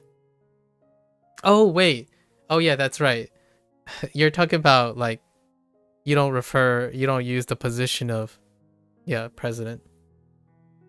You can say you're speaking Mandarin, not Fuzhou. Oh, interesting. Cool. That's interesting. Like, do you know when I'm not speaking Mandarin? Well, like what I mean is I should test these out. I'll collect some words. Maybe for next time. This will not be for this time, but for next time. I'll collect some words. And I'm actually kind of curious if there was a difference or not. I don't actually know how Fuzhou works. So what I mean is, it's hard for me to tell sometimes if I'm saying, but the words don't line up very often. You are required to use rather than, oh.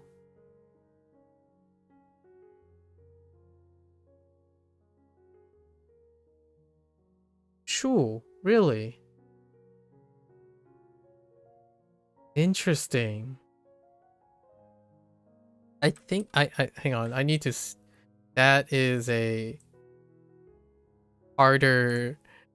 There's a lot of simplified characters in there. Let me see what the. Shu, interesting. Shu Ji. Oh, that makes sense. Interesting.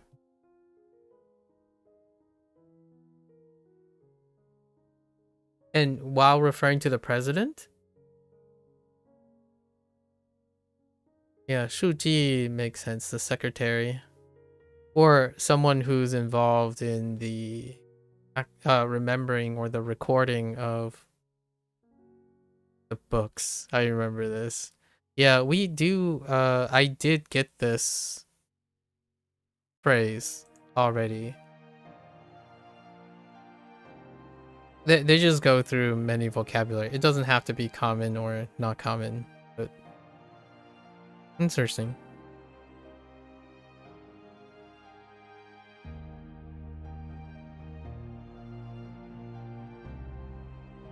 I don't talk about politics very often.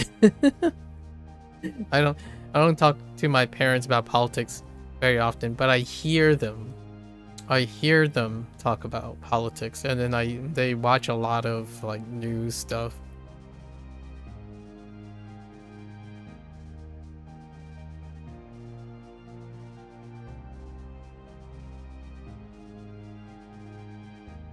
Like another one on television that is very close is Guangao.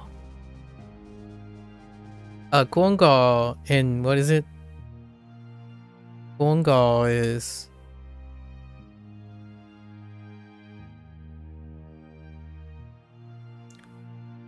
Guanbao, probably. Guanbao, Guangao. Oh no, Guangao. Sorry, Guangao. Yeah, Guangao. Which is funny because I think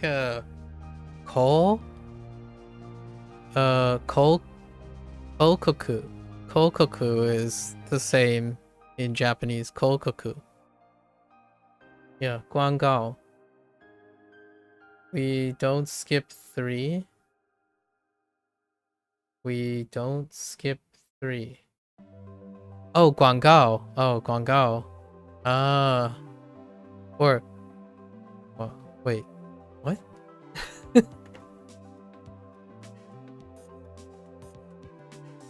Oh, is it 3? Oh, it's not 1, it's 3. Oh, it's Guangao. Yeah, Guangao. Yeah. It's 3, my bad. Guangao. I'm not sure Guangao is supposed to be 1 or not.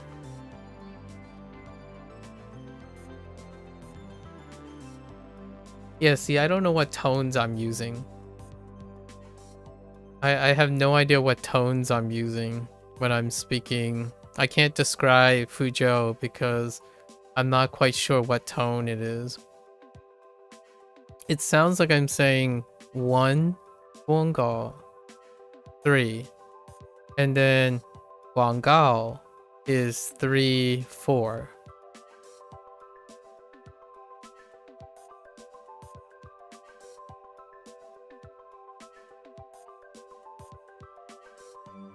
Yeah.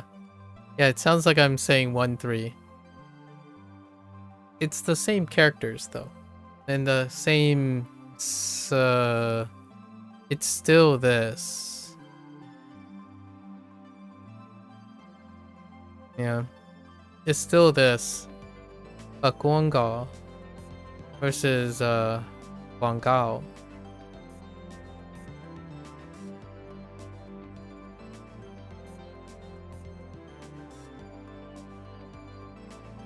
Eating. Yisheng.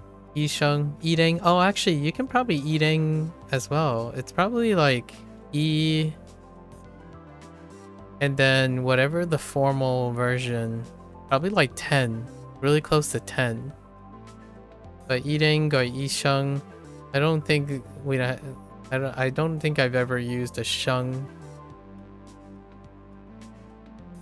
Probably like this. The end. There's no ding. Ding is always going to be. Oh no. Ding is dung. Oh man. Oh right, and then you have yisheng. That's right, yisheng. That's right. You guys use yisheng. Yeah, we have eating. Eating sounds closer to like a dian, or it also like dung. Dung is ding for light. Dung.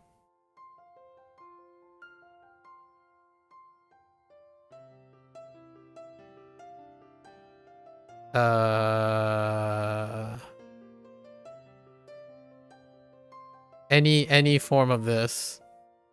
Dung becomes ding.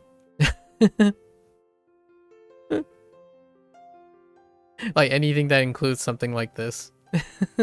The radical. I don't know how we get from chu, right? Chu, like chu, to sit. I don't know how sit works either. Yeah, dung. Yeah, dung. Which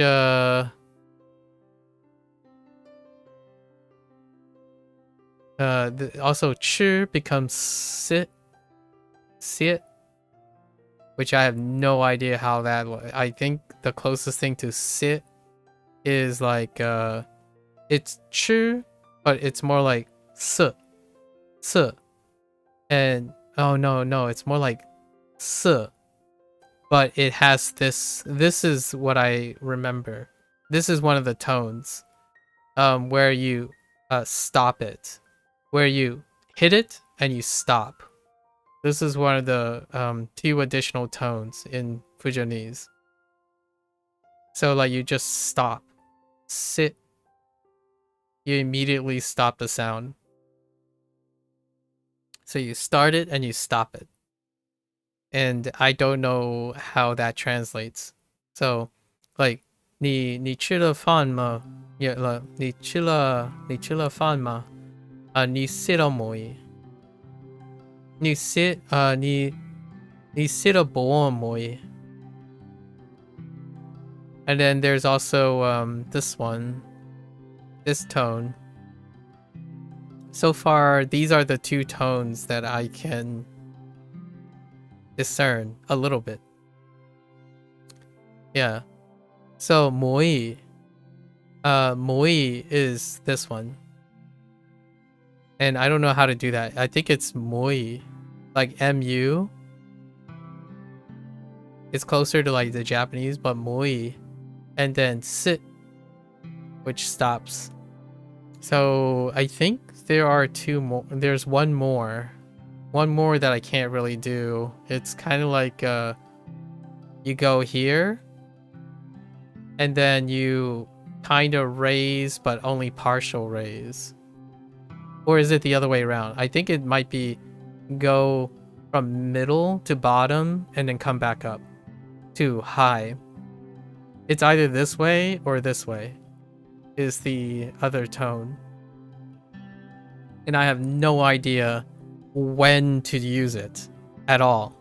I basically, every time I study some Mandarin, when it sounds like another word I know, I say it to myself and see if it changes or not.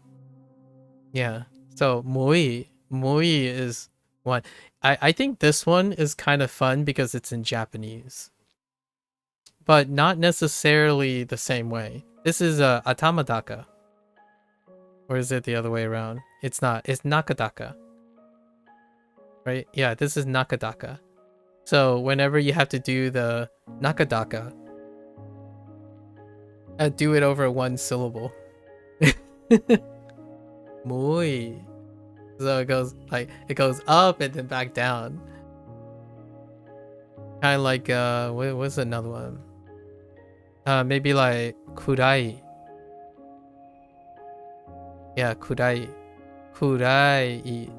Kurai. Moi. Kurai. So you do it over one syllable, like xiang, xiang, jiang, like nian, nian,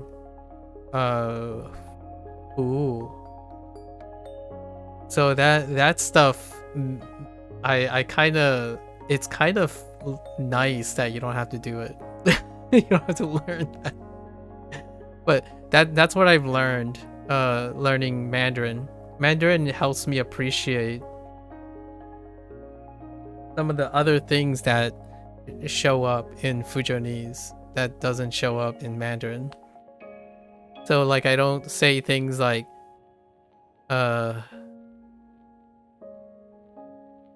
what's another one? Bo. 你是 bo 了 moi. Like moi is like so much. Moi is ma. Yeah, it almost sounds like this. Moi is at the end of the stuff. So if you say like 你听到了吗? Right? 你听到了 moi. And it's the moi, this moi. So you hear it all the time. It's kind of like hearing ne all the time. You know, steiki desu ne. You know, or yo is probably a better one. I think yo is a better example, you know. You know, so desu yo. Anyways. Maybe one day. I haven't met a Fuzhou person yet. I would love to meet someone who speaks English, Mandarin, and possibly even Japanese. And then they happen to be Fujonese as well. I don't know if your parents are like this, Zal, but my parents are the ones where, you know, Chinese pragmatism, where if you don't have any use for the language, why are you wasting your time? That kind of thing. So, and that's a very traditional approach. So most of the time, the people that are here in the United States, the people that are born second generation of Fuzhou, they don't usually are encouraged to learn and their parents tend not to be people who are educated, like academically. So my parents wouldn't be able to teach me how to write and like grammar rules and stuff, even if they wanted to.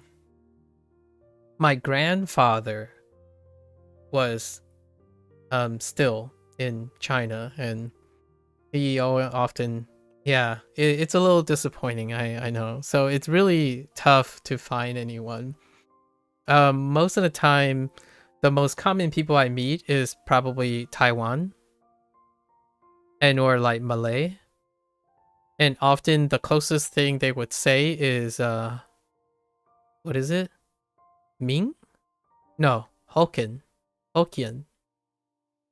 And I can assure you, I do not understand any Hokkien. It is so weird to listen to Hokkien.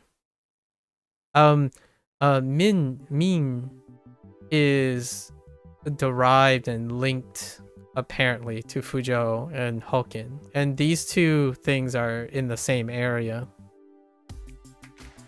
So there are some somewhat commonalities, but the moment I listen to someone saying Hokkien, I'm like, 你也白我说你也白我讲什麼話，只弄係聽到我講什麼嘛。And then they would say like, nope, and then I'm like, okay, let's see what Hokkien is. Nope, I have no idea what they're saying. Like, you might as well be speaking a foreign language. I can at least recognize what's Cantonese and what's Mandarin, but no, not Hokkien. Wait, do you speak a dialect, Zhao? Did I ever ask you? Like Gondo? Maybe like somewhere in the... I don't actually remember where you're from. So Hokkien and Fujianese are different? Yeah, they're different. Apparently they're different. I ask people who have, like, occasionally I would ask, oh, do you know a dialect? I ask pretty much most people who know Chinese if they speak a dialect. And whenever they brought up Hokkien, they don't know what I'm saying. So I'm guessing whatever people think is Hokkien is not it. Obviously, this is like only 10 people. So it wasn't good enough.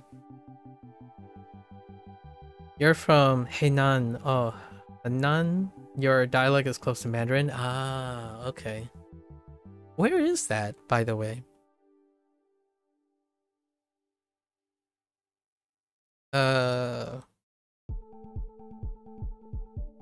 Oh, wow. That's really north. Yeah, you're really far north.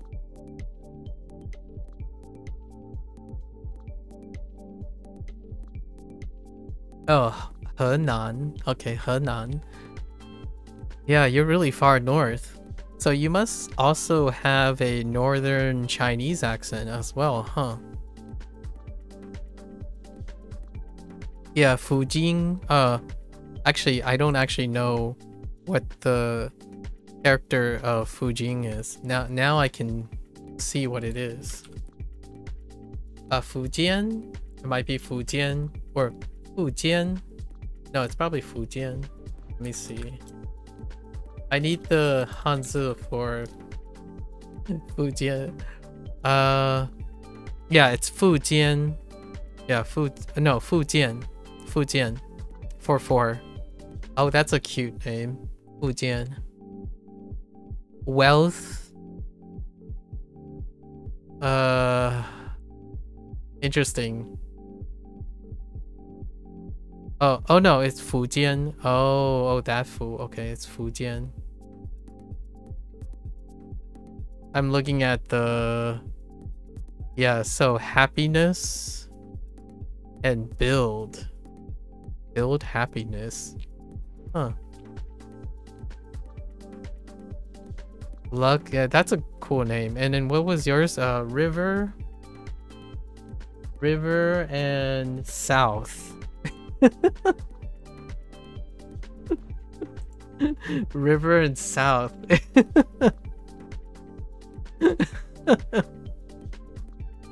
Well, that name didn't check out very well, does it?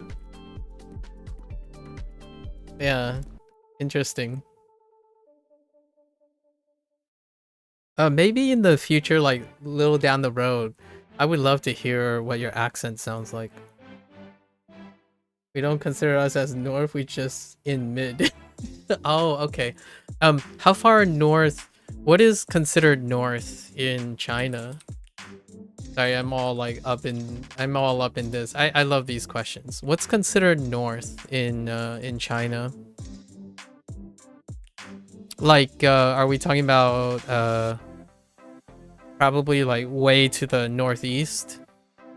Because you're close to the Beijing, right? Beijing line somewhere.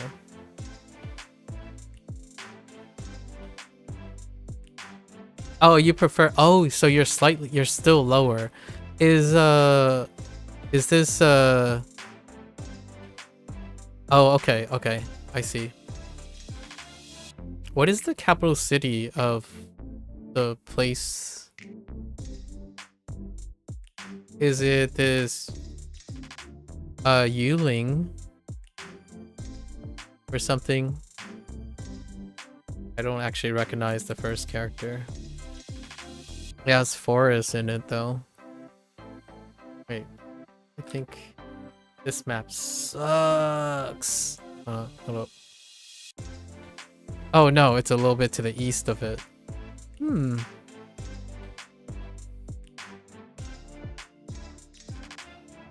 We have a Zhou Kou.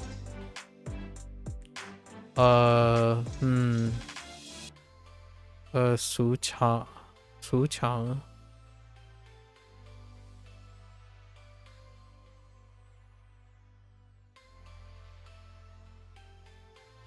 Oh, okay.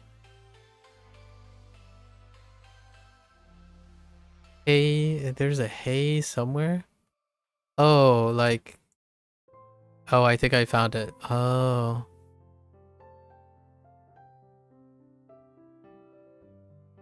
Interesting. Man, China is gigantic. You're from, okay. Luoyang. Where's...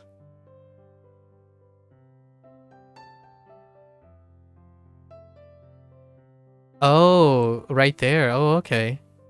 Luoyang. Interesting. I'll have to look a little bit. Oh, it's a really cute place. I'm looking at images of the place. Alright. Let's see, no tiger. You think it's a beautiful name? Yeah, Sunset Luoyang. That's great.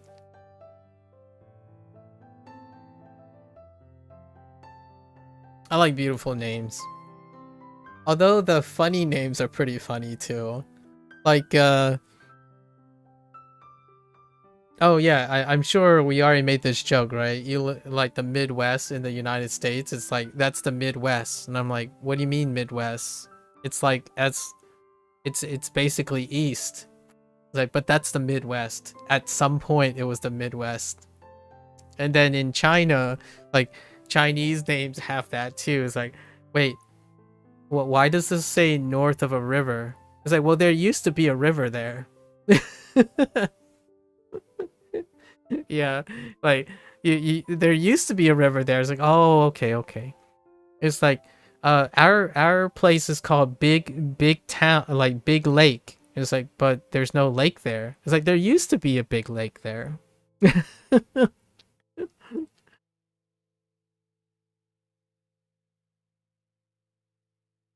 Oh yeah, that's right. Hoang, yeah, Huanghe. Yeah, Huanghe. Yeah, Huanghe is what you call it, the second largest river. Yeah, the Yellow River, which is basically yellow.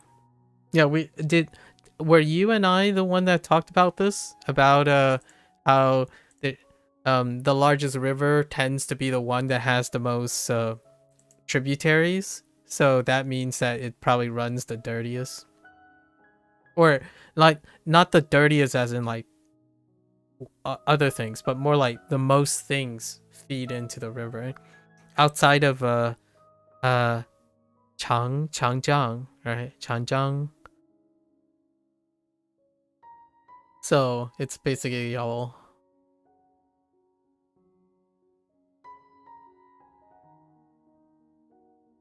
Yeah, Changjiang. Yeah, Changjiang. Were the two main rivers. You know, they run yellow-ish most, but there are really beautiful parts of them. I don't know if you're familiar with Native Americans. Not like Americans that are native, but Native Americans. And in where I live, oh, you live in the Midwest, so, or your university is in the Midwest, so Native Americans, a lot of the names are weird too. Like I can't even spell this, and I've lived by this river like 2/3 of my life. I think it's Susqua. Maybe there's no. Maybe there's an A.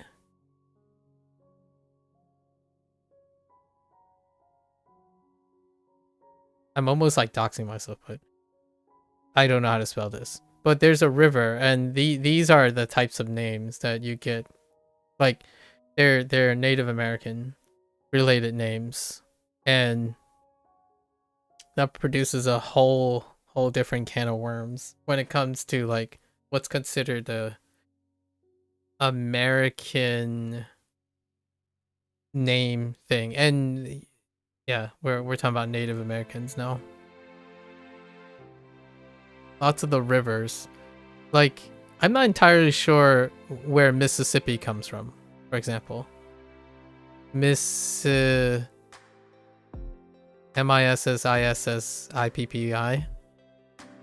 Yeah. I don't know where Mississippi comes from. And I don't really know what the significance of this name is. So when we're talking about river names, yeah, Yellow River is amazing. Like I just got what is it? Yishang, right? Yishang Jade Mountain, and that's fine. Then you have like Appalachian or Appalachian is what some people say too. Appalachian. And I'm like,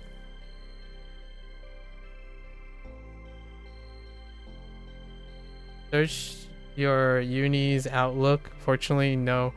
Yeah, I don't know how to spell most of these things, but this one is a mountain range, so that's fine. But whenever I think about China, I also think about their mountains, their mountain ranges. And Jade Mountain is definitely one that I'm very familiar with. And then, you know, Yellow River, because of a lot of the river stuff dealt with pop culture. Like the pop culture is like dynasties, right? The dynastic period, the warring period. You have things like Red Cliff happens all the time. The Yellow Turban Rebellion happens around the Yellow River. Lots of the conflicts happened around Yellow River, so it's a really common one. In terms of the United States, they're usually just named after people, with no, I don't know if their names have any significance. Like a big river that's important in history would be like the Hudson River. I'm like, okay. I don't know. Hudson. It's hard to say if names are beautiful or interesting. It's the Hudson. What does the Mississippi make you feel? I have no idea.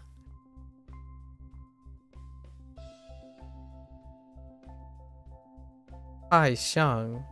Oh, interesting. Taixiang. Huaxiang. Oh, that's a cute one. Zongxiang. I don't know what Song means at the moment. Ooh, there are quite a few that I don't know. And yeah, the Himalaya. There. Okay. We'll have to go over names in the future. I'm still limited on some characters. There are definitely some characters that I'm not sure because they're simplified or they're harder for me to read. Yeah.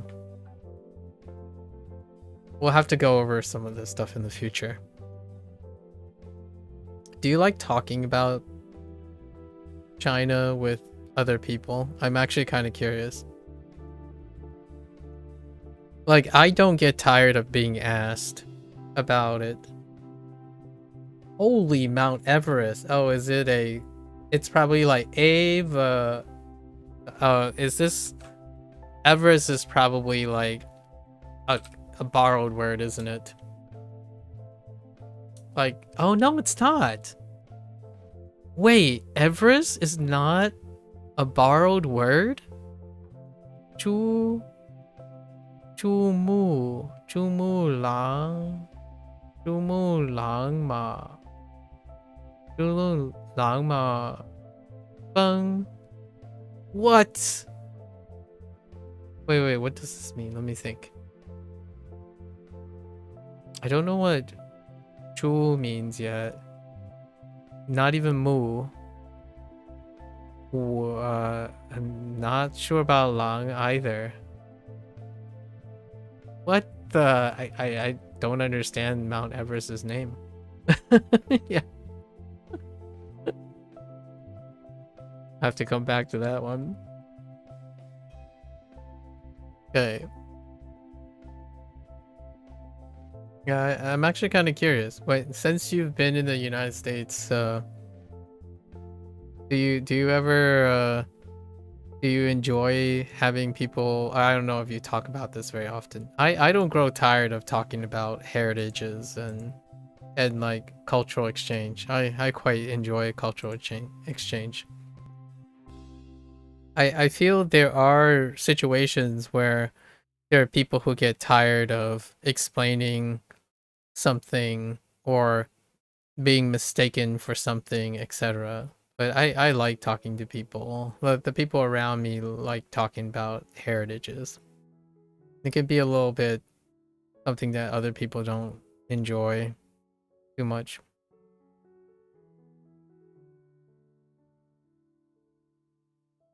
Yes, we exchange many things with different countries, people. Okay.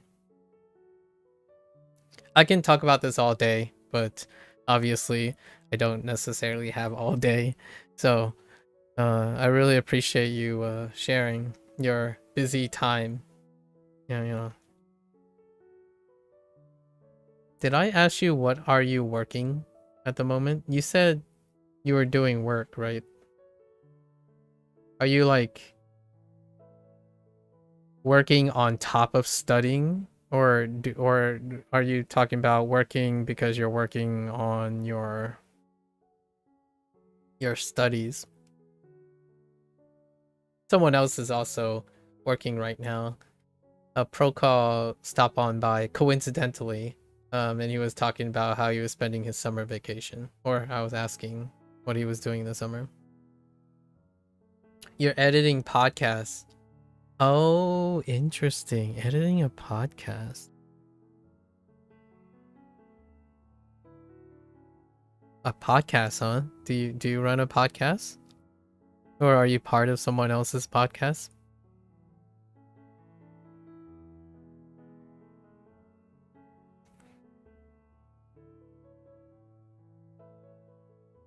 Cheng Shima. What is that, pendant? Oh. Chengshi. Just honest. Chengshi. A podcast in Chinese? Ooh.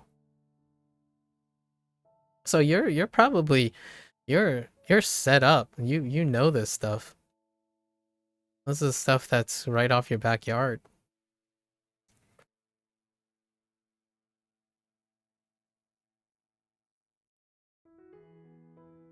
without saying too much, I still think the world is a really wonderful place.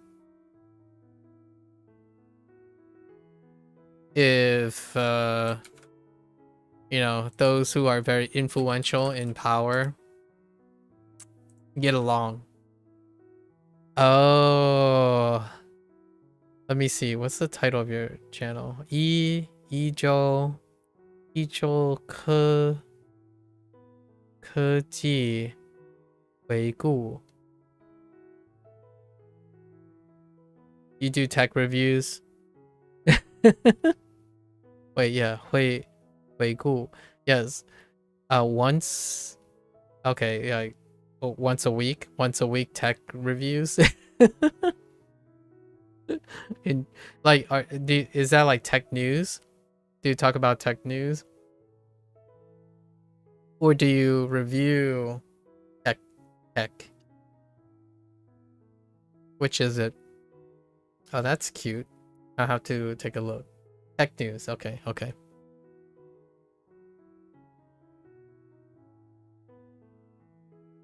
Speaking of tech news, there's some saucy tech news lately. I don't know if you're learning about I don't know how much you have into like hacking or security, how often you file security, but yeah, right now, yeah, there's some saucy things this year. Windows is in the forefront right now. But a little before that was Asus, actually. Asus had a bunch of backend software problems. And then Windows recently was hit with a 0-day exploit. Again, it's the same one. You share some experiences with products. I see. I listen to a lot of tech news in the evening. I like keeping on top of it. It's part of our life now, you know? Gotta stay on top of it.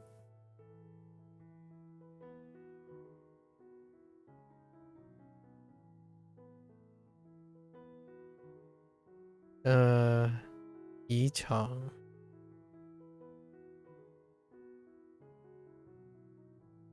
Right.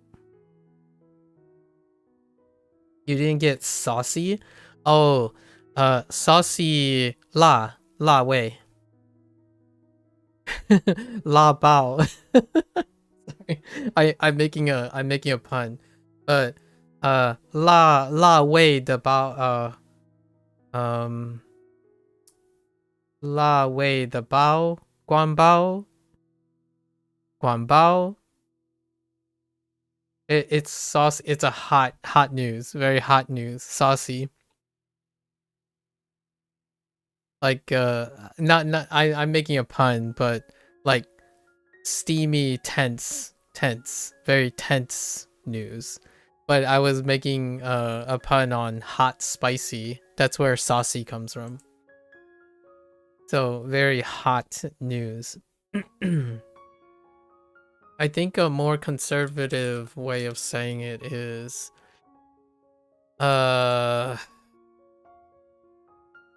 maybe like 炒流 something like that. 炒流新炒流新闻 炒流 sounds about right. Noisy but trendy. Noisy, flowing. Yeah. 炒流 something like that. So saucy. But saucy is using hot sauce. So the word saucy is rooted in something that's spicy. Like literally spicy. Oh, yes. That's it.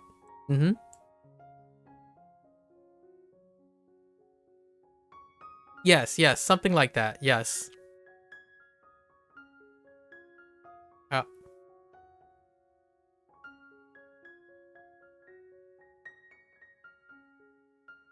I often wonder if when can you give me an example of someone using an English phrase that you found that was humorous? Like I've been wondering, how do Chinese people express cooked?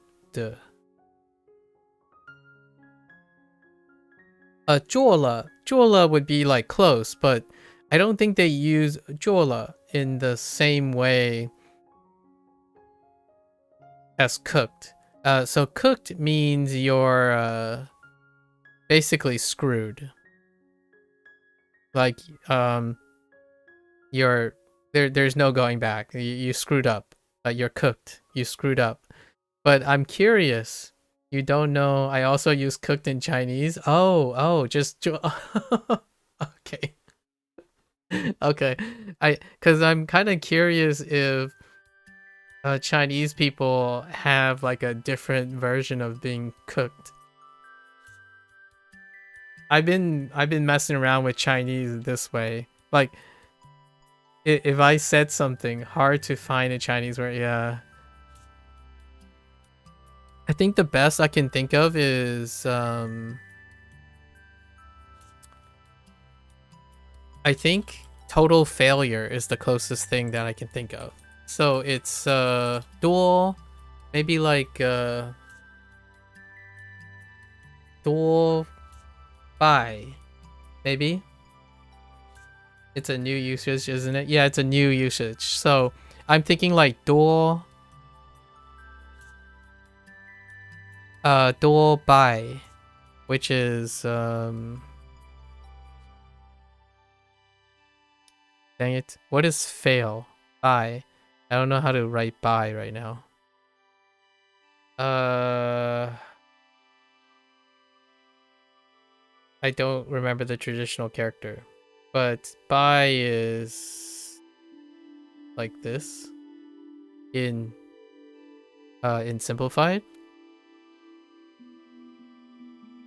So maybe like many fails. Cooked. This would be something that I would say. It's like how do you say cooked? 多拜.很多的拜. Okay, I'm done. Hardly agree.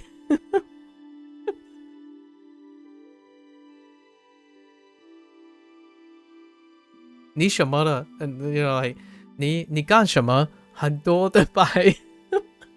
Sorry. 我很拜. 我很多的拜. 我很多拜 or something. I think that would catch on. And then you can just completely emphasize 很多的 by. Super cooked, like overcooked. I'm overcooked. All right. Anyways, thank you again. Oh, one thing that I really enjoy about learning Chinese, especially with characters or Hanzi, is like things like this, like mu. No, not mu. Wait. Oops. It's wu jia.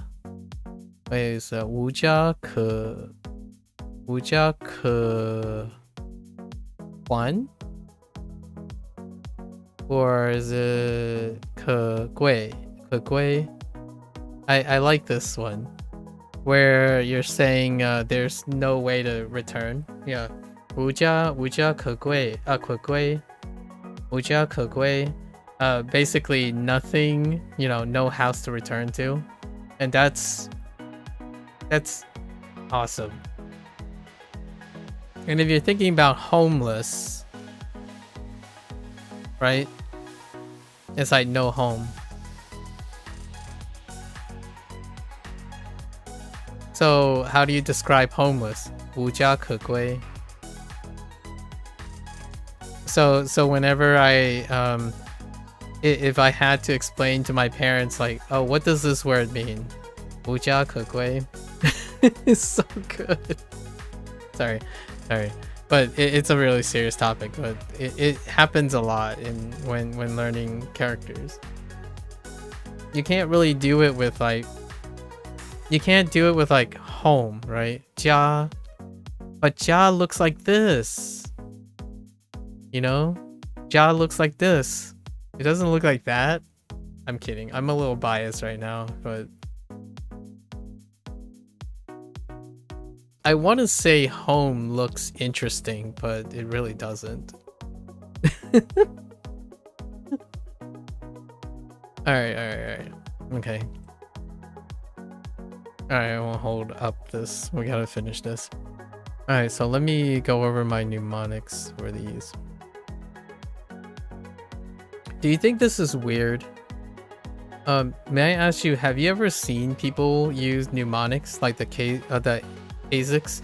Oh, actually, do you use a HAZIX approach when you're learning Japanese? Do you think this is weird that people break down radicals or is that something you're really familiar with because you're also learning Japanese from time to time? Or do you not use it at all because you already know Hanzi? Like what I'm about to do you think it's weird? Weird as in like you wouldn't do it kind of situation. So like for example, I'm gonna show you Li. So Li is Link. So Link is in the room of his house. And what is HAZIX? So HAZIX is a guy who probably is the most trendy version of you doing this type of system where you are associating location, you're breaking things down into radicals and you're building up to characters, and those characters are built from the radicals and the mnemonics that they relate to each other.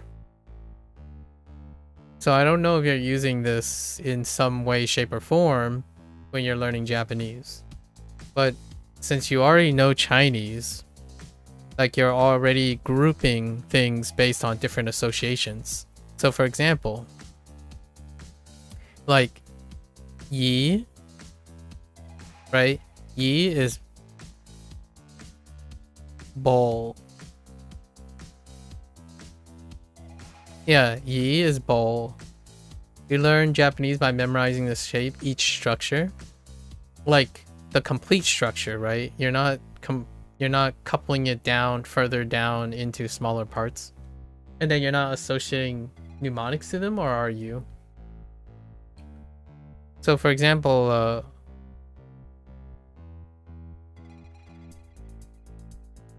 bowl is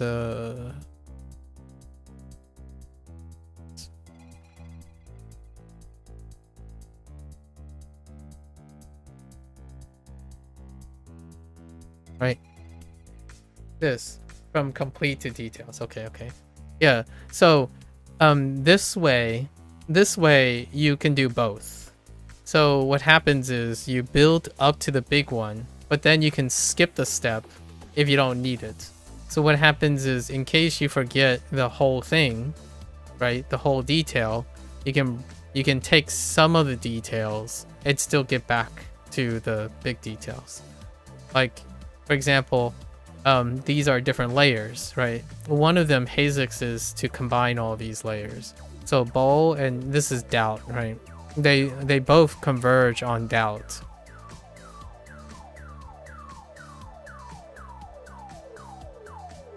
Yeah, so they both converge on doubt. Oh, you think it's similar? Oh, okay.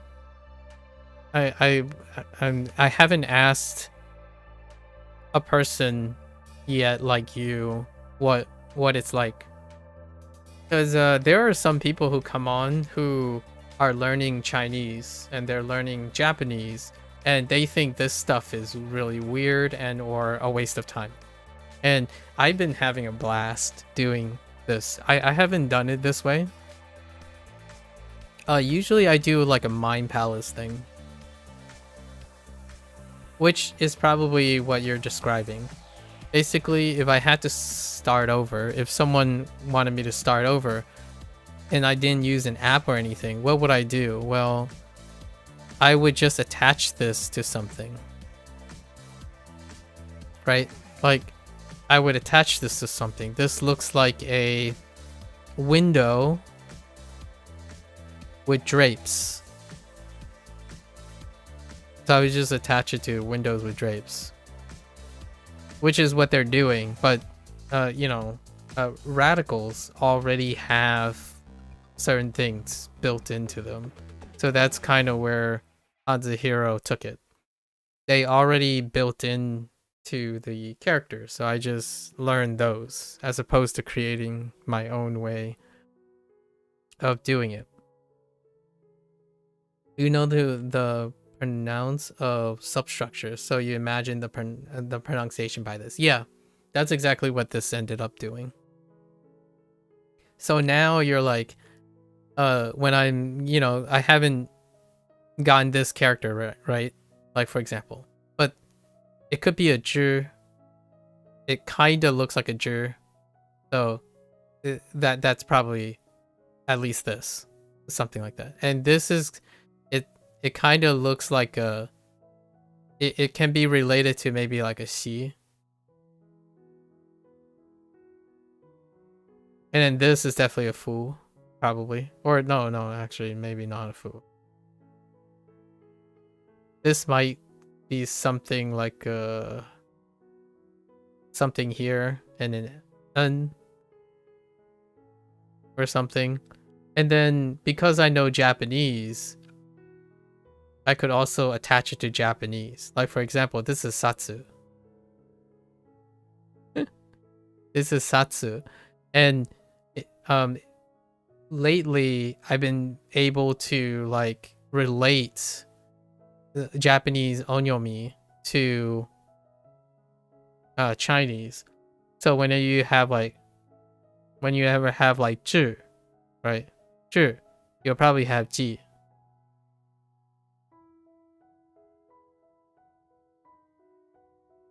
They are similar to me when you were young, so I think just practice more. Yeah, that's fine. I'm not like it doesn't matter if I'm predicting these things. I can get to the answer the moment I get exposed to them. So I'm not responsible for these things. So I'm not practicing to guess. I'm practicing for memory. So the things that I'm talking about it's for retention. Not for encoding. I don't really need to guess on these. At some point we'll just be exposed to it. But yeah. We're talking about memory here. Most of the time. Yeah. You don't have to practice more if you already know it. But I haven't gotten these yet, so there's nothing to practice. What the other thing that you're talking about is prediction. So I'm not concerned about prediction. No need for prediction. But it's interesting that you go about using the thing for prediction.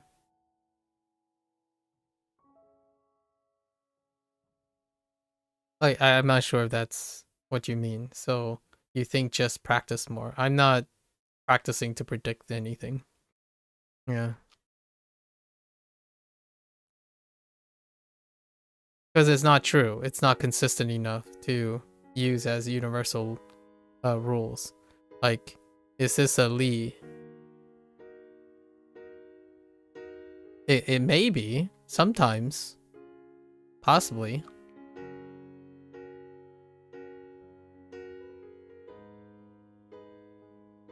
I kind of get what you mean. Using the substructures to imagine how to pronounce them.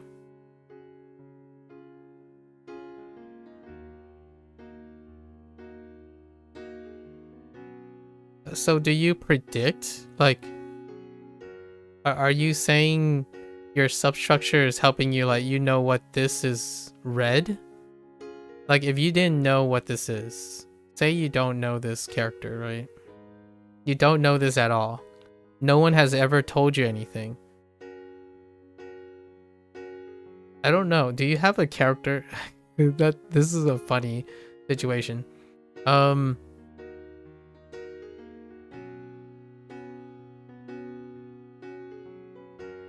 Do you know what the read of this character is in Japanese? Have you learned this yet? Memorizing by predicting? Interesting. So, like, let's not use Chinese then. Let's use Japanese. Like, do you know what this is because you're using prediction in Japanese? Because I don't think this looks like whatever the Japanese thing is. But for Chinese, maybe I can kind of relate to you. But this I wouldn't know. So okay, but you don't use the same system to learn Japanese, right? What does this look like in Japanese? I have no idea of that. What is the closest thing? So interesting.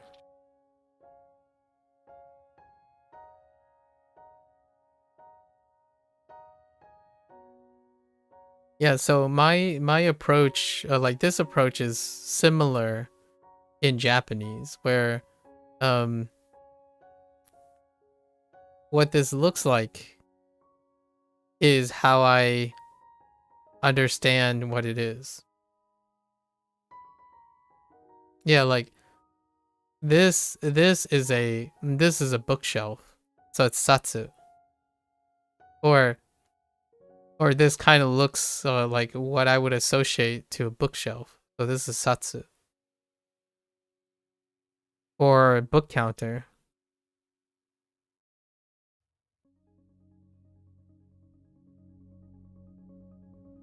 Yeah, then you can say "su" is something else, and yes, exactly.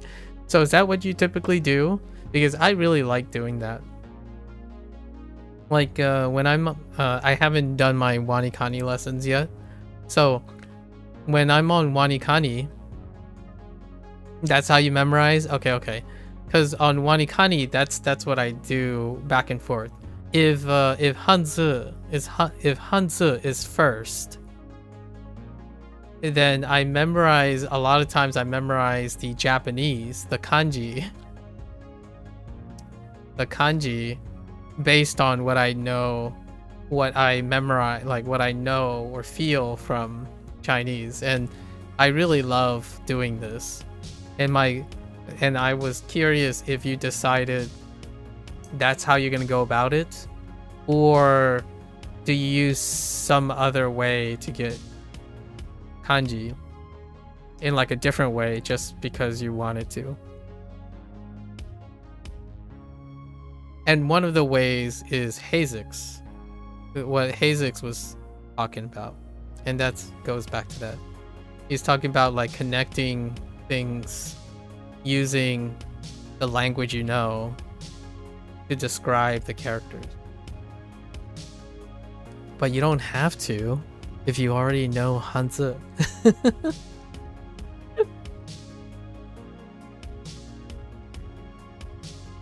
I think you are the only person that I know really well, or like know well enough that you have English and Chinese, and you have an interest in learning Japanese from a educated perspective. I don't know how common is it common at all for Chinese people to be interested in learning Japanese.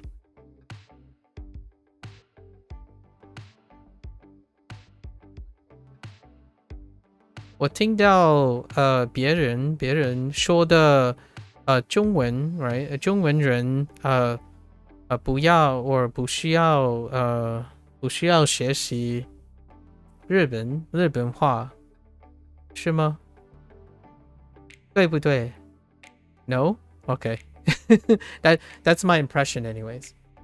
It's even not common in China to learn English. Oh, I didn't realize that. Huh.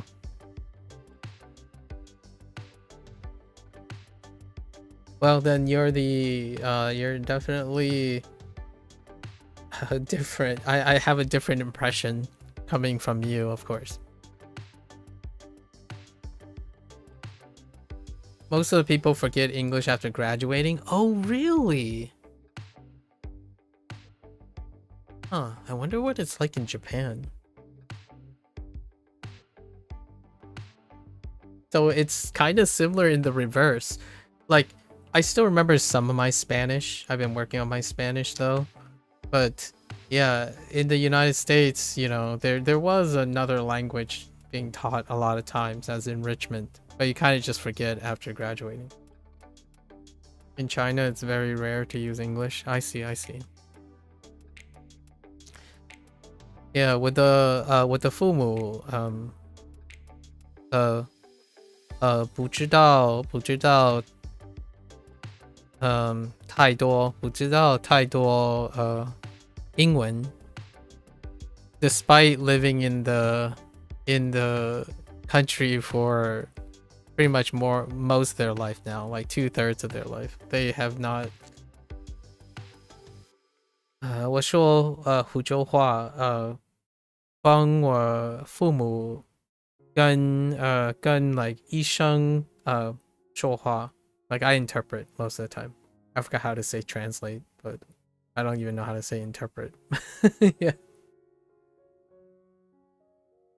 Yeah, I act as interpreter most.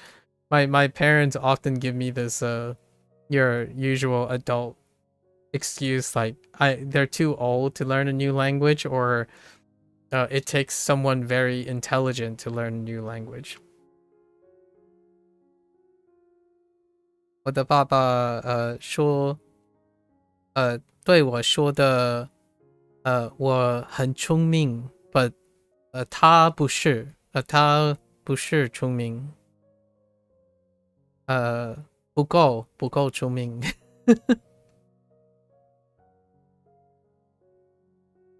It's like, okay. That's what my father says all the time. It's like, but you're smart. 你也聪明我没搞聪明 So,你也it's the same thing. I'm trying to say the same thing, but I'm trying to find like a direct translation. But basically he just says like, you're smart enough to learn another language whenever you please. I'm not. And I'm like, he is my father and they're my parents, so I don't talk back, right? That's not my place. If they don't want to learn English, they don't want to learn English. That's more or less. So the alternative is I learn and then we can talk. So a lot of times now when I'm like 这字是什么意思 right 意思 now I may if I can't figure out what the word is, I would just say it in Mandarin, and they have more Mandarin too and be able to describe it. So I've overcome some language barriers, some over the last couple months whenever I have to do business with my parents, take care of taxes and stuff. It has become a lot easier to just show them I either write the character out on a piece of paper or just say the word. Although my parents occasionally would have to double take, and it's like, wait, why are you suddenly speaking in Mandarin? It's like, because I don't know the word in Fujonese. And if I say the English word, it doesn't make any sense. Indeed. Indeed. Anyways. Thought I share. Alright. So, this is how I'm learning, like, this is how I'm getting new characters. No, because most of my new characters are coming from HanziHero. So we do these things where, like, Link is in the bathroom. I mean, Link is in the living room of the house, where for whatever reason, he thought it was a great idea, because he's a goober, to build a cliff-size wall that is a Chinese mile long. That's a Chinese mile long. And meanwhile, a foreman is making fun of him because he's only have a fraction of it done. So this is where it means fraction. And it's Lee. Actually, I missed something. Is it a tree? It's probably a tree. So he took a tree to make this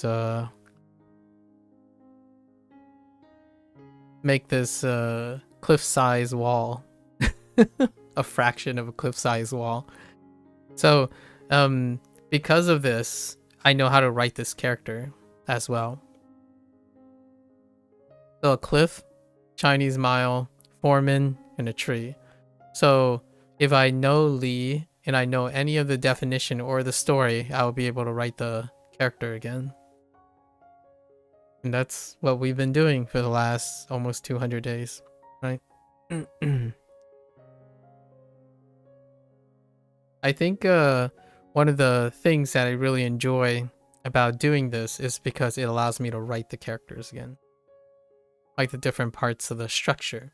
So it allows me to pay attention to specific structure of the words or the characters. And then you can build anything. You can even plug and chug different characters for fun to make like word puns and whatnot. And it's easier, in my opinion, it has been a lot easier to learn new words because the new words tend to be a different combination of related characters already. Makes sense? By meaning instead of pronounce, I think what we can use also be Hazix. Yeah. Yeah. So Xena is in the living room of the pawn shop, or is in the pawn shop. It's inside the pawn shop where she works, and she's kind of bored. So she placed a salt shaker. Oh boy. Oh, it's the other way.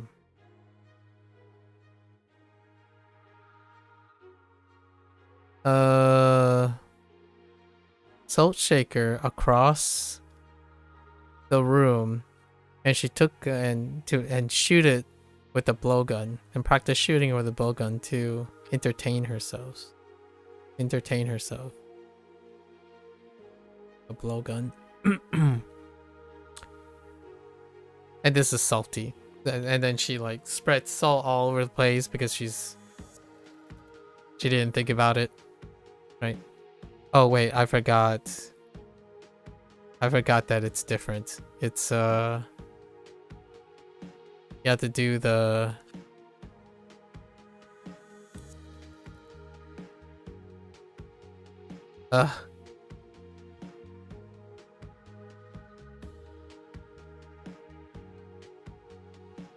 right. Salt shaker. Yeah, take care. Thanks for hanging out, Chow. Thanks for catching up. Let me know. Enjoy your dinner, by the way, or prep your dinner. Let me know where you decide to drive for the first time with your driver's license. You should go get a juicy burger and a great milkshake at a local place or something. I don't know. That sounds like something. That sounds like a great way to celebrate driver's license.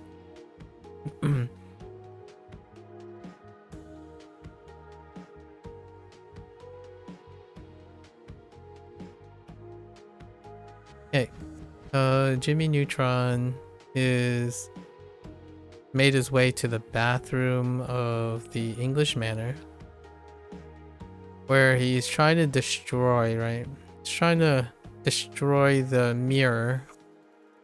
This evil mirror. By maybe like his rival scientist with some metal. It turns out the mirror was made of some invincible metal as well.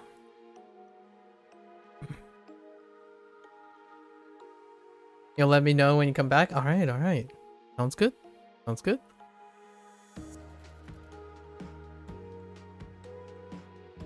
Yeah. Okay. Oh, whoops. So Yoshi. Okay, so now what is Yoshi doing? Yoshi's just chilling in the living room. And suddenly a zombie shows up. A Zamboni shows up. And Yoshi's, nah. I doubt this will be a problem. So he pops out an egg and chucks it at him. He doubt the zombies can get up from that one. Okay. Then we have Art Simpson, who snuck his way down to the cellar of a barn, where he is looking for the hidden treasure. So he destroyed what he saw. He destroyed a walking dollhouse. No, just a dollhouse. And smashed some pots filled with manure. Or, yeah, vases? What does the vase look like? I don't remember. Oh, right. And eventually discovered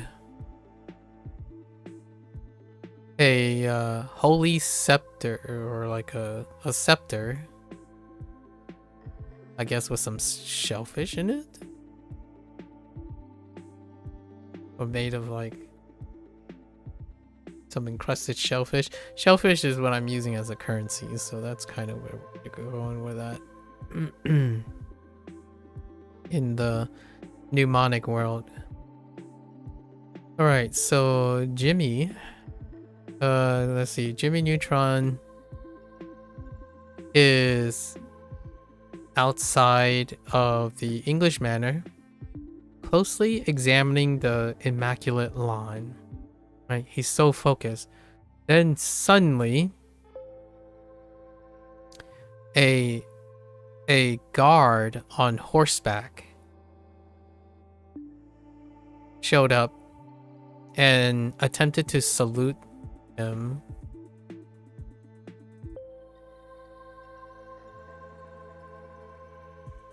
What was it? Was that a foreman? I think that was a foreman, yeah. Salute him, but ended up startling Jimmy because he was so focused on the lawn. Okay. Then we have Xena. This one's probably the weakest. Xena made her way to the bathroom of the pawn shop where she works. And she was making a... she was using some small tools.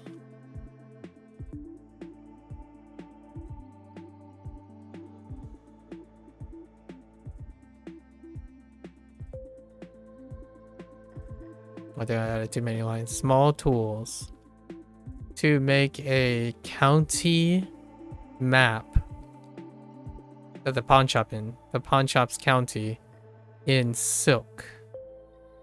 Hoping to sell the silk map in a pawn shop, right? Alright, so we have 4 things. 4 things to cover. Bay. Wait, which bay? Oh, this bay.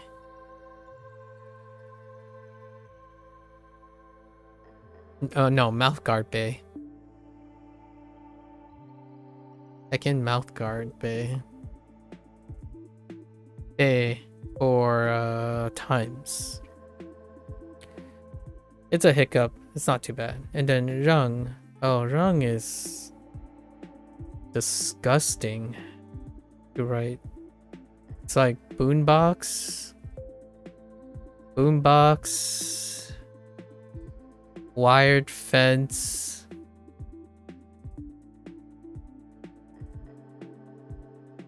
Art? Oh no, I missed something. What is it? To yield. Oh, I missed the lid. Oh, and it's a dress. It's not a heart. So it's a lid, boombox, wired fence, and dress. Right. And that is Rang, which is to yield. That's a hiccup too. Right? Yield. Yes. It's often mixed with Rang. Rang versus Rang. And then we have Wei.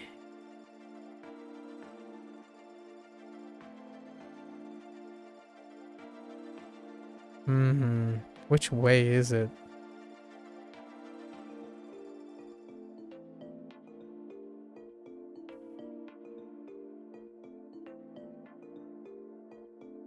Oh, it's way as in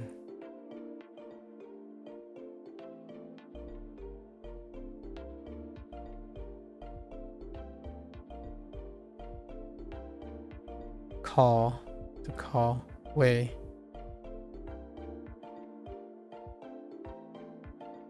I got it confused with Luo or Lun. Or is it Luo? No, it's Lu. I was thinking of Lu, actually.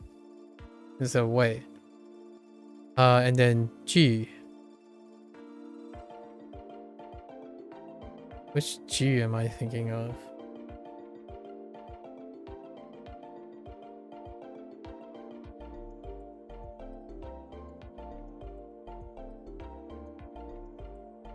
G.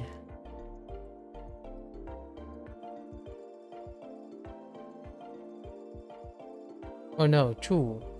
No, Chi, yes, Chi. I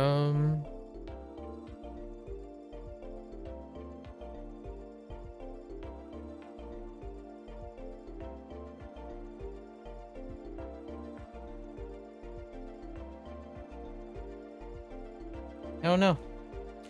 I guess that's fine. 3 is good. We had some really fun conversations, so all worth it. How long did I go? We have a really long WaniKani session coming up still. Okay, 5.5 hours. We'll try to keep it to 4 hours. Right? Alright, folks. There you have it. It's the end of our HanziHero session. If you're gonna watch this later, 谢谢. Right?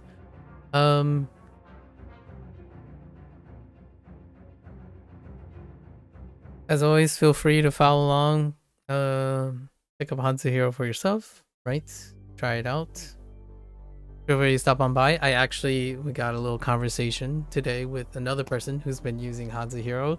That's kind of neat. I can't wait to hear more about their progress in the future.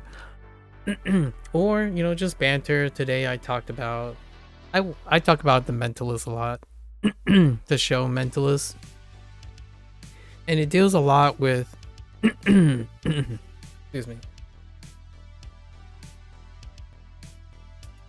It deals a lot with like behavioral interpersonal communication and like manipulation and whatnot, and I really like talking about that stuff. And Bree is a avid mentalist fan, so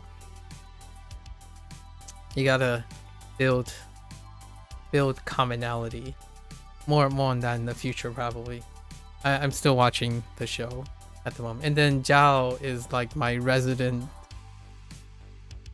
university advanced degree English, Chinese, Japanese enthusiast kind of person. So that's pretty sweet that I get to catch up. And Procol stopped on by today too. So today has been a long day. Been a nice yap day. Gotta keep up with the social links. And anyone else, you're free to stop on by, you know, share some stories, share some experiences, brainstorm some ideas, strategize, talk about whatever. I'm always open to making a fool of myself at the expense of entertainment and building relations, right? It can be once a year. I just like to make sure that people understand it's great to know random things or like pursue things out of passion and then sharing them. It keeps people thinking that what they do is very valuable and that they continue to pursue it. I think stuff like this, language learning, is something that can be incredibly rewarding, not necessarily because it's incredibly pragmatic, right? And as always, right, for those who are only interested in HanziHero, 感谢观看，感谢观看, right? Thank you for watching. And I am gonna take a quick break. Take a quick bathroom break, stretch around, walk a little bit, which I often recommend other people who are seated for a very long time. Walk around, stretch, you know, work on a time machine in the background, check out all your pet dinosaurs, and I'll be back, right, for WaniKani's lesson. Thank you.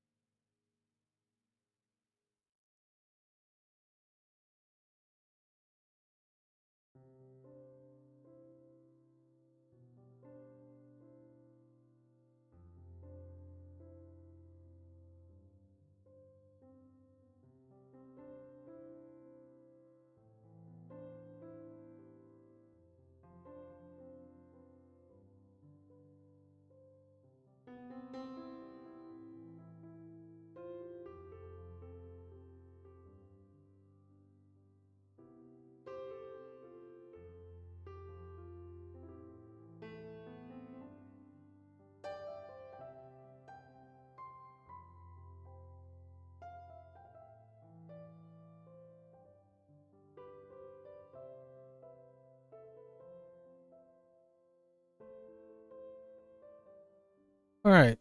Welcome back, everyone. 皆さん、お帰りなさい。今日は204日目です。It is day 204, and today is level up day. I'm a little bit late. Just a wee bit late. Hopefully our fatigue does not deter us from completing our lesson load, right? I heard back from a lot of peepos today, and it's nice. It's really wonderful to catch up. As always, definitely people are worth everything. Let's see. So I did yesterday, we did have a few that were rough actually. I think the one they're rough burns, right? Okay. Oh no. There's one rough burn. It was Tomeru. Right, Tomeru. Or no, Tomeru.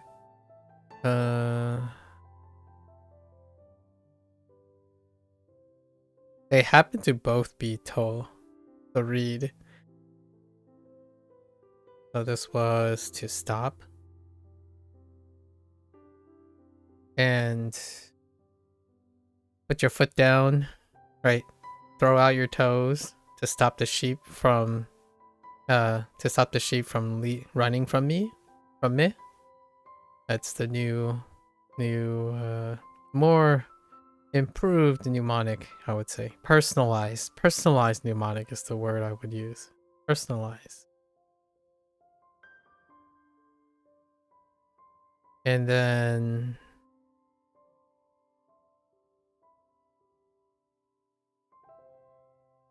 no, it's so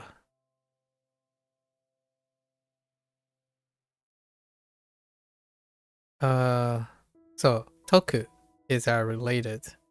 So Toku and Okeru is the actual one. So we have another to. And in this case is to solve.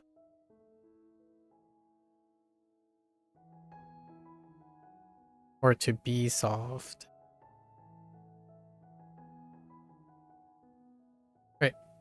And this one was in the area of, in order to take care or, solve a problem with cold feet while you're kayaking, make sure to protect those toes from getting cold by wearing proper footwear, waterproof footwear. And that's how we go about it. All right. So today we have quite a lot of review, actually. 67 is a lot. Well, actually, yeah, because it's definitely not the new stuff. This is kind of a combination of old stuff and these four, basically, or these five. So let's get right into it and see what we have. Okay. Dai. Okay. I think that was a burn.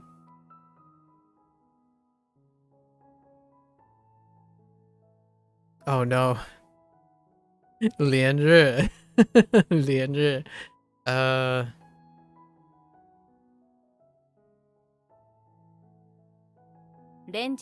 Nenjitsu.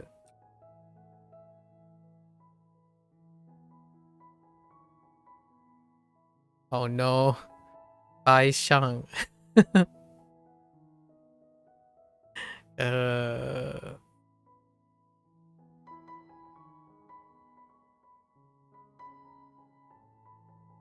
No, wait.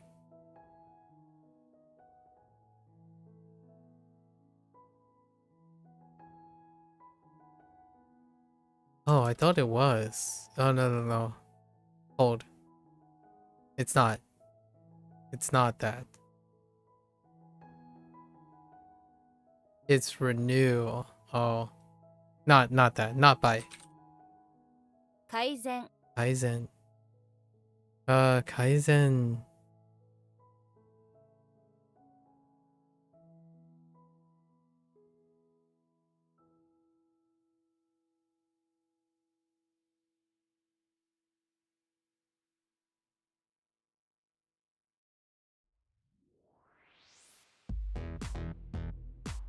Konran. Honran. Hmm.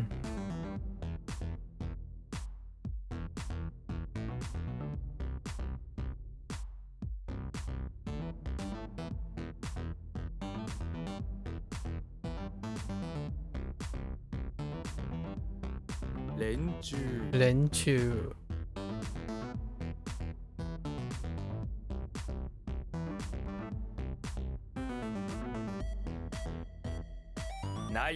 Nayo.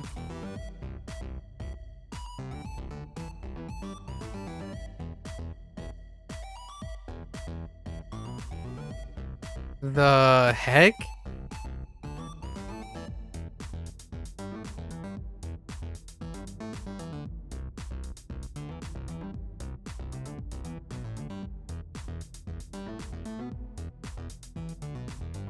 What do I associate with that? Yeah, why do I want to lean forwards?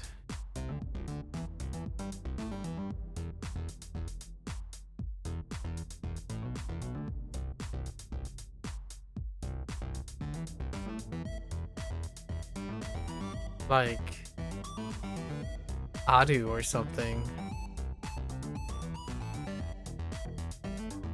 Nah, we have to pass this. I don't know yet. Gotta think about it.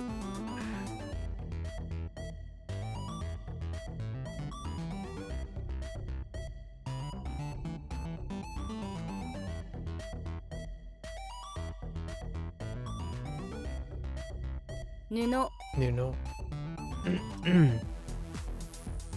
You're back. It was alright. Had chicken. Welcome back.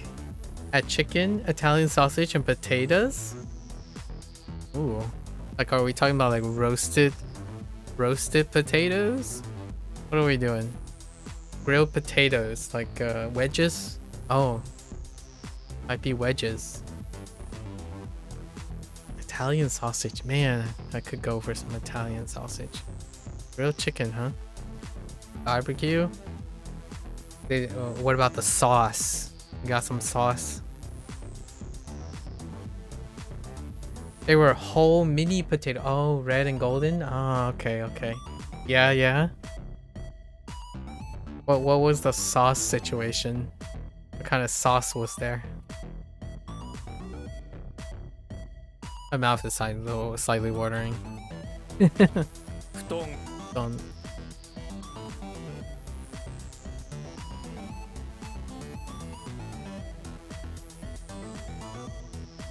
Gekidan. Gekidan.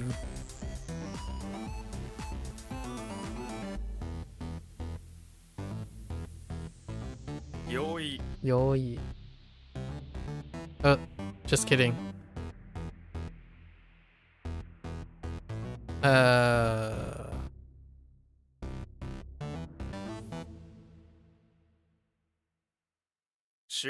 Shudan. Nah. You don't like sauce? Oh, okay. You're a plain Jane kind of gal? Oh, man. It was just seasoned with some kind of chicken seasoning and salt and pepper. The potatoes with olive oil, salt, pepper, and rosemary. Ah, yeah. I was gonna say the pepper is probably like grilled rosemary. Cost me some time. Not a sauce kind of gal. You gotta punch that. Make it feel alive, you know? Get punched. Dry rub. What say you about dry rub? It seems like you have all the makings of dry rub.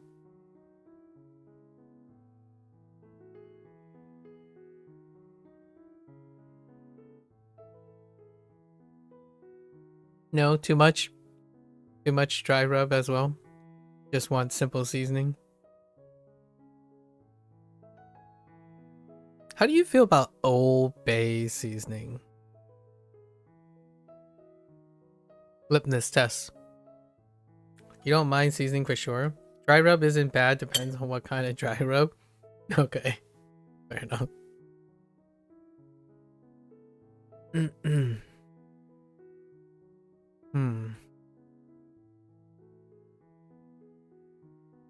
Gather into a group.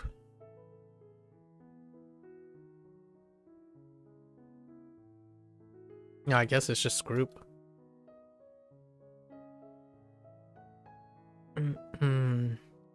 Kanlen. Kanlen.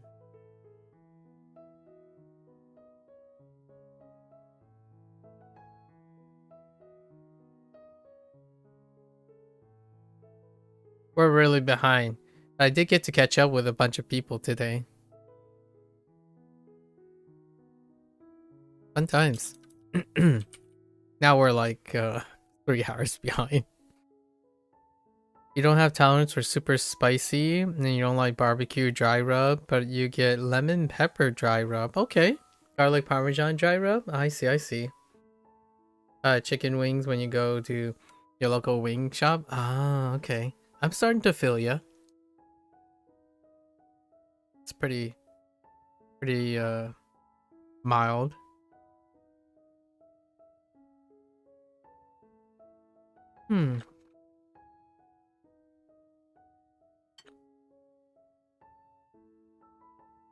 Lemon pepper sounds amazing.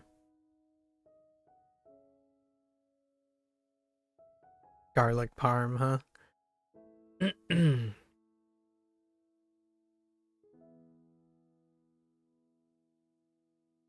Oops. Wait. No, there's 昆布。 kombu.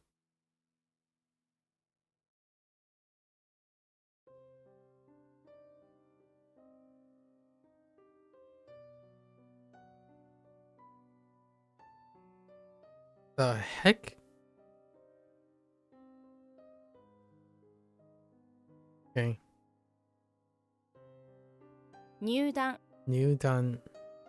Ne?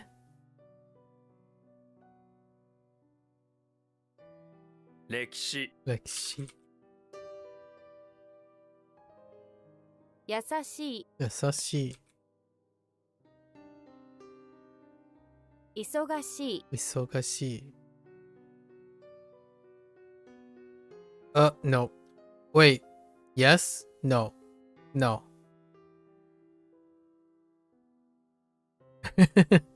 混ぜる Mazeru.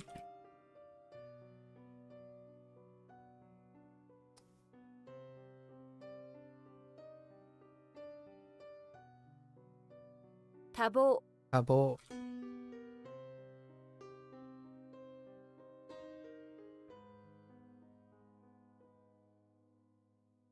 徳。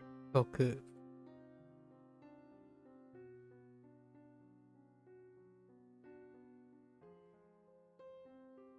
財閥。 Zaibatsu.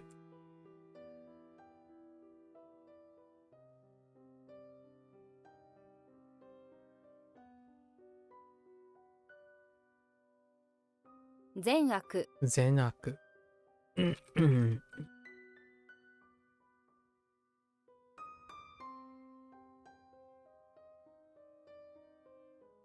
What? Hold. That's not a blowgun. Stop. Cease and desist.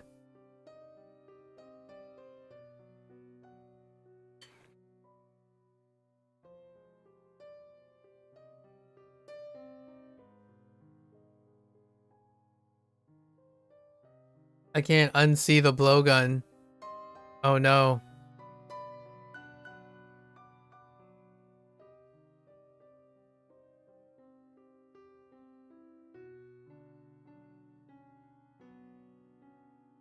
I can't unsee.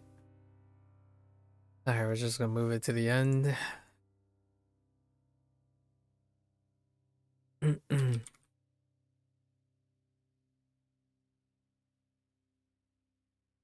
節句。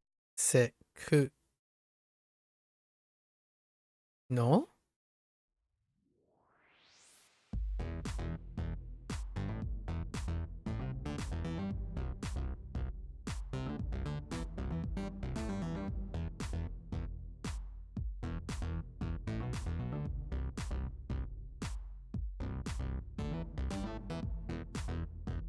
Wait. Wait. No. I almost had it.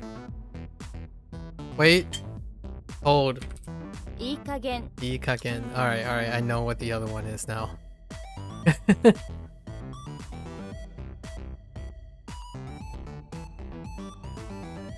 太い Wait, is that a burn? Futoi is a burn. Interesting. 3冊 Ansatsu. I didn't think we get that burned so early.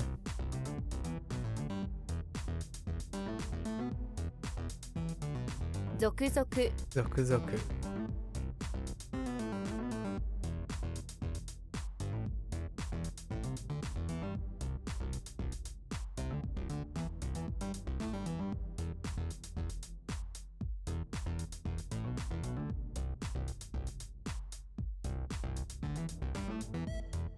Seito. Seto. What? What? Seto. Oh.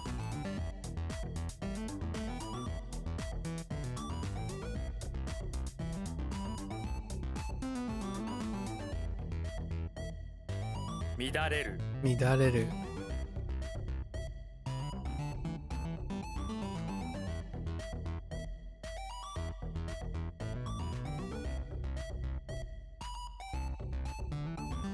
Bukkyoto. Kyoto. Hmm. So you only said it was okay, huh? May I ask, what was the last thing you had that was like life defining when it comes to eating free?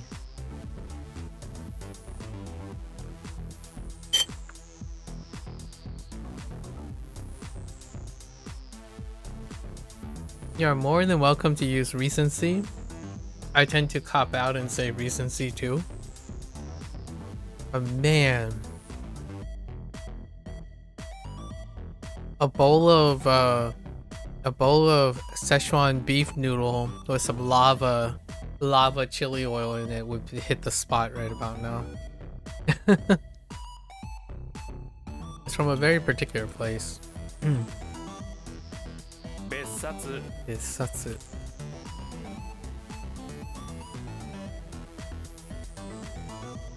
What? I guess separate volume, sure.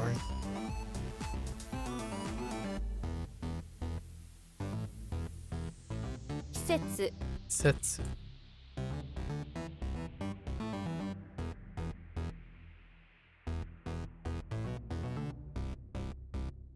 Oh, decent burn.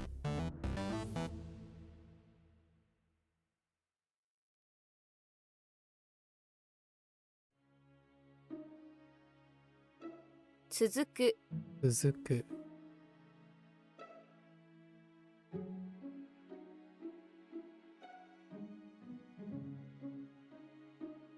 Oh. What?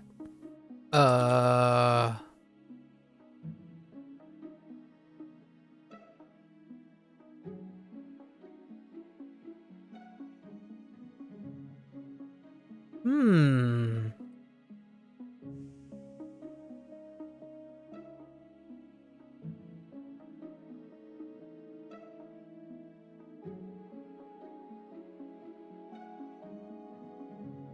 Going on here?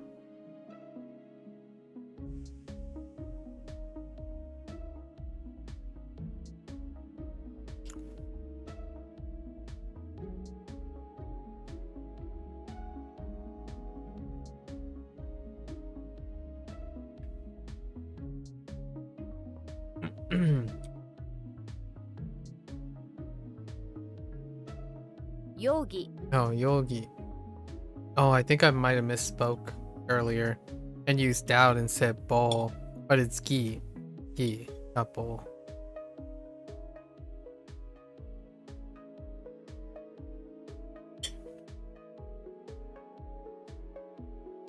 It's okay.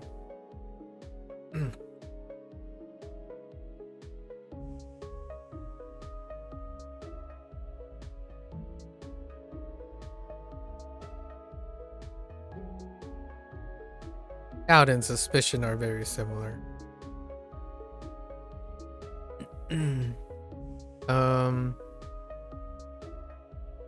Whoops. Ah! 減法 Genpo. Genpo.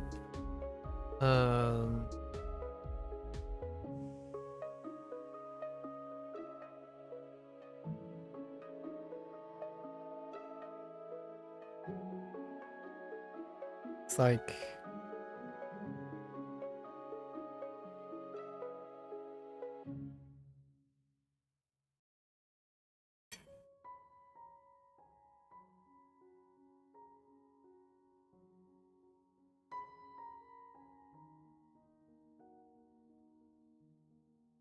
I'm struggling. I'm struggling with again today.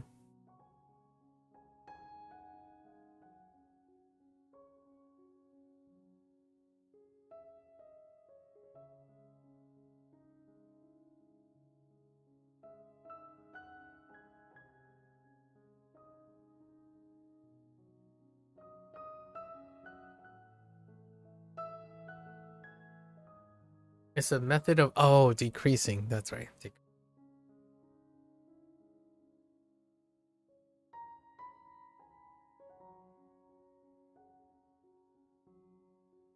Oh my gosh. Please. 説得 Setoku.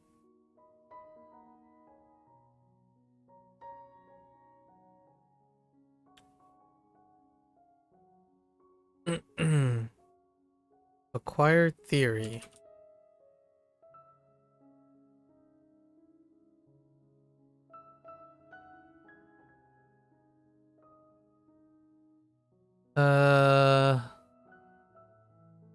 Oh.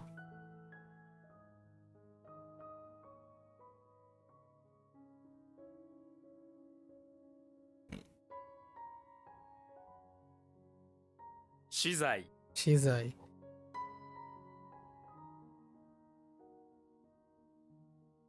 Hmm.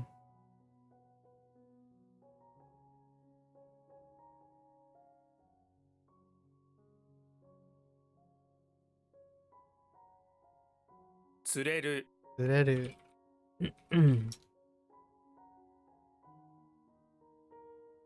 Hassatsu. Hatsatsu.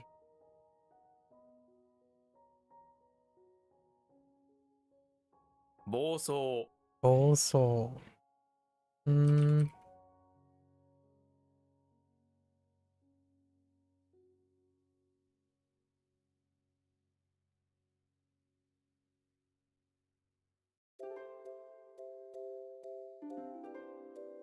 Dang it. I went for it.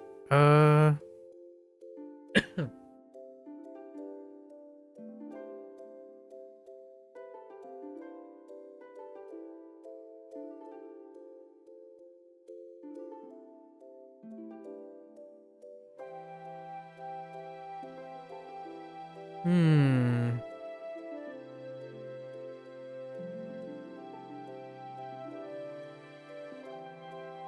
Oh. L Hit it.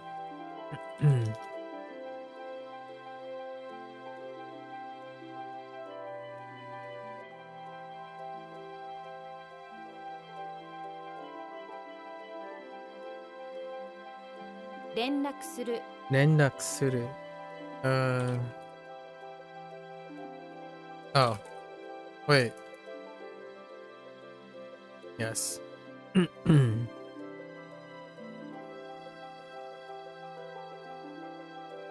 暴力 暴力.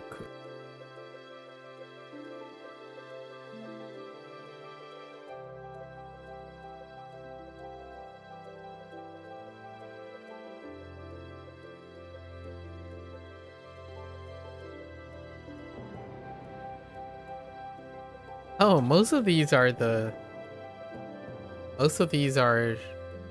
new ones. It's the after.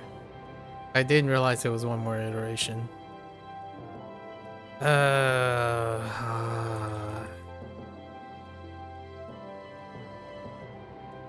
Dang it. Shinto Shinto. 広い Hiroi. That's a bird, right? 財布 Saifu. 一冊 Isatsu. 乱暴 Rambo.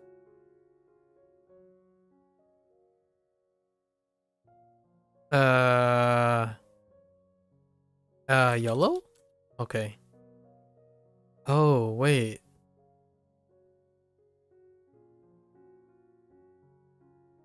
Wait. Oh no, this is a this is a burn too. YOLO? What?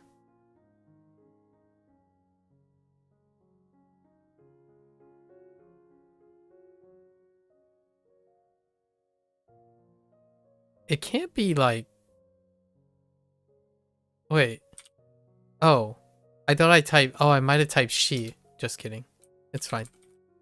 I was like, wait a minute. That can't be anything else. It's fine. It's fine. 大丈夫. 大丈夫だ.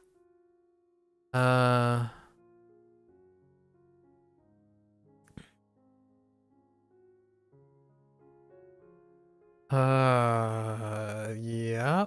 Mm-hmm.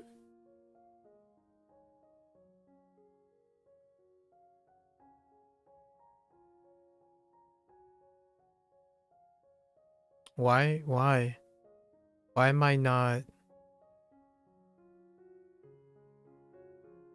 It's not the same, is it? Wait, no. Okay.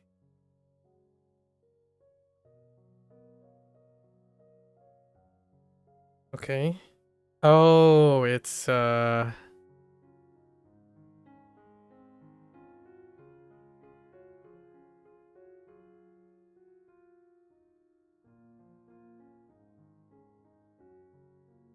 it's ice skull. It's ice ogre, right? How the heck does ice ogre translate?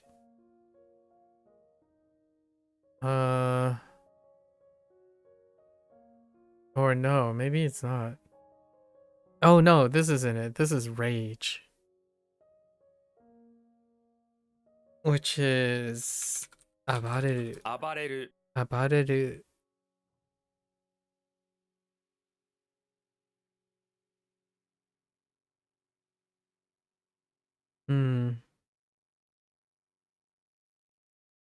What is that? 少女 Shoujo.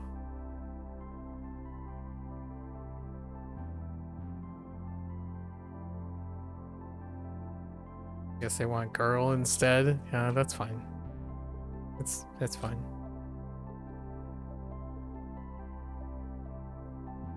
毛布 Move.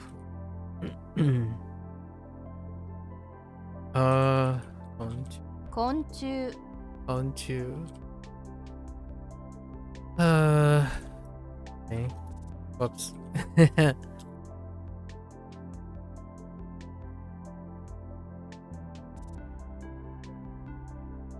得意 得意. 学歴 学歴.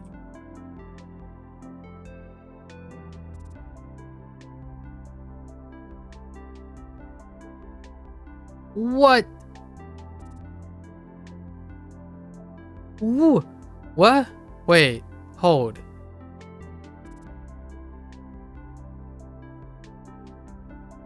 No. 根血根血.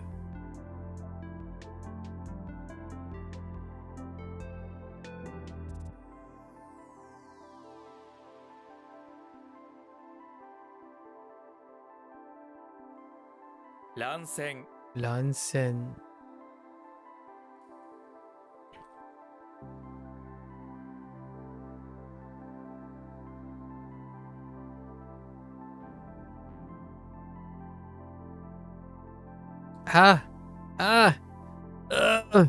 Sorry. 連続 Denzoku. It's kind of like trying to. It's like I'm in the. It sounds like I'm like constipated or something, trying to push out an answer. My bad. To take along, continue. 殺 That's it. We just got to get to the lessons. Lessons are today's feature, level 20. Okay.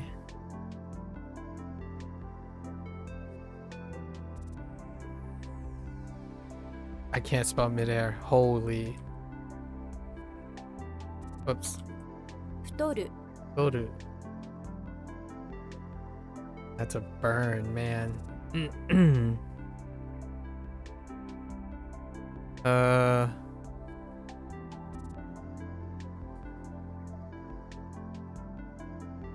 減る Okay, today was pretty good. Level 20! We're officially out of our teens. Rip. Old. Rip. Unk status. No, not really unk status. Alright. So, oh, that's not too bad. Alright. So, this reminds me of having maybe... We're looking at 80-ish, right? 80-ish lessons. Let's see if we can blitz through these. Outer space. Okay, outer space. Okay. Mid-air outer space. That's mid-air. Okay. So, what do we have here? Ooh? Uchu. 宇宙 Oh, uchu. Uchu. Uchu. Uchi. 宇宙 Uchi is weird. Okay.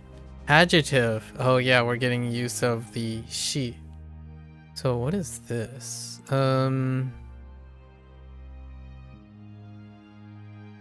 Keiyoshi. 形容詞 形容詞 Okay. The shape of the the shape and form. Interesting. Wait. Oh, that's form. Oh, he's using the other alternative one. Shape and form. Shape and form, part of speech, which is an adjective. 形 Okay. 容詞 Keiyoshi. All right. I got you. Distressed. Oh, that's like Quinn. Distressed or trapped or troubled. Stressed. If you put your mouth on a tree and try to eat it, you're probably a distressed and troubled individual. Okay.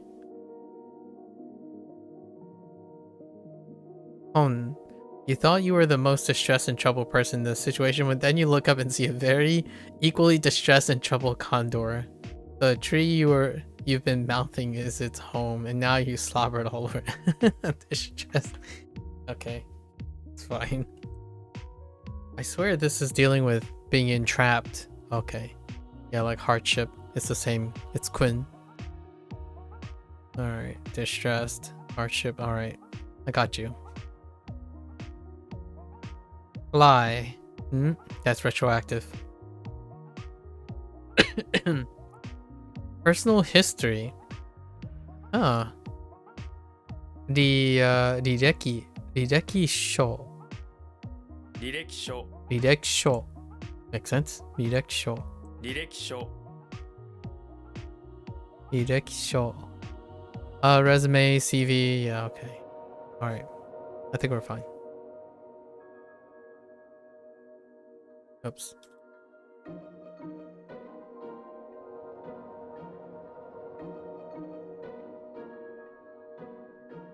形容詞 Keiyoshi.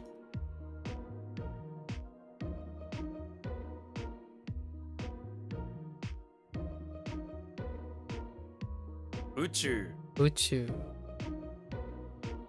Uh-huh. Mm-hmm. 履歴書 Direction. Alright. To put on shoes. So that's it. Yeah. Now it looks familiar with the ku next to it. I want to say it's kiku. No? 履く Haku. Oh, yeah. There are 2 Kikus, I think. Somewhere. I think. Oh no. I gotta remember all the where ones again. Haku. We might have to encode this differently. Yeah, we'll have to encode this differently. So when you footwear on, you're putting on skirt, shoes, and pants, right? Lower body. Haku. 履く So haku, let's write a new one. So you forgot to read the instructions on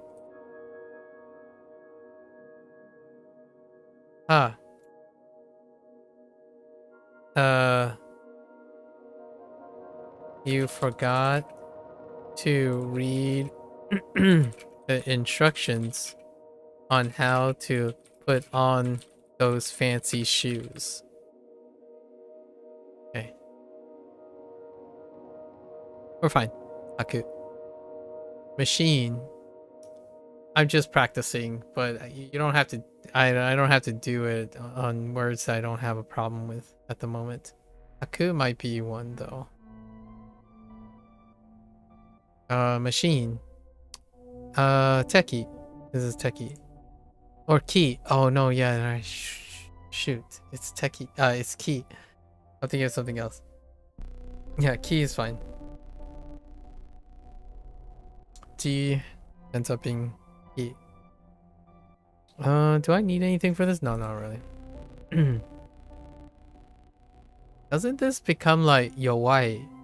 No? 若い Wakai. Ah, yowai is something else. Wait. Hold up. What the heck is yowai? Oh, it's weak. Sorry. Yeah, wakai, it's fine. Maybe we should write something for this. Wakai, okay. Oh, no, we don't, because it's connected to the first read, which is kun. Okay, wakai. Oh. Maybe, oh. Do we have an own? Oh, we have another read as well. Other than that, it would be wakasha. 若者 Wakamono. Oh, this is a special read for this one. I might want to make sure. I thought it's sha, right? And then mono is the kun. Oh, that makes sense. It's not a hybrid. 若者 Okay, wakamono. So let's link up.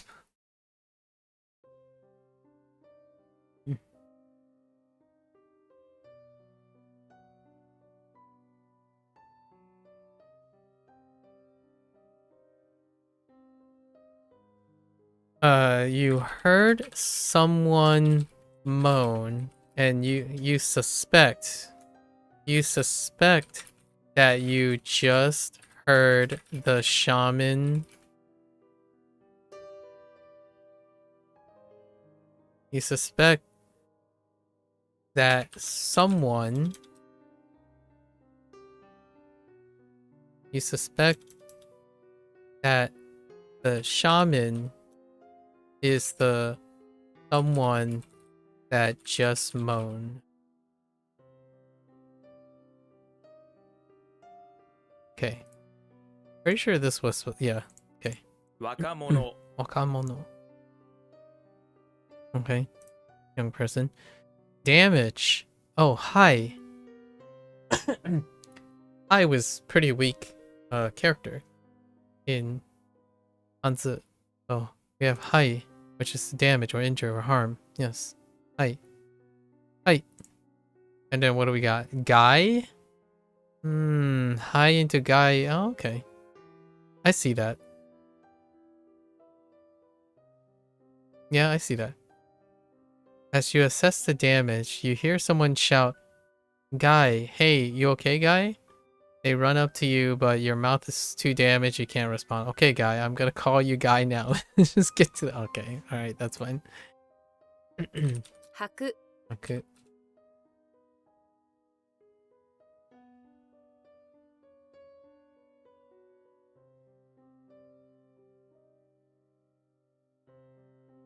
若い Wakai.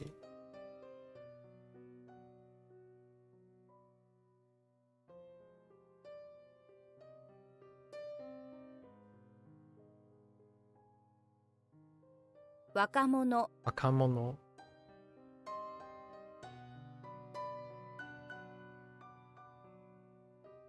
Surplus. Wait, what is tool?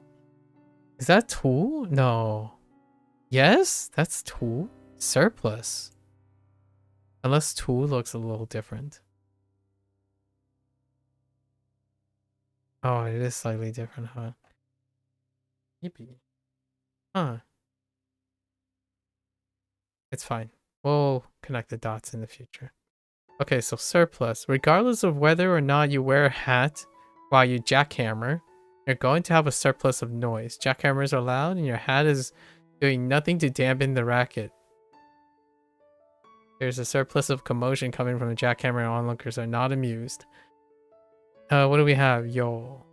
One of the person walking by is the owner of a push cart yo-yo stand. Having a surplus of yo-yos, he starts throwing them at you. This makes you stop using the jack as you need both hands to fend off. Okay. That's kind of whack, but we'll try it. Unneeded. Reminder. Interesting. Wait. Zanyo. Zanyo. No. I'm not sure if I have this. Okay. Youthful. Youthful. Yowayowashi. Oh yeah. Yowayowashi. 若々しい I mean, wakawakashi. Yowa again. It's the same structure. It's the same structure. Is why I'm referring to weak. Yowa. Because it's like yowayowashi. Kawakawashi. Okay. Wakawakashi. Wakawakashi. Oh, I said kawaka. Wakawakashi. Beautiful. Okay. Mona Lisa. This record looks like a combination of a brush. Yeah, okay, I kind of see it. Okay. And the beauty kanji. Okay. So what's beautiful you can paint with a brush? The most famous is Mona Lisa. All right. I got you. Boo. Concurrently, what in the actual... All right, fine. I mean, I'm already used to this in HanziHero, so... Difficult? None. A Chinese turkey is difficult to find because they are so rare. I'm actually genuinely curious if there are, like, not like indigenous, but now like domesticated, or like not domesticated, but like I guess, yeah, domesticated, like live, like poultry turkey in China. It'd be interesting. I'm not even sure. Well, let's find out.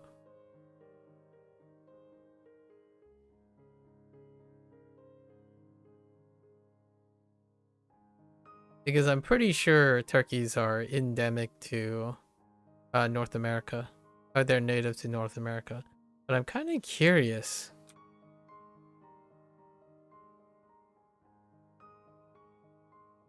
No. I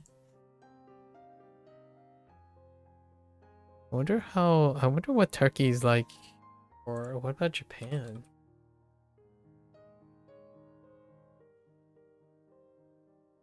Intriguing.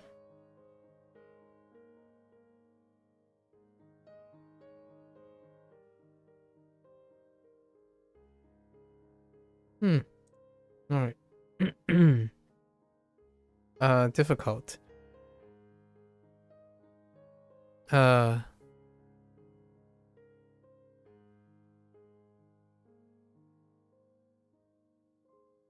Uzugashi, right? But what do we have instead? None. Oh, hey, none. All right, that's fine. None works. Not in difficult. We got this. Move it right along. A noun. Oh, okay. 名詞。名詞、名詞。名詞 All right, we got this.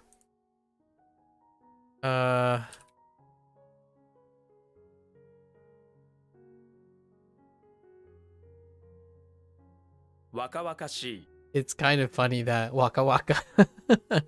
I wonder if the Muppets, right? The Muppet Show was ahead of its time and wanted to have Fozzie the Bear say Waka Waka Waka. Waka Waka Shi for youthful. His jokes are pretty youthful though. Mona Lisa. Surplus. It's gone.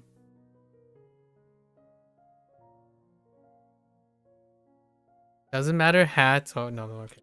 Got it.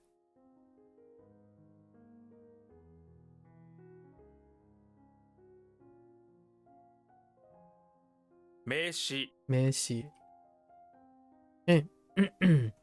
I'm thinking like 70? 70. Give me 70. Okay, 66. That's not too bad. Let's hit him up. Let's go. Verb. Makes sense. 動詞、 Doshi. 動詞 Alright, let's go.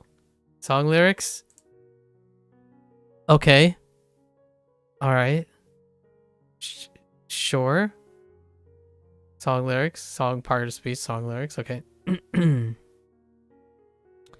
What is that? Hashi? 歌詞 Hash. 歌 Okay. 詞、 歌詞 Going the other way. Sure. Fair enough. Incur. Wait, that's Bay. What the heck? Bay is incur? Ooh, I could use this. A spirit loses its skin as part of the damage it incurs. Oh, a cover. Oh, that kind of makes sense. Like instead of a blanket or like a quilt, a cover. Interesting. I could use that. There's a vocabulary word that's coming out that uses bay, and I'm like, quilt? Interesting. Incur. Cover. Not for Japanese, but when you incur the wrath of the angry spirit, it'll try to cover itself with your skin, and you'll feel your skin heat up. I kind of like the skin part. I don't know about the incur at the moment. We're fine. Grammar particle. The heck? Oh, I see.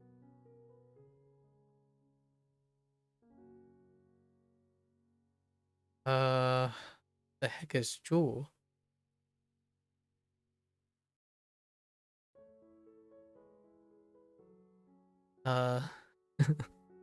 Juice. That's Jewel.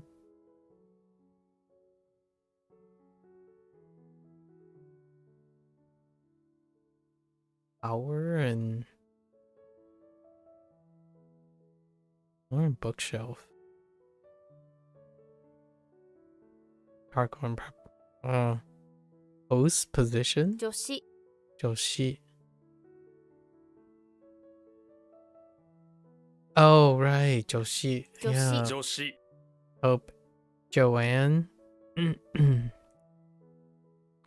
Numerical. 寿司 Sushi.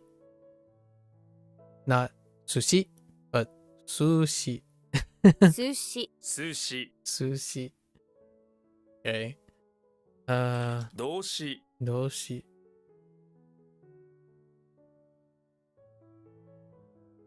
歌詞 Hush.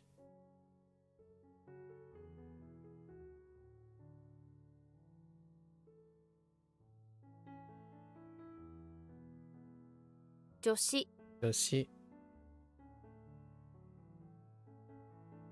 Oh, that's the wrong particles. Or spelled incorrectly. Sushi. Sushi. Wait. I don't know what this is. What? Oh, numeral. Okay. Flute. What was our flute? Our flute was no. Oh, no. It's not. Our flute is Teki.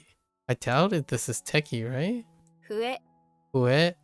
Oh boy, Huet. This word is made up. Oh, yeah, okay. When learning the kanji, you didn't learn the reading, so here's a mnemonic. Pretend you're trying to whistle. Oh.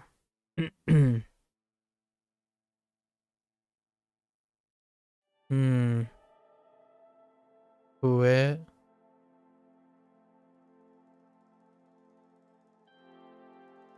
Flute.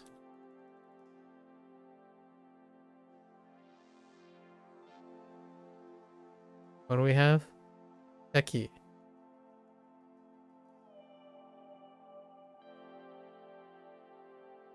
Instead, a flute reminds to play the flute. You use a similar technique as whistling.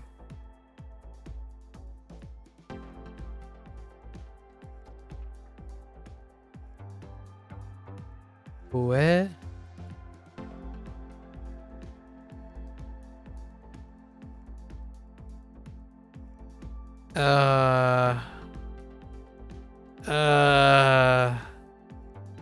Which go...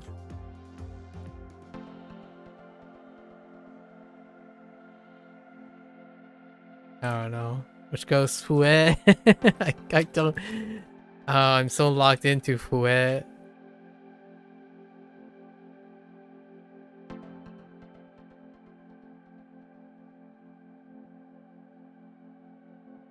Flute and whistling can often involve the same technique and sound. Fouet. Implied, I suppose. We'll try it that way. Okay. Steam whistle.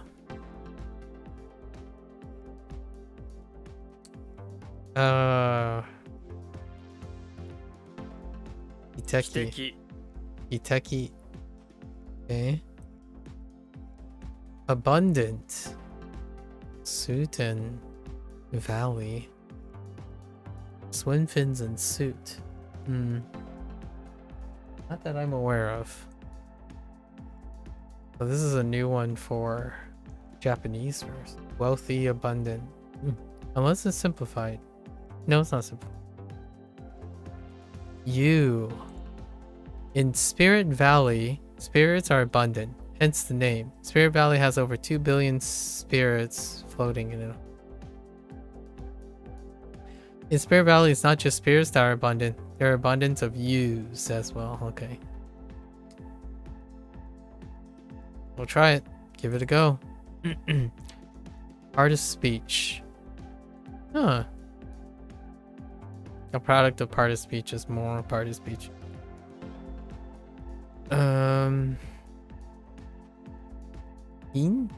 Hinshi. Oh, hinshi. 瀕死 Hinshi. Midair. Right?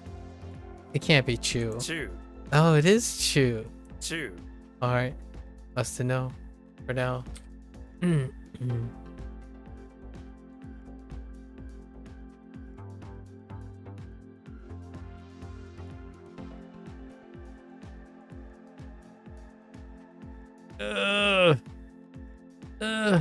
Kiteki Kiteki. Wait, that's steam whistle. What am I doing? Same difference.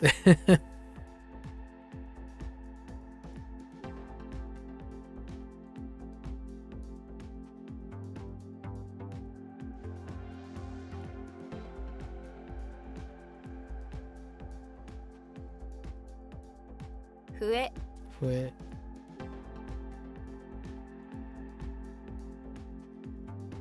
中 You.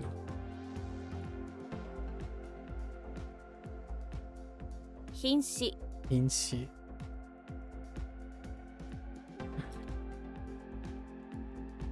Okay. Wakame. Wakame. A young cloth. For some reason, is the seaweed wakame. Yeah, I have no idea. If you never heard of wakame before, go look it up. It's delicious and really good for you. Seaweed is a kind of cloth in the sea, right? Yeah. Oh, this young cloth is nice and soft and thin, like wakame. I imagine young people are soft and thin too, which is why they're young. Okay. Note that this word is more commonly written in kana, yeah. わかめ Or wakame. Oh, wakame. Oh, wakame. Oh, no. Wakame works too. He reads. Wakame versus wakame. Uses the same reading you learned. Wait. Waka? Oh, yeah. And then meh. It's irregular. What is this considered? Oh. Kun? Yeah, double kun.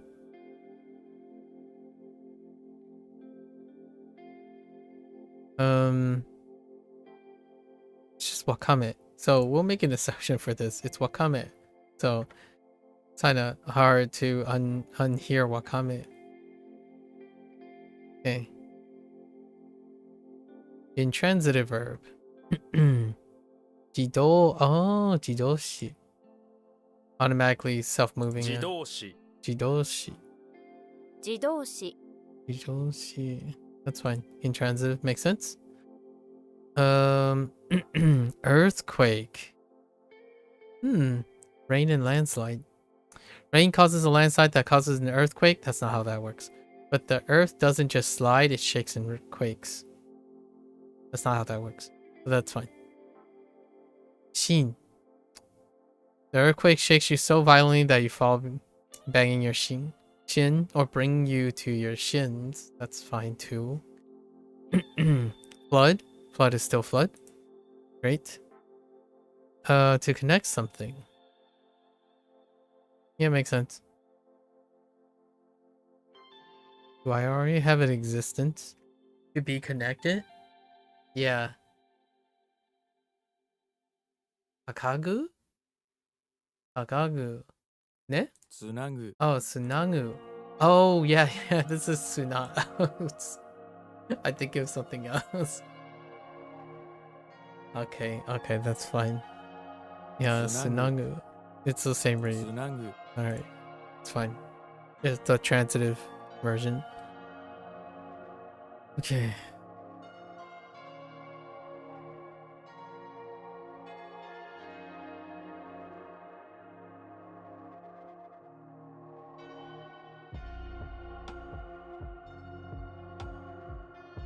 Wakame Wakame.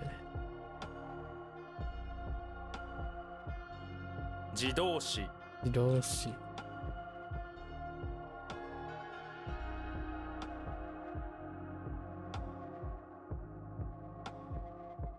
Tsunagu Tsunagu.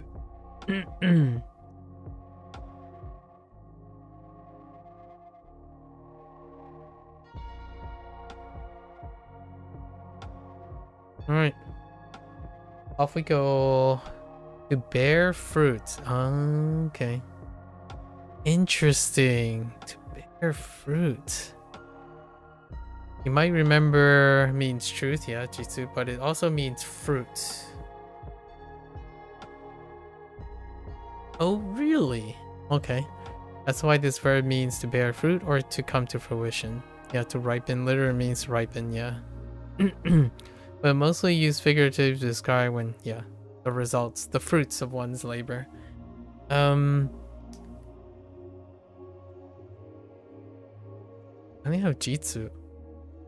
Was there anything else? 実る Minoru. I don't think so. Yeah.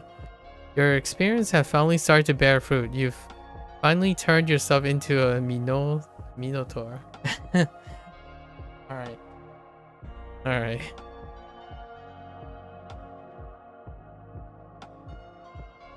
Alright. So, let's bring it together. I think relating secondary readings to primary readings is going to be happenstance. We'll just be faster at it, right? If we practice. So we can Minotaur.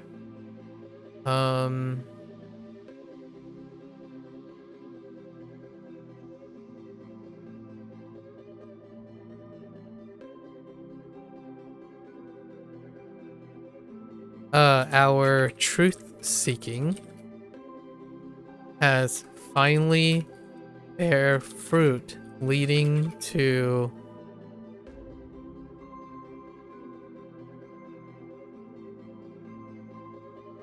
results. G2 and what is it? G2 two Minotaurs.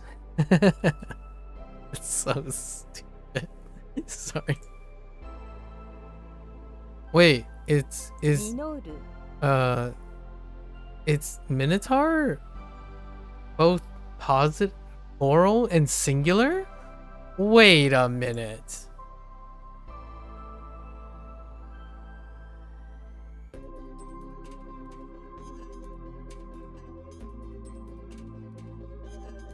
Oh no, just kidding. Wait, why is it written as a spelling error? Oh.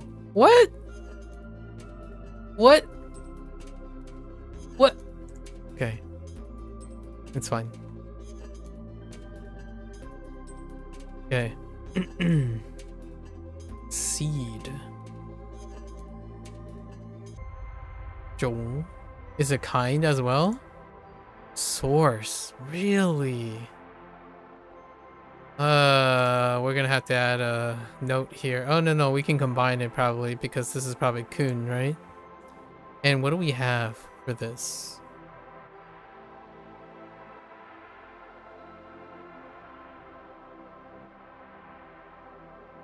Why am I drawing a blank? Se? No.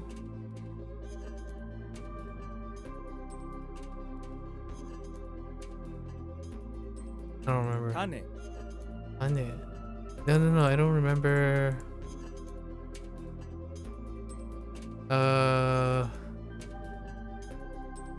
Something Rui. It's part of. It's connected with Rui. Garui? No. Oh, Shu. Shurui. So. Tane. Ane. Choose your seeds carefully because you love to have a tan. Eh? You love tanning, so you don't want to plant anything that will grow really tall. Okay. That's fine.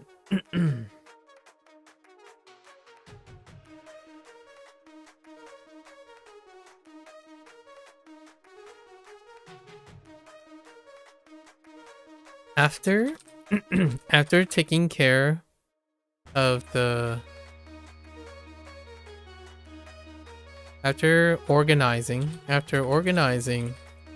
the different kind of seeds into their proper shoots.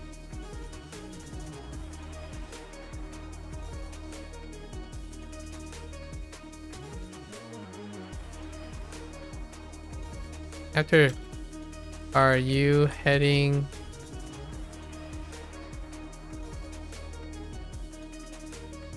I see you got a good tan, eh? After... Okay, after... Yeah. After you're back, you may choose National Park for your first drive. Aw, that's cool. National Park. What kind of National Park? Like, where? Or, like... What are you gonna do at a national park? Hiking? Is there hiking in the national park? After you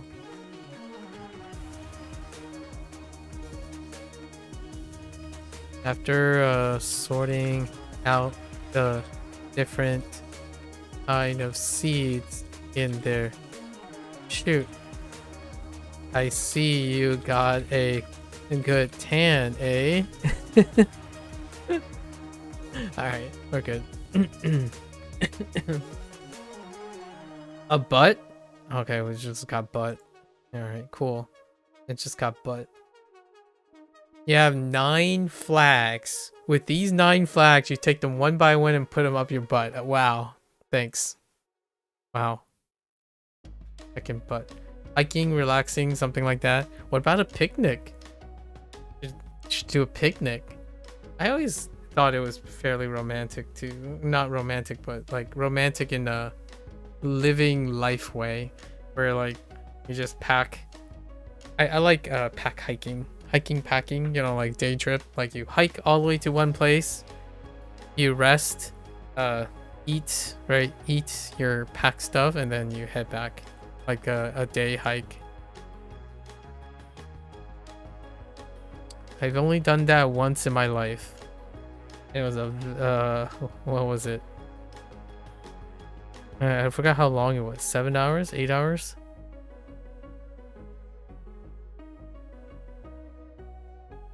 That whole spiel. The whole spiel. Yeah, you should pack something. Find a high point and just chill and, you know, make a good sandwich, you know. Or you could be like the old, like, college student version where, I'm not sure if you have these where you are at the moment. There are, like, hottish foods, like self-heating foods, or of course, it's probably going to be a very warm day since it's in the summer. So, bringing like insulated cans of something, get the refreshing, sit down at like a nice table sounds fantastic. I think national parks tend to be routed, so they typically have like outlooks, areas on the route for outlooks. So when you get to a national park, you can have a trail that ends on an outlook at like a high place or a good vantage point, and having like carrying something that not too heavy, but carrying something along the way to have a treat is pretty wonderful. So what about the kanji for butt? I got 9 butts. 9 butt flags. Alright. Now that you have 9 flags inside your butt, you have to get them out. But you don't know how to, so you ask Siri. Ask Shidi, how do I get 9 flags out of my butt? Okay. You gotta call your family? About to leave? Oh yeah, no worries. Yeah, take care. Enjoy. So, yeah, we'll talk again.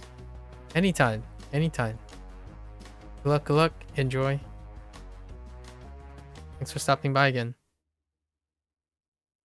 Okay, Shidi and 9 butts. I got you. Mole? Nah, that's fine. Mole is good. Let's see. To be gone.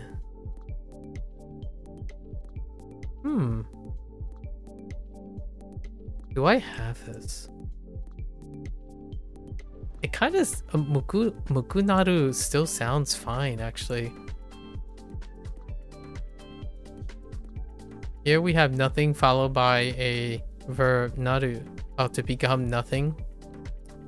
Oh yeah, that'll be to be gone, to run away, to disappear. Yeah, this can be translated in various depending. Okay, that's fine. Nakunaru. Oh yeah. Oh, that nakunaru. Oh. Nakunaru. Yeah. Nakunaru. Okay. I got you. Wait. Oh yeah, we did learn. Yeah, that's true. Nashi. Will I remember the connection? Possibly. We'll see.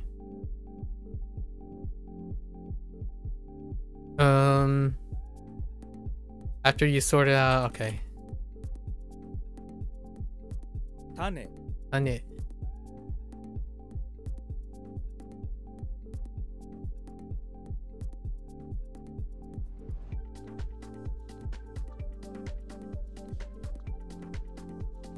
Oh man, 実る Minoru. Attaching it to the primary reading is it. That's what you do. You invested so much on the primary reading. You gotta connect it back to the primary reading.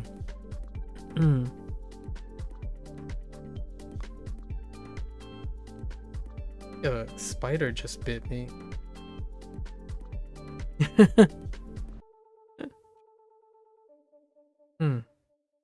Okay.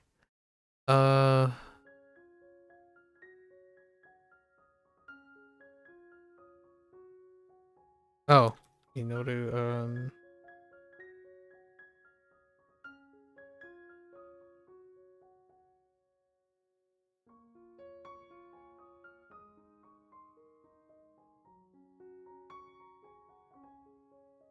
okay. なくなる Nakunaru.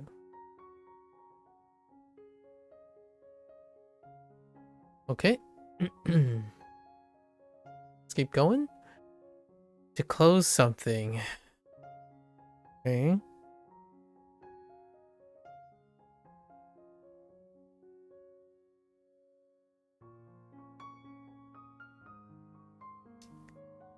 I was thinking if I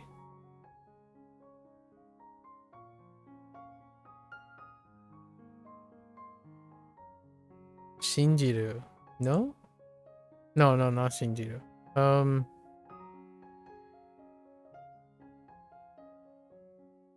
No, she. But it's not like Shinjiru. It's kind of like she. It's not Shijiru. Or is it? Huh. Another verb version of the kanji, yes. This is a special one that can either be transitive or intransitive. That's fine. Close. And then is for returning things that have expanded, open, back to their closed state. It's used for books, umbrellas, web browsers, I see. 閉じる Oh, tojiru. Oh no, I haven't used it often. Tojiru. Oh no, it's the toe, the infamous toe. Okay, alright, no, let's write something for this. Why? Because to close that something expanded or spread open, you always use your toes. It's easy enough with books, but umbrellas are a real challenge. Okay. How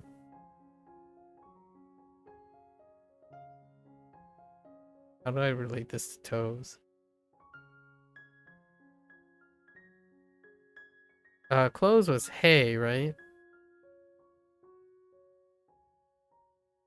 Okay.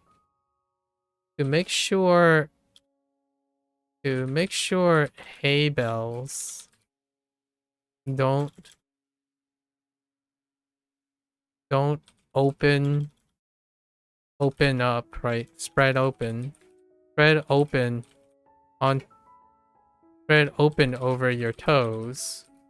Make sure to close them up again. Okay. Tojiru. Dishwashing. Makes sense. Are we gonna use Sara? Sara.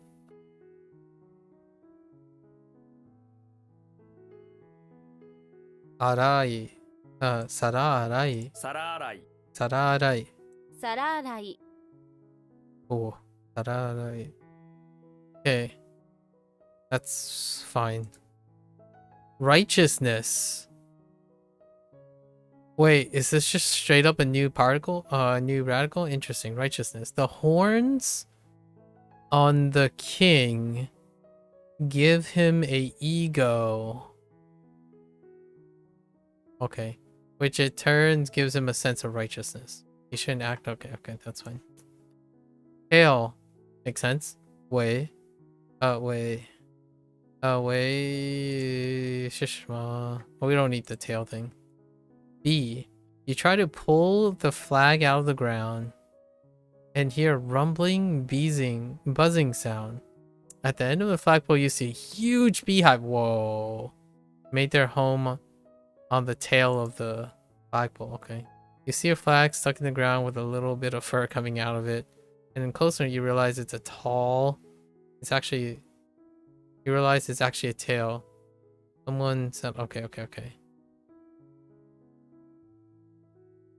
That's kind of disjointed.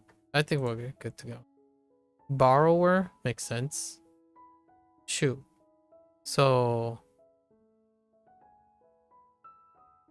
Tsurishu? Wait. Keri? Yeah, Kerishu? Or Kerite? 借りて Karite. Oh no, whoops. Karite. Nah. 借りて借りて Ke. Karite. Do I need to remember if it's te? No. Kun. And kariru. Yeah. 閉じる Tojiru.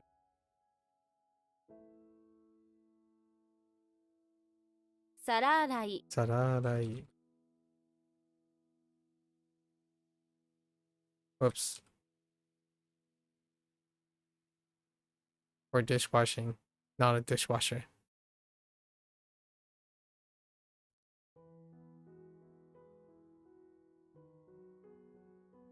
Karite. Karite.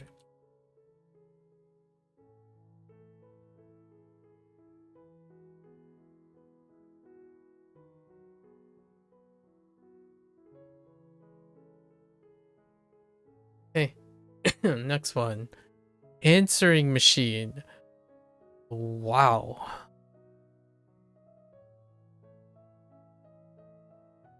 Do you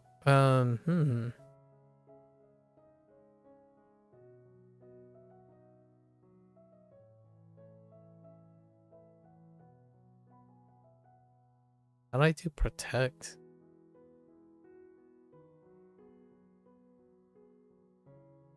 Do you hold on denwa 留守番電話 Rusuban denwa. Oh yeah, this is Rusu. Whoops. That's right. So they just went with Rusu, then ban. Oh, Rusuban. Oh yeah, that's right. This is like caretaker or something. Or house sitting. Rusuban, yeah, caretaking. Rusuban denwa. Oh, that makes sense. Interesting. Answering machine. 留守番電話 Rusuban denwa. 留 Alright. 守番電話 That's a pretty good reinforcement. Yumi? Or do they get combined? It says, Yumi, no. So you're going with, what the heck is bow? Onyomi. Something makes me want to say ka, but Kaya? 弓矢 Yumiya. Oh, okay. I no, there isn't a onyomi. I don't think I have an onyomi. Do I? Oh, cucumber. That's right, cucumber. And what was next to ya? She.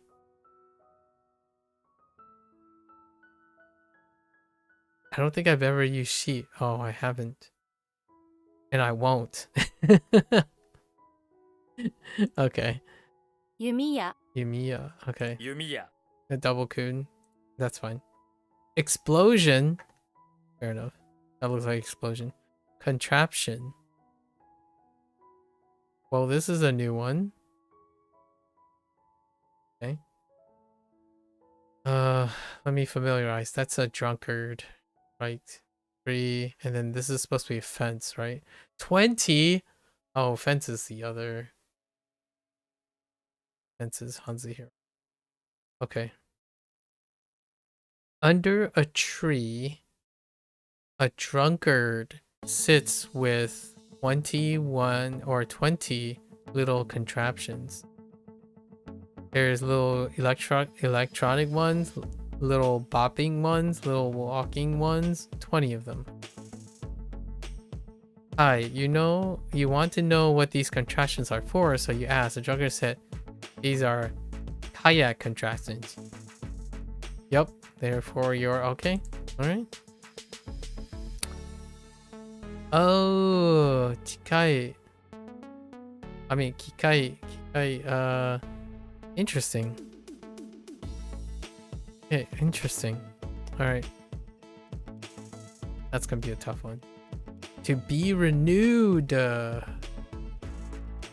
Is this gonna do arata maru? Ne?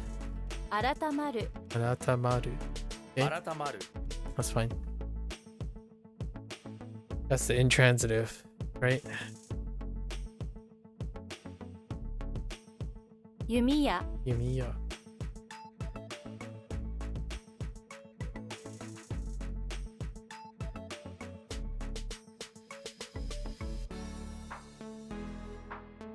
留守番電話 留守番電話.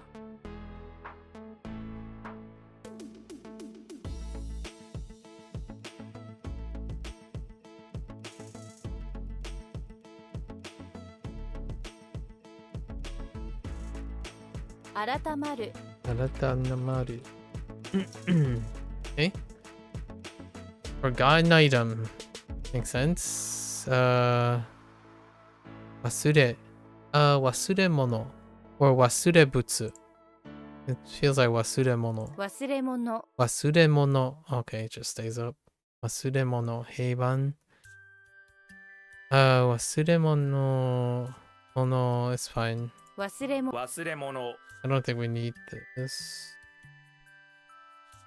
Yeah. It's a casual way to refer to something. 忘れ物 Okay, wasuremono. Certain. Oh, che. Authentic. Interesting. Che becomes certain.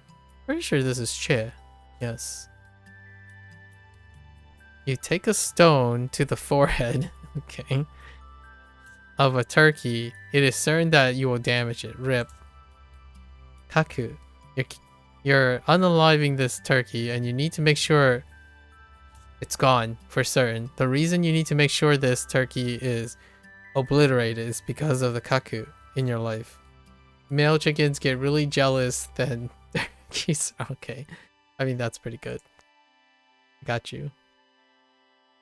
Now, is it really certain or is it authentic? I mean, authentic works too, actually. Kaku. Oh, rate. Kakuritsu. Interesting. Kakuritsu. For probability. Certain rate of probability. Interesting. Tashikani. Interesting. Certainly. And real, certain, accurate, yeah. Seikaku. Alright. Fair enough. Next one, smoky. Do we have a coon? Don't think so. Just N. Yeah. So what is it? 煙い Kemui. Kind of feel like I knew this. Kemui. Okay, so kunyomi, kemui. How do we go?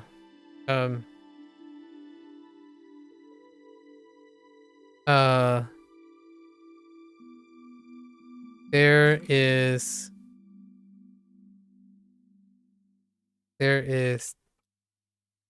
it's really smoky from all the toxic chemicals.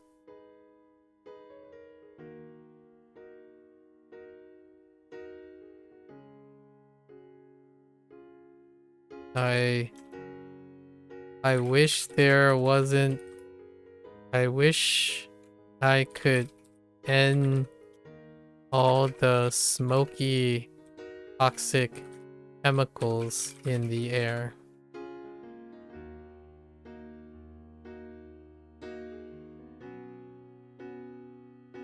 Yep, that should work. All right.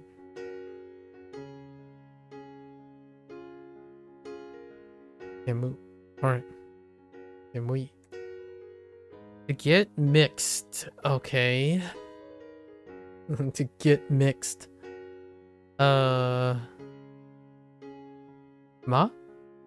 Mazaru intransitive, right? The connotation you can't distinguish the thing you're mixing, yeah. 混ざる Mazaru. 混ざる Okay, good enough. Stab instead of thorn. Interesting. Instead of thorn. You hit your head on a tree. Okay, on a tree. On a tree, and a knife falls out and stabs you. Interesting that they don't pay attention to the towel or the makeshift towel in it. Okay. Hit your head on a tree and a knife falls out and stabs you. Okay. Sa. There's nothing more dangerous than a tree that likes to stab. So you get your saw and... Oh, wow. Okay, that's a little intense. 忘れ物 Wasuremono.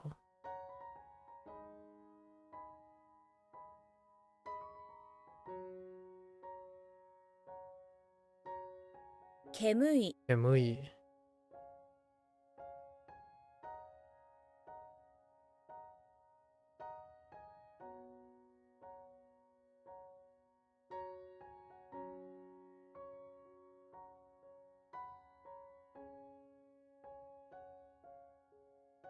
Mazaru Mazaru.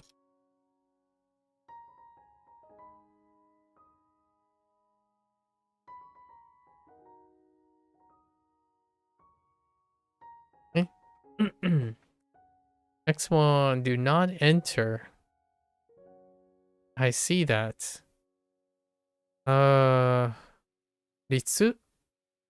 Ritsu new? What was the other one? Let's see, Ritsu new Inchi. Inchi is the other one. 立ち入り禁止 Oh, Tachiri. Oh my, 立 wait. ち入り禁止 Tachiri. Inchi. Tachiri. The reading for Tachiri is a bit strange, but it might help you to know that it also can be written Tachi. Oh, okay. Tachiri. Oh, that's where that comes from. Okay, Tachiri. The Tachi is the same as what you learn for Tachimono. Tachiyomi. No. Tachiyomi, yes. And Iri is the reading for Iriguchi or enter. In our version of the word, the hiragana is invisible. And it's okay. So, let's try.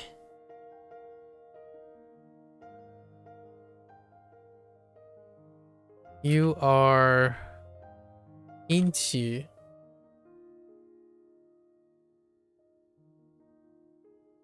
Inchi is fine. Okay, you are Inchi from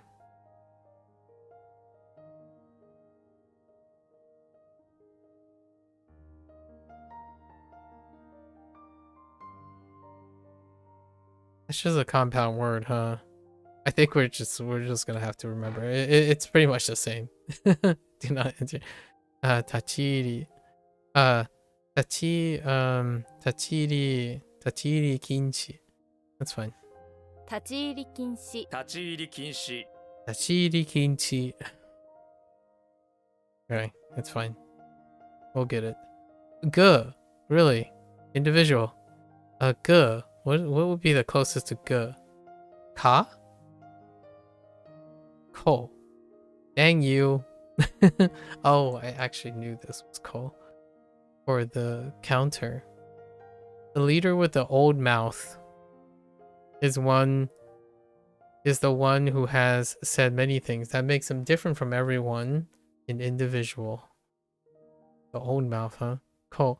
As an individual, one must teach all the Ko their ways. Yeah, the youth. Okay. I think we're fine. Hidden gem. A whole place or location. A hidden gem, a whole location. Oh, that kind of reminds me of like a location, a hole in the wall location. It's a hidden gem, you know? Like a restaurant, a hole in the wall. Hey, this hole is a really nice place, but no one knows about it because they think it's just a hole. That makes it a hidden gem or a hidden spot, and you better hope the tourists don't... Yeah. Okay.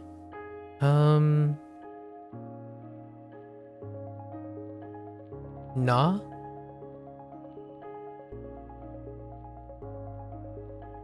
Maybe Najo? Is a... Oh, no, wait. It couldn't be Basho. Oh, no. That might... No. It's a place that are good but relatively unknown. You can use it as any kind restaurant, park, so okay. Anaba. Anaba. Oh, okay. It's double. Okay. It's double kun. Anaba. Fair enough. Double kun. Anaba. Nostril. Hanano ana. 鼻の穴 Hana no ana. Okay. Nose holes. Pressure. Is this like ya? This looks like ya. Simplified ya. The dirt under a cliff is going to be under a lot of pressure. It's fair enough. Atsu. You want to increase the pressure so you stack on a second cliff. Ah, 2. The dirt cries out in... So you stack a second cliff. You want to increase the pressure, so 2. You stack not 1, but 2 cliffs instead of just the dirt, but that's fine. Dirt is tough, lots of pressure. 2. Dirt gets in your nose, sure. That's fine.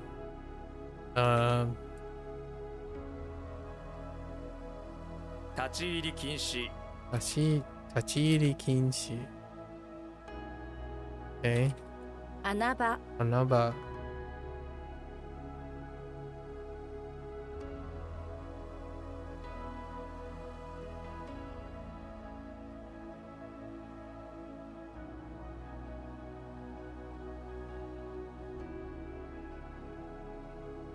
Hana no ana.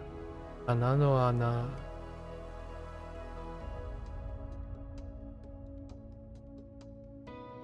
Oh, Congerio. I don't know what they call these. Anago. Oh, Anago. A whole child. Isn't some kind of creepy old child. Not sure how else to describe it. It's a... Yeah. Congerio? Yeah, type of taste. And I think... But the second option, we're just gonna go with Anago. Yeah, Anago is fine. Anago. Anago. Which is Ana and Rendaku Ko. Yeah. Anago. Anago. Okay. Okay, it's fine. Just go with that. Exist. Chun? Chun? Chun 是什么? A Norwal sticks. Oh, wait. Is this the retroactive one? Oh, no, maybe not. It could be, though. It could be, what is it? Son? On and zone? Same deal. Zai. Oh. Alright. Exist is fine. A narwhal sticks a stick into the dirt to see what exists underneath. Yeah, it's fine. The narwhal can't find anything, but it can't stop thinking about what could exist outside the world. It pulls out a xylophone and starts tapping the keys with its horns. Ugh. It plays a sad song about the meaning of life and whether existence is worth it. Okay. We'll keep it until it's see if it sticks. Anthropology.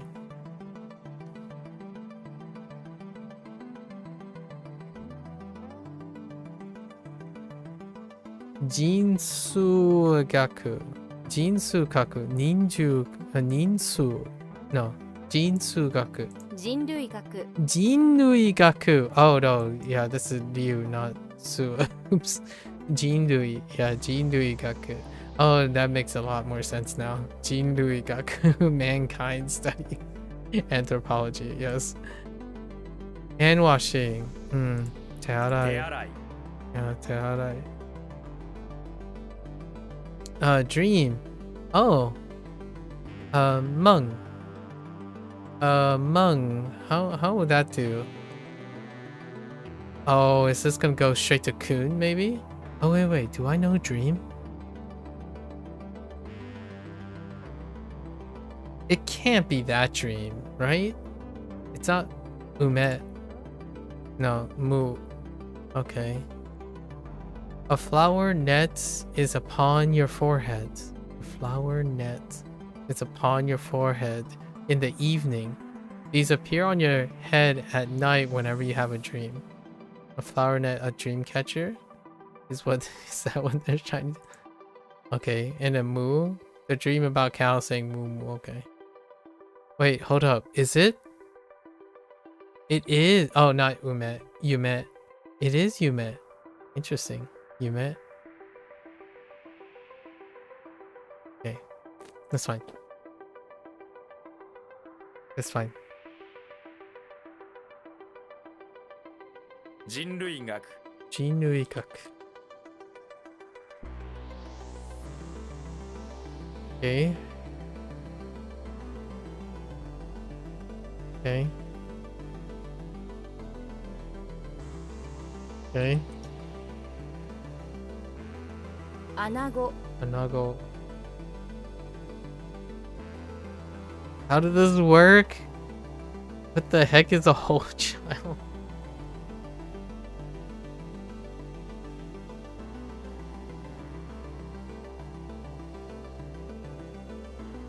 I don't remember.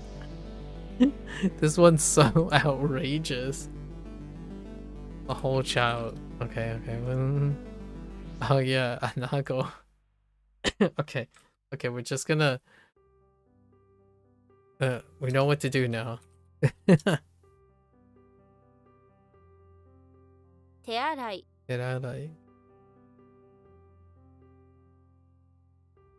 Interesting they don't introduce it as a bathroom.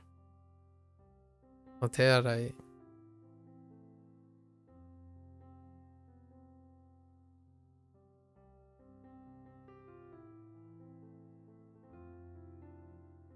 Heartburn.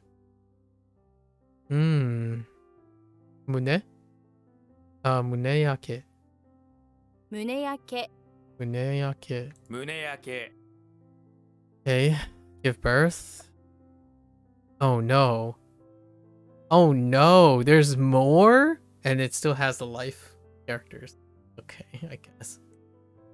You stand on the cliff of life and give birth to a child. What is this, the Lion King or something? Oh no, you're standing too close to the edge of the cliff of the life. The baby falls out. Okay, that's a little morbid. Does that qualify as a dead baby joke? The circle of life, the cliff of life. Okay.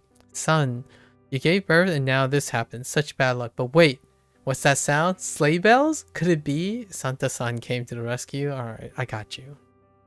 Santa-san rescues the baby that falls off the cliff of life, birth. Yikes. Okay. Indivisible.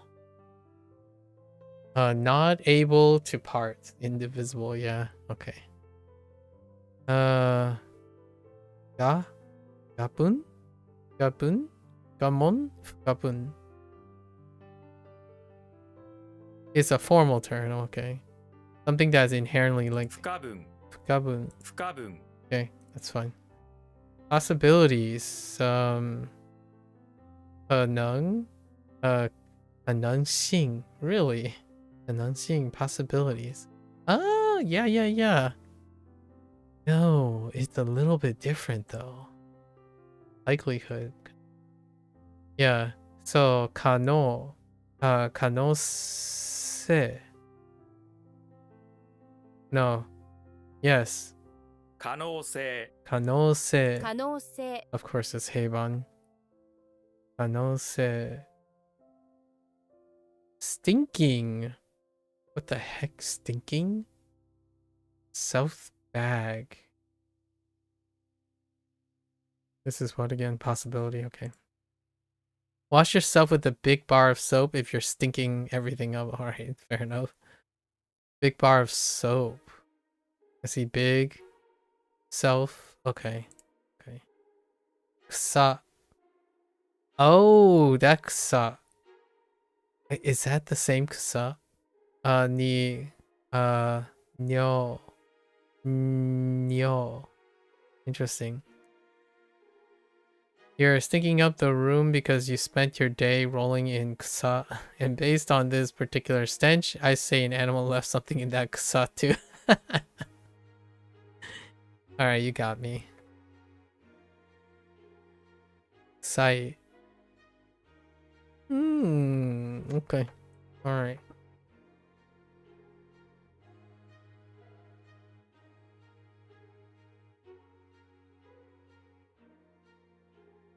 Muneyake.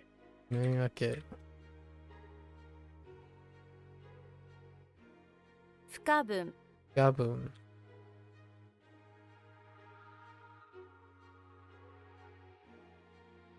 Kanose. Anose.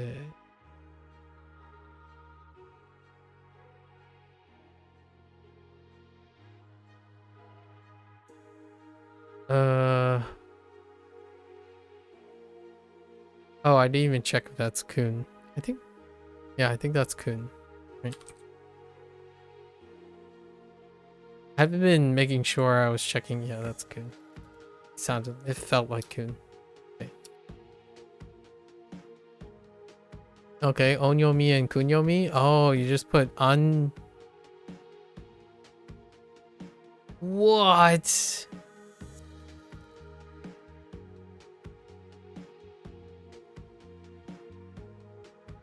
Is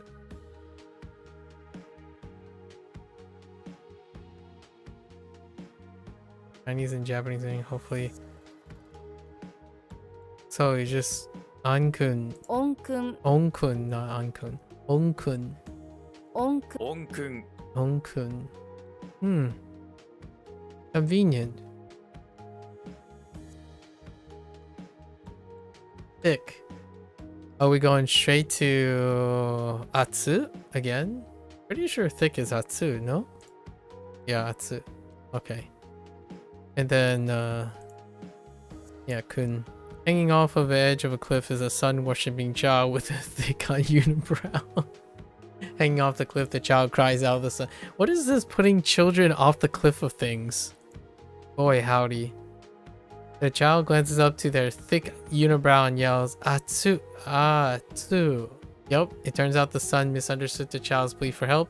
Instead of pulling them up from the cliff, it gave them a second thick unibrow on top of the first. What the heck? It's fine. Atsu is fine.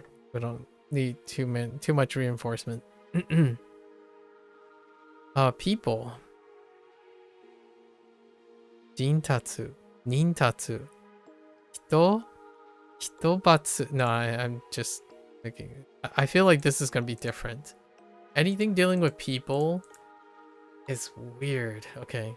The kanji part. Oh, maybe it's like Jintachi?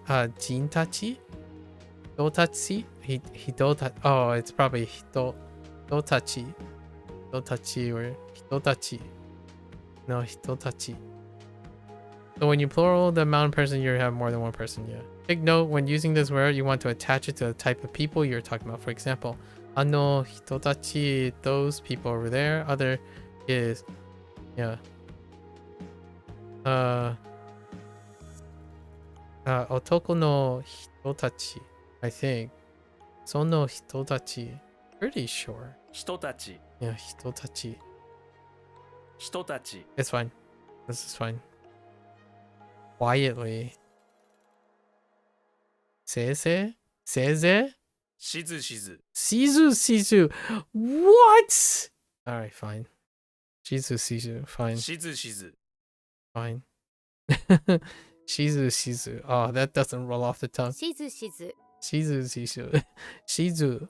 Shizu Shizu. しずしず Ugh. A wife? Paw?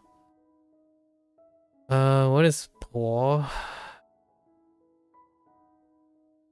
Pretty sure this is paw. Oh, no. This might be... Yeah. Sai? Wait a minute. She can't be dead because your wife is a cyborg. Okay. Cyborg wife. Or is it Chi? Oh, no. I think it's Chi. Sai? Do I get the two mixed up? Pretty sure this is Paul, right? The Chi. Let's go double check first. This is Chi. How did Paul look? Oh, Paul is the right.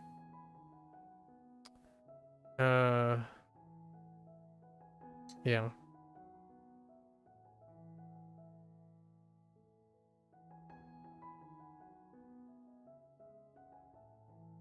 Yeah, Chi. I.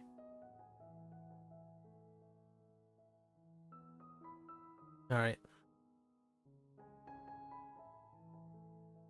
Okay. Thick. 音訓 Onkun.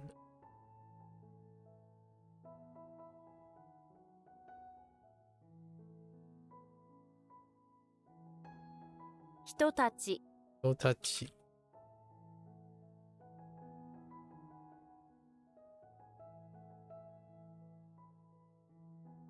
しずしず Shizu Shizu. All right. we're making headway. To get baked. I guess that might as well be to get cooked, huh? Yakeru? To get baked. It's used when something is heated and transformed by heat. Depending on the context, it can refer to anything from muffins getting baked, grilled, yes, etc. You distinguish, that's fine. It's in 焼 transit. ける Yakeru. 焼ける It's getting really, really quick in learning, knowing, like, feeling which one's intransitive and which one's transitive. It's weird. Such a weird feeling now. Yakeru. Yakeru. Crime. Oh boy. Animal and a paperclip. Oh no, that's a snake. That's a snake. Okay. In the animal kingdom, a snake is the most likely to commit a crime. Remember, the Garden of Eden? The snake was the... Oh yeah, that's a good one. Han.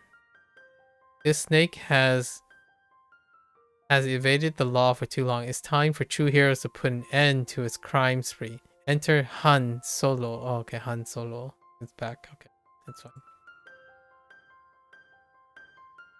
Wait, accomplice. You Hansha.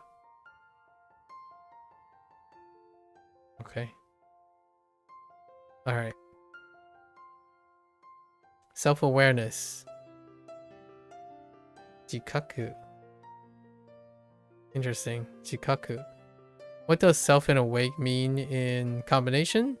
This refers to self-awareness, consciousness of yourself. We're wondering about the difference between... That's a good question. The consciousness and self-awareness and consciousness. Wait.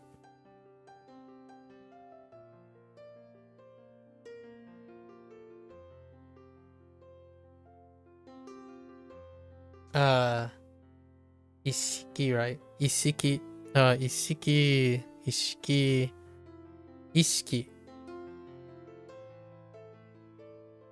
Ishiki. And Shikaku.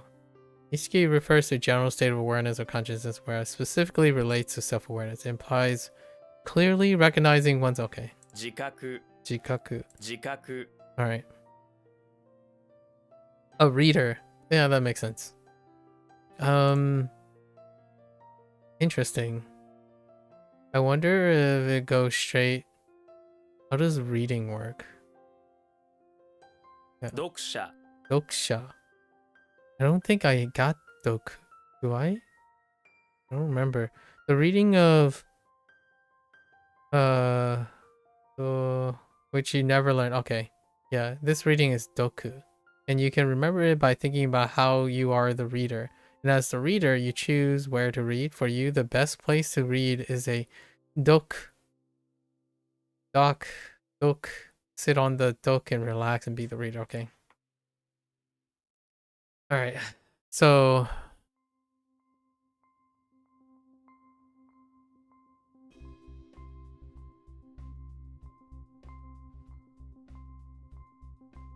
you notice some readers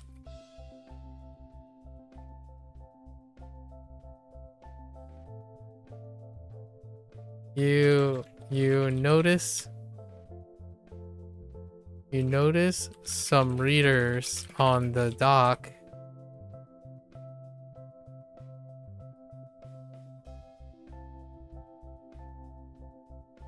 and sit and readers on the dock. One of them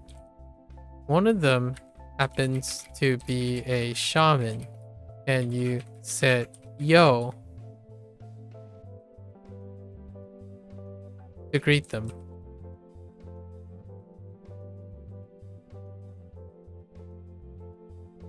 Okay.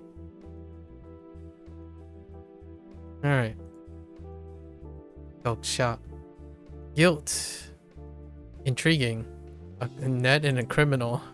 Put a net around a criminal to show their guilt. Alright. Actually, that's pretty concise. I don't think you need too many more. Make him walk the walk of shame. I see. Zai. The guilt showed on the criminal's face. They smile, shrug, and pull a stolen xylophone out of their right. No. You pull a xylophone out to shame them even more as you parade them around outside the walk of shame. Shame. Xylophone, huh? Okay. Oh, you can combine the two. I see. Hanzai.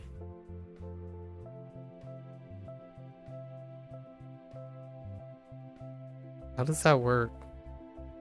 In animal snake, Han Solo takes care of the animal snake because they're criminal. Oh, criminal plus guilt. I see. A crime. A criminal's guilt is crime. Okay.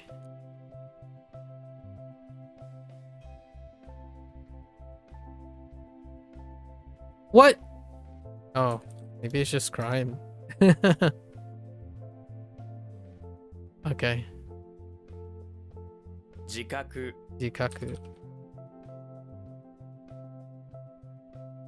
焼ける Yakeru. To get baked. To be baked. No. No comments. No comments. 読者 Doksha.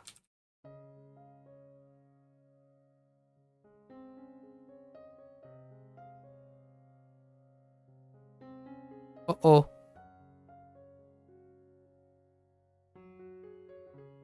Guilt crime. Prevent. All the way down to the last one. I kind of blitzed through this, huh? Prevent. Do I have prevent? Compass and hill. I don't think so. I guess you're up first. Prevent. Is there If there is a building in the direction you want to go, it will prevent you from going any further until... Yeah, okay, that's fine. Bowl. A bowling? The building is preventing you from going the right direction, so you pull out a bowling ball out of your bag, aim and bowl the building over. No. I'm gonna say like the building happens to have a bowling alley, right?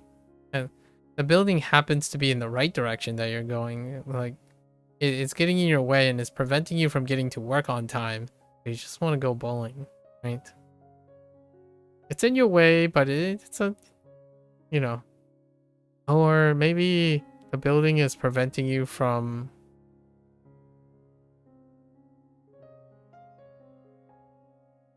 overworking because it's a play.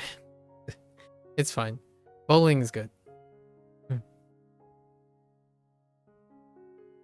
Bullshit. Really? Man, bullshit. Really? I'm pretty sure bullshit. It's at. Wait. Oh, I need to hear the pitch accent for this. It's fine. Oh, hey, waterproof. Prevent. Okay. Okay. Weather forecast. Makes sense. Tenki. No? Tenki. Yo. Ko. Yofuku. Yokaku. Yofuku. I think it's yokaku. No, yofuku. 天気予報 Yo, oh no, it's whole. I'm thinking of something else. Oh no. Dame. Dame. Tenki yoho. Yeah, yoho. It's fine. We're fine.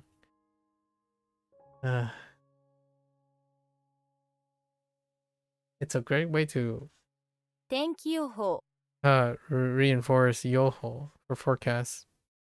Okay. Theory. Lun. What are the chances that it's... No, it's not. Ron. Oh, it was close. I was like, what are the chances that it could be something like Ron? But oh no, that is Ron. Just kidding. Or run.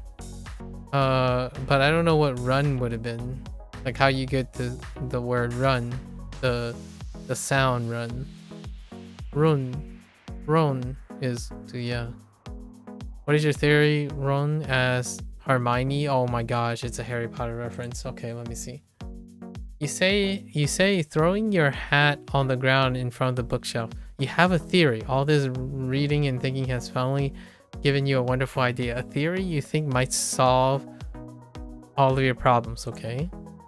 What is your theory, Ron? Asks Hermione. You're Ron Weasley and you came up with a theory that you think will help you stop Voldemort. Ay. Ron, okay. Ron's got it. Is this Onyomi? Interesting. I think this is the first time Ron came up as Onyomi. Alright, we're fine. Senior high school.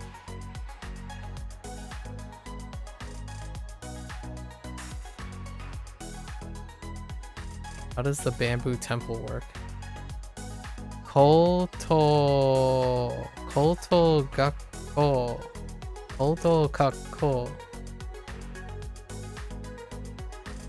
It's different from Koko. Interesting. Fun fact. Koko is the abbreviation of this word. Neat, right? Oh, Koko. Oh, that makes sense. Neat. 高等学校 Koto-ngakko. Yeah. Oh, Koko. Okay, I see. Neat. Off drop.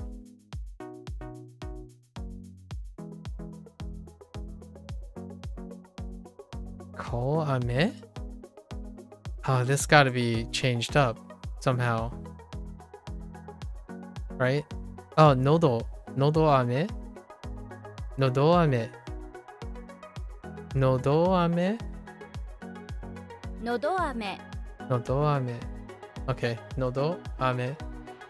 Nodoame. のど飴のど飴 Alright. I kind of need one myself. Passage of time. You look familiar.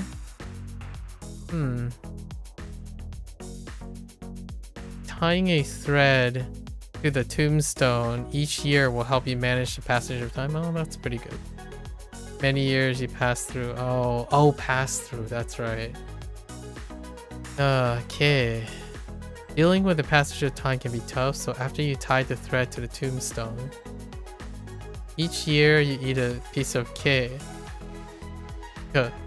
You already eat cake to mark the passage of time. Oh, that's kind of cute. It's kind of like a birthday thing.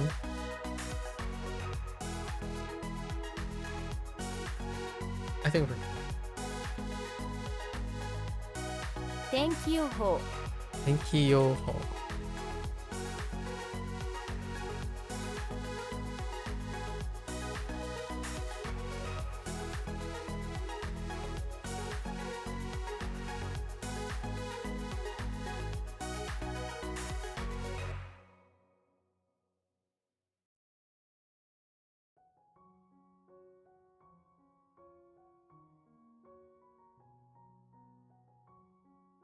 高等学校 Oto Gakko.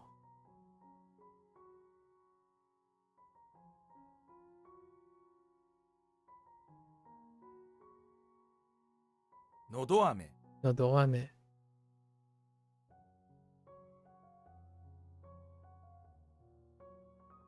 All right. Not bad, not bad. Let's see how much we retain by blitzing through this. Some major blitzing.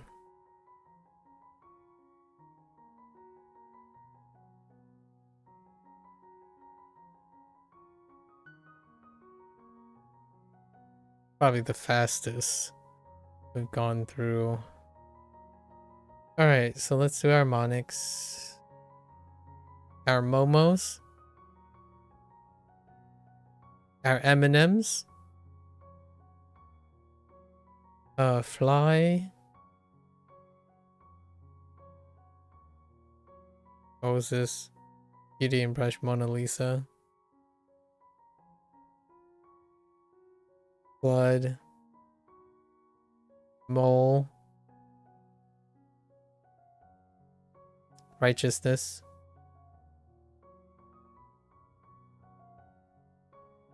Explosion. Okay, heck. Ko? You. Youths. I think. We'll stick with that for now. Key.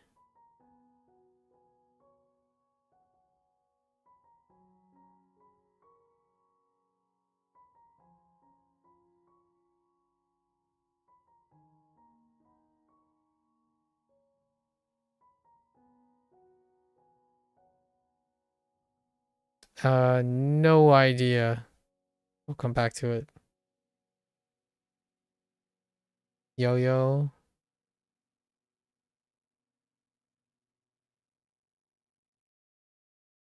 That's just none. Probably like none. Something with bread. I don't actually know.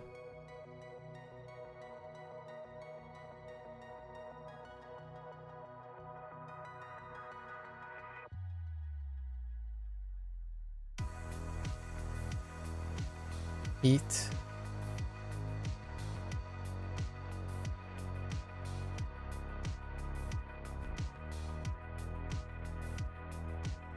Oh, this is youth. So it's not this one.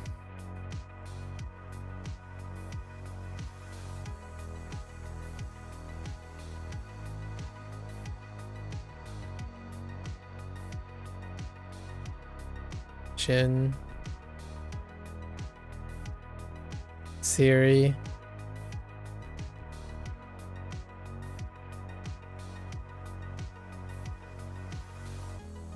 D. Kayak.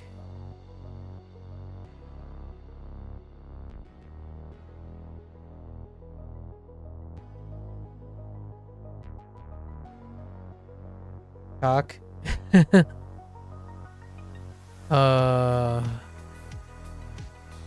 Saw.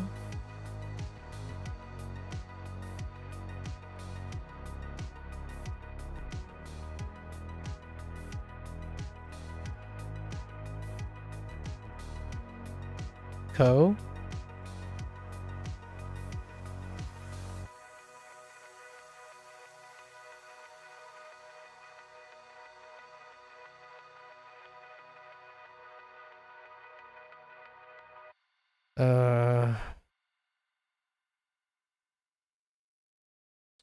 Santa-san. No, not Santa-san.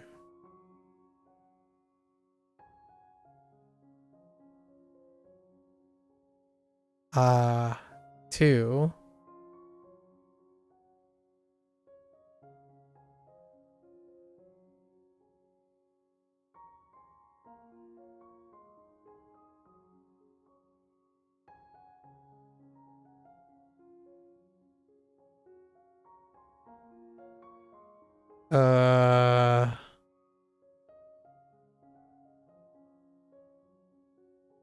I want to say xylophone.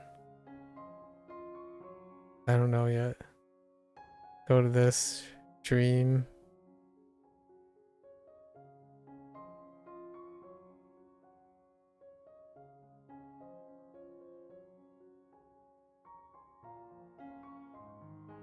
Moo.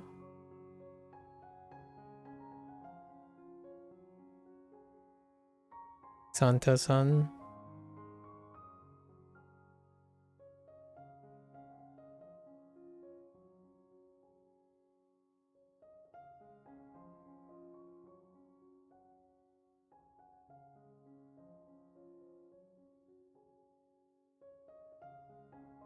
Oh no. Big bar of soap. Stinky. What? I lost it after that. Oh, Kusa.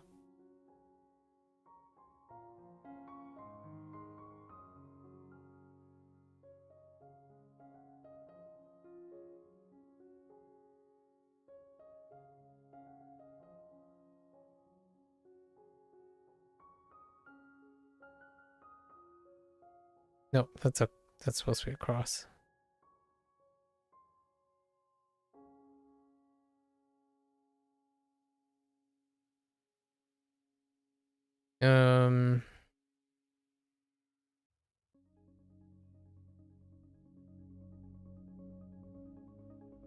It's probably A2 as well. A2.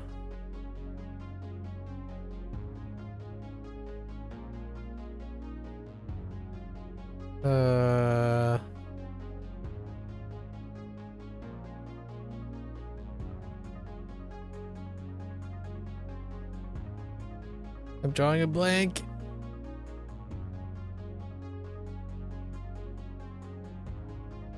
I'm drawing a blank.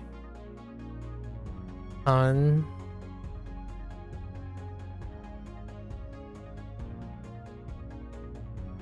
Xylophone.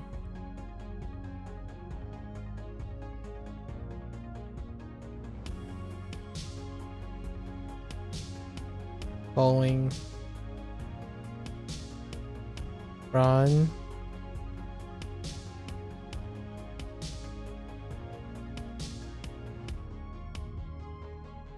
Cake.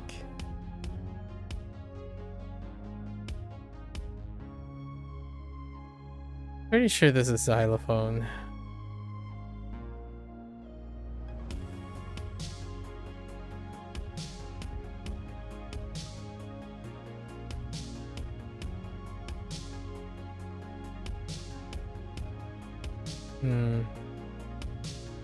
Guy. Oh. As you excessive damage, you channels Guy. Yeah.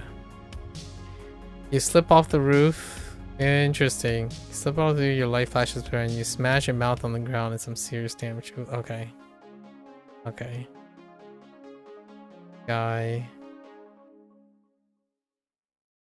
And then oh, the distress thing, right? Condor.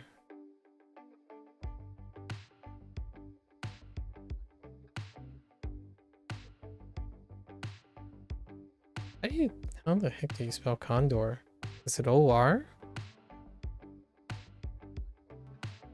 Fine. Alright, let's do the reads. If I get some wrong or something like that, it'll correct the sub as it iterates, so it's all good.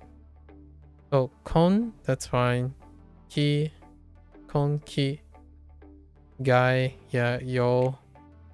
Nan. I. You. Shin, it's fine. Shiri?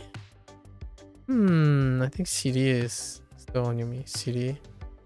I. Kai. Kaku. Sa. Ko. Atsu. Zai. Mu. San. Kusa. Atsu. Oh, I missed one. What was that? Sai. Oh, wife is a cyborg. Okay, cyborg. Okay. Sai. Han. Zai. Wo. Don. Ke. Okay, so the only ones that I think are oh, Atsu. Oh my gosh. Atsu is on. For okay, but this is definitely Sa. Yeah, Sa is Kun. And then this Atsu is definitely Kun.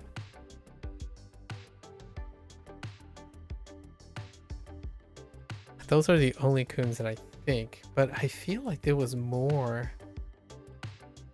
So we'll find out which ones. I feel like there's one more Kun in here somewhere. Is Nan about made of Nan? Okay, yeah. Alright. Well, that's a wrap. Today was pretty quick. Hopefully level updates are kind of like this moving forward. There's a lot of Chinese already woven into this. Very quickly, actually. Alright folks, that's a wrap for WaniKani today. If you're gonna watch this later, arigatou gozaimasu. Right. Feel free to follow along. Pick up WaniKani for yourself. Try it out. There's a 1-month free trial. As always, you're more than welcome to come on by, chat it up a bit, exchange some stories, right? Share some theories, brainstorm some ideas. Always welcome. On the HanziHero side, there was a lot of yapping. Today got a opportunity to catch up with a couple peeps all at once. So we ran a little bit late, not too bad. The lessons, I think overall the lessons were pretty good. We're getting a lot quicker in encoding, and then we're immediately going into complementing the kunyomis. I think the alternative, especially kunyomis, are not great on WaniKani. Having them attached to the primary reading, which tends to be the onyomi, but it can be attached to kunyomi as well. So maybe there's gonna be times where I might get them backwards. We'll see. If it does, we'll come up with another system to place kun and on in there. Because you can arrange a sentence always, arrange the idea constantly in the same order in order to sort out kun and on. That's one way to mess around with the organization mnemonics. Yeah, always feel free, welcome. As always, for those who are only interested in WaniKani, right? ite kurete arigato. Right? Thanks for watching. And minasan mata ne. I'll see you guys next time. As always, that's it for today. Long time. Still got some 2 more rest days before the 200 review. I'll be back then. Stay safe, stay healthy, and I'll catch you guys on the next one. Bye bye.